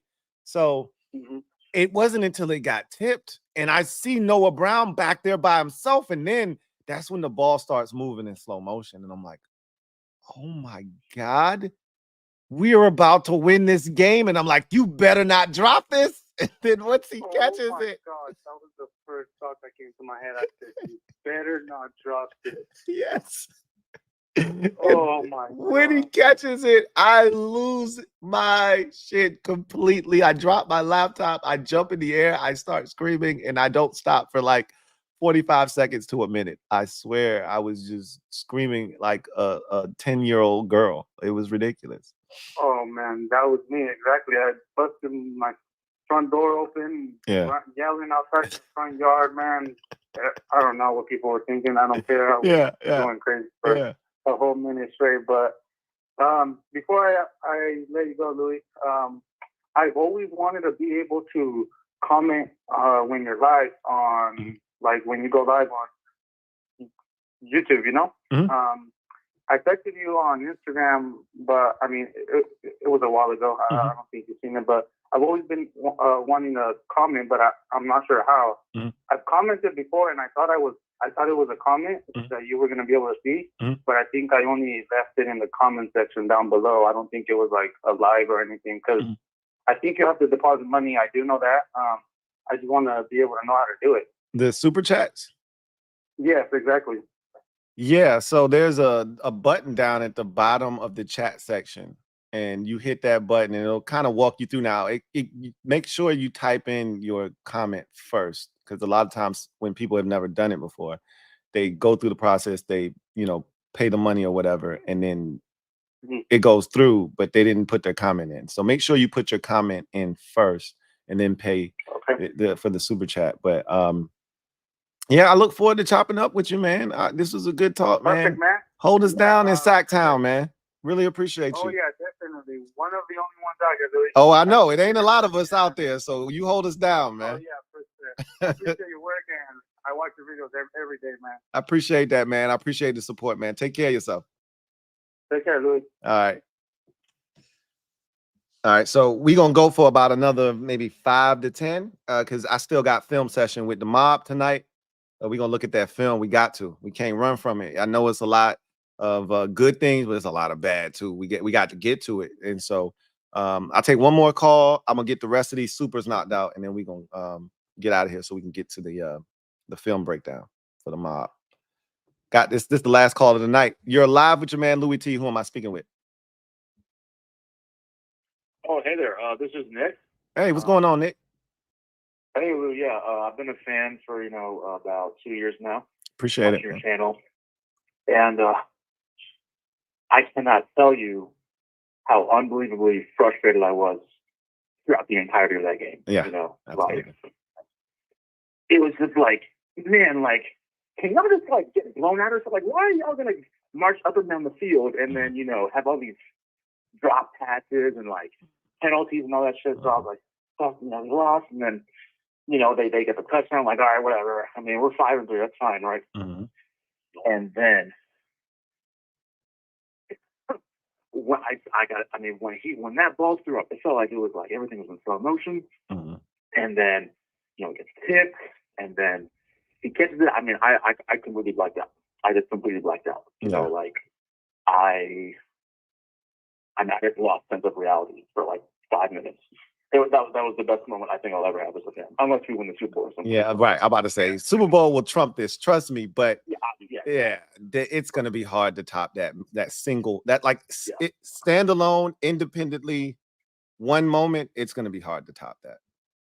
Yeah, I mean, but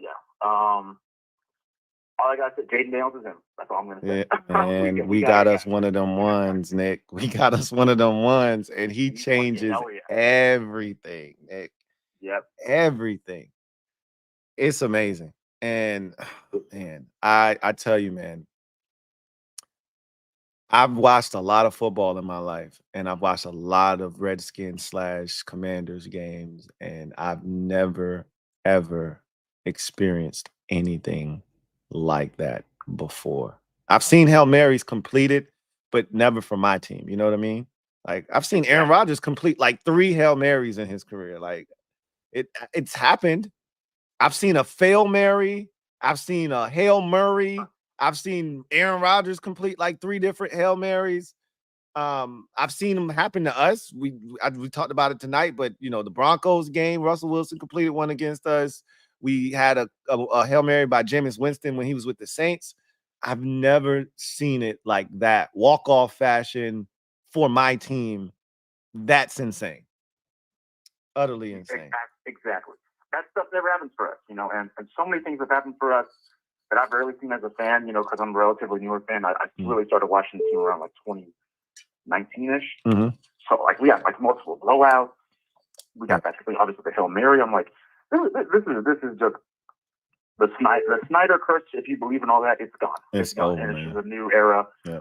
And we got to get all that baggage, out of all that PTSD, out of our memories, and just expect new. As you say, it is different. It feels different because it is different. That's right. And that's completely gone. That's right.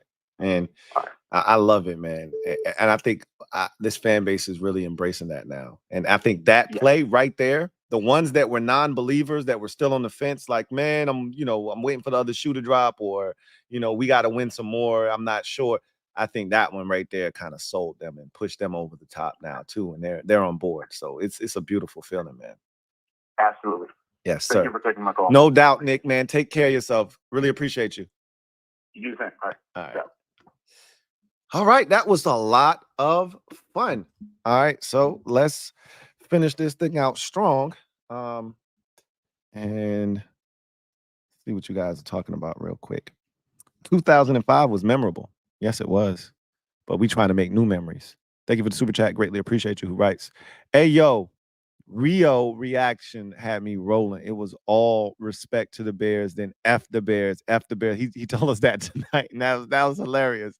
He said, I've never switched it up that quickly in my life.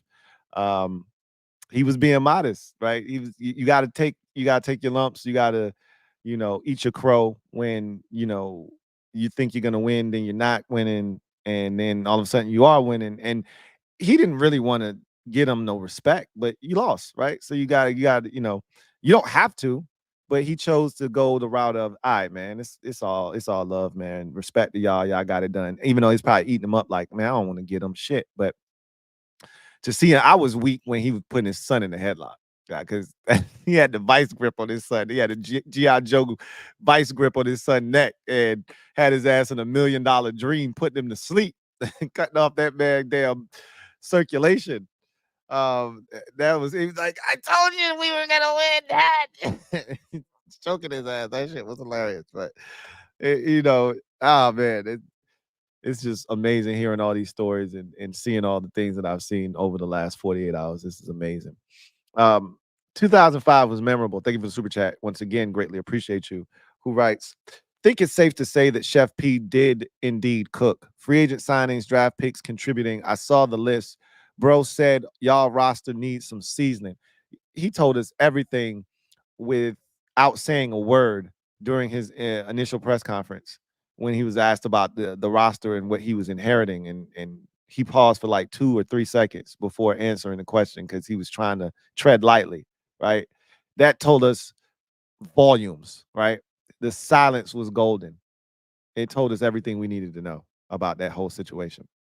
So Chef P definitely came in here and got to work, right? All the ingredients weren't the best, but he's still making a hell of a meal right now. And again, a lot of the ingredients that he brought in here have been fantastic, for sure. Sovereign Legacy, thank you for the super chat. Greatly appreciate you. Sovereign Legacy writes, hey, Lou, what's going on, Sovereign Legacy? I have a compromise for you. Excuse me. The game can be called the Bear Trap game because you set them up and let them and they let their guard down and got caught up. Indeed, I can get with that. And the play can be called Noah's Ark. Thoughts? Love your word. I love it. I love it. I would sign up if you gave me a sheet right now that said we can make this happen. I'd sign it right now. I love Noah's Ark, and I love the game being called the Bear Trap. Perfect. I'd sign up for it immediately. I think that's incredible. But the problem is we don't get to control the narrative, unfortunately. This is when I would have needed to have 116,000 followers on IG. I could make it happen then, right? But I don't have that kind of influence. But I would love it. I mean, I'm probably gonna call it the Bear Trap game. even if the play itself is called something else, which it will be called something else. But I love Noah's Ark. We're so creative. And that's why I said I want to put this out there. We can come up with something great. It doesn't have to be the miracle. It doesn't have to have miracle in it. It doesn't have to have Hail Mary in it. We can come up with something dope and it be ours and unique to us. I don't want Hail Murray or the Hail Daniels. I don't want that shit. Give me something unique. Give me something that's ours. Noah's Ark is ours. Like it. Make it happen. Make it happen. Eric Sunderland, thank you for the super chat. Greatly appreciate you. My guy, Sundi, thank you for being a member of the MOBB. Writes, I love this stream. Hearing everyone's stories. I've been smiling the whole time. Let's go watch some film and enjoy the ending again. In order to get to that happy ending, we got to go through a lot of bullshit to get to it. Some shit that's going to make you mad as a bitch.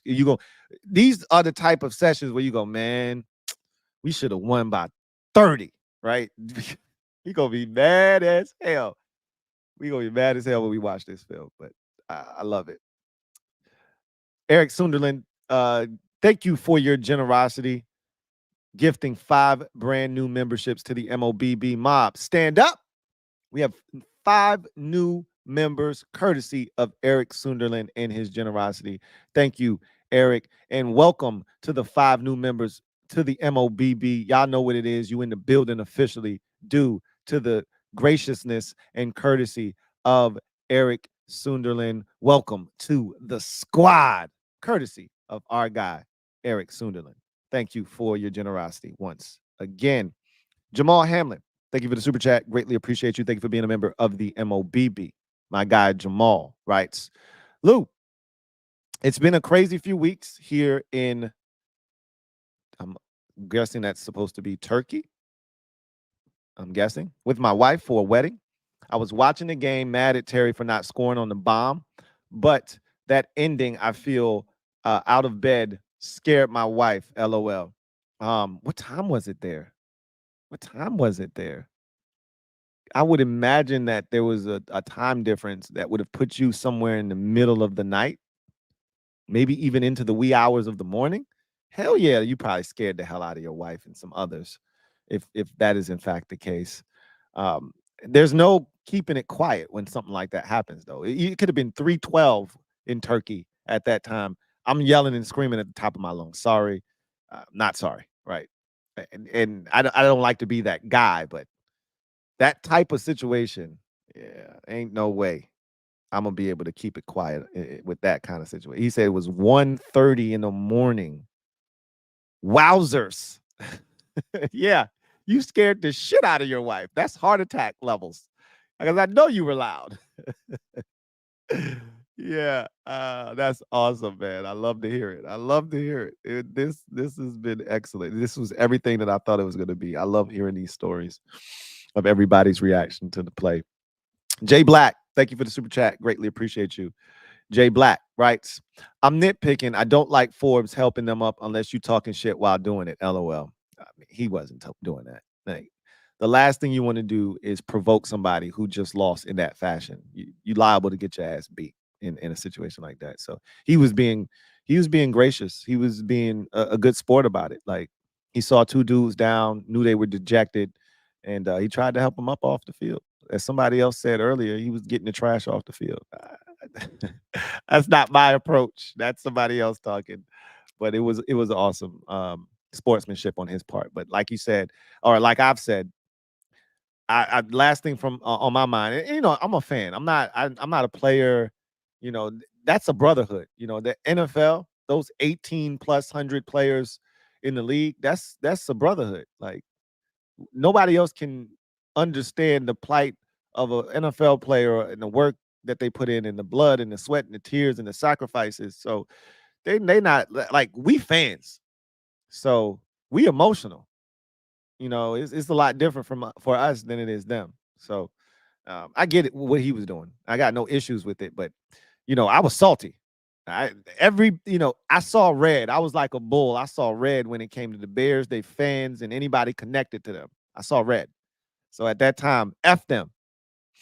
You know, But anyway, I digress. 2005 was memorable. Thank you for the super chat. Greatly appreciate you. 2005 was memorable, Whites. If we were on our ish, this game would have been a blowout. We weren't, and we still won. Yet Bears fans talking crazy like we didn't dominate them. The F. And that's the part that pissed me off, is that we let them feel like they were supposed to win the game. And they never were supposed to win the game. I said this already. We led this game for 59 minutes and 37 seconds.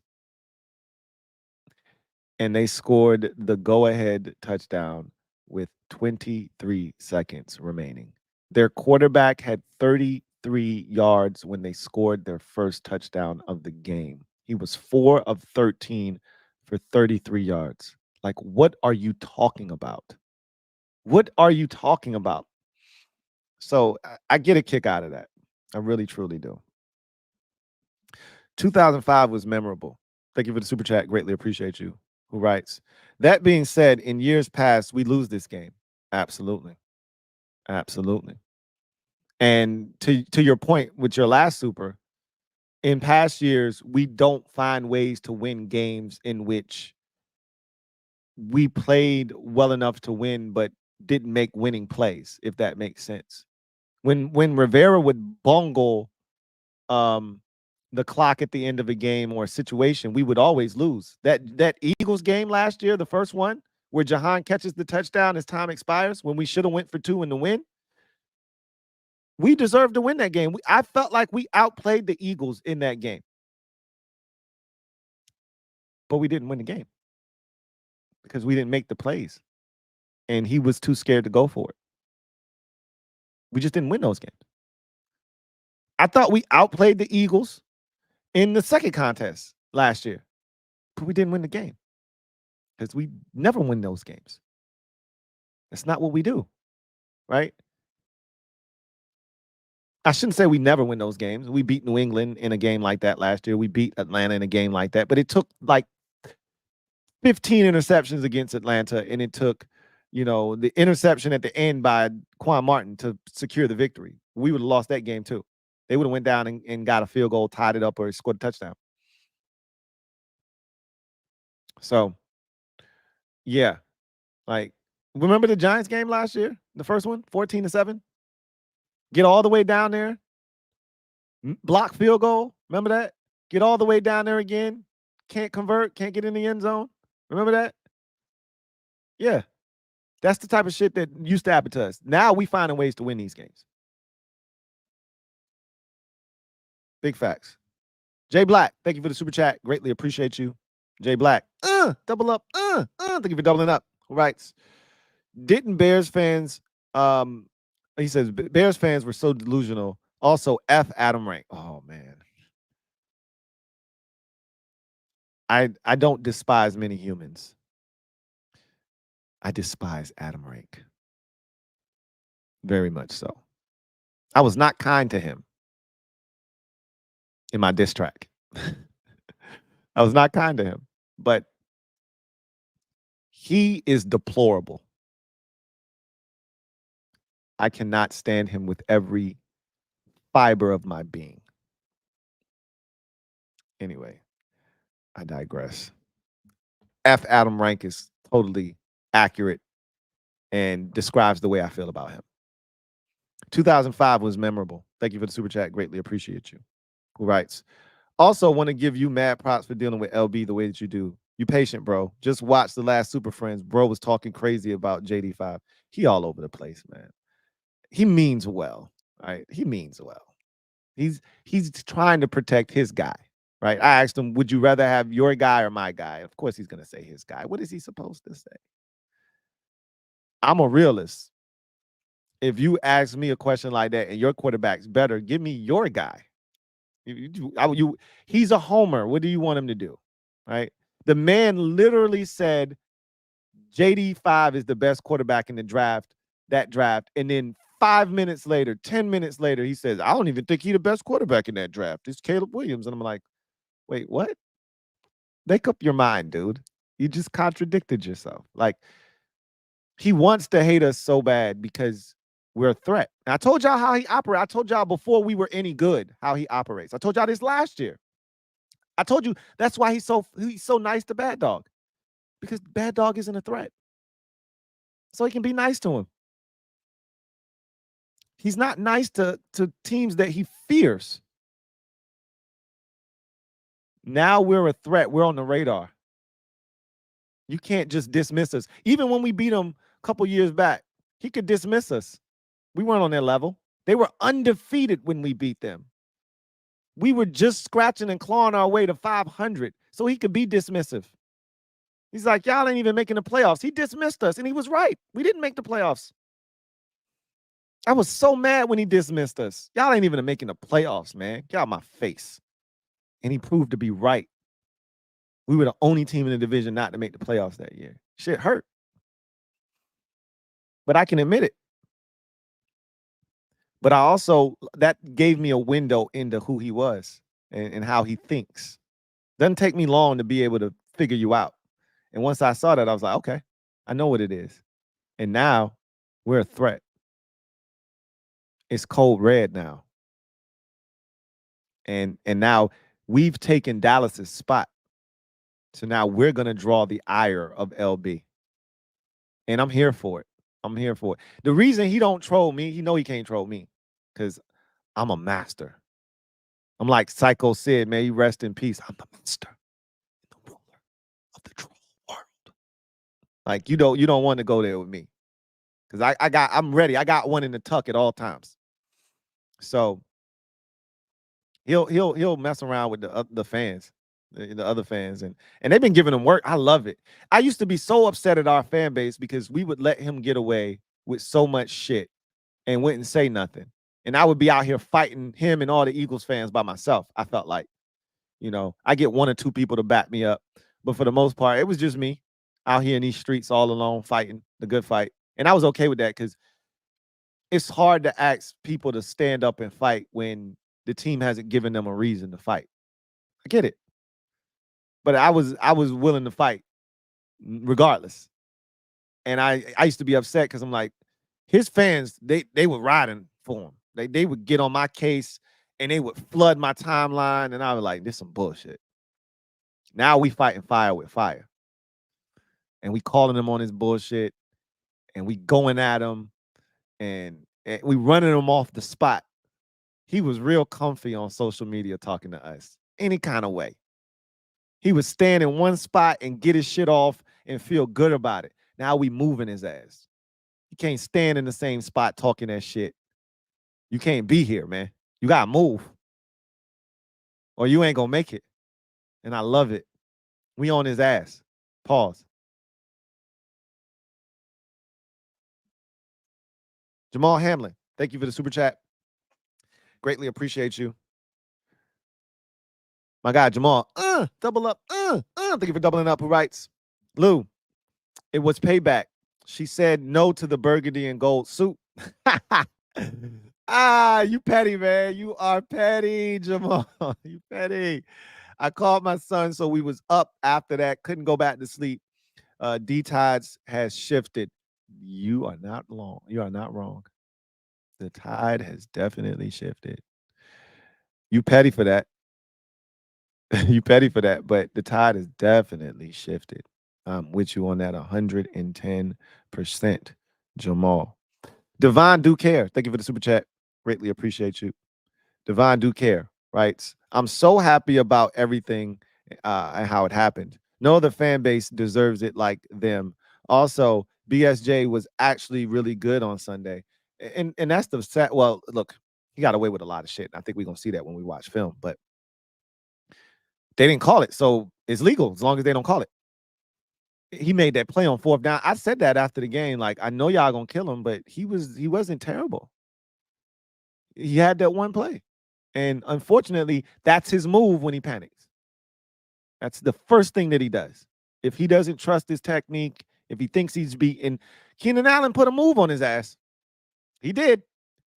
He gave him some of that Keenan Allen third down work. And that was a fourth down, so he gave him that extra special work. And he fell for it.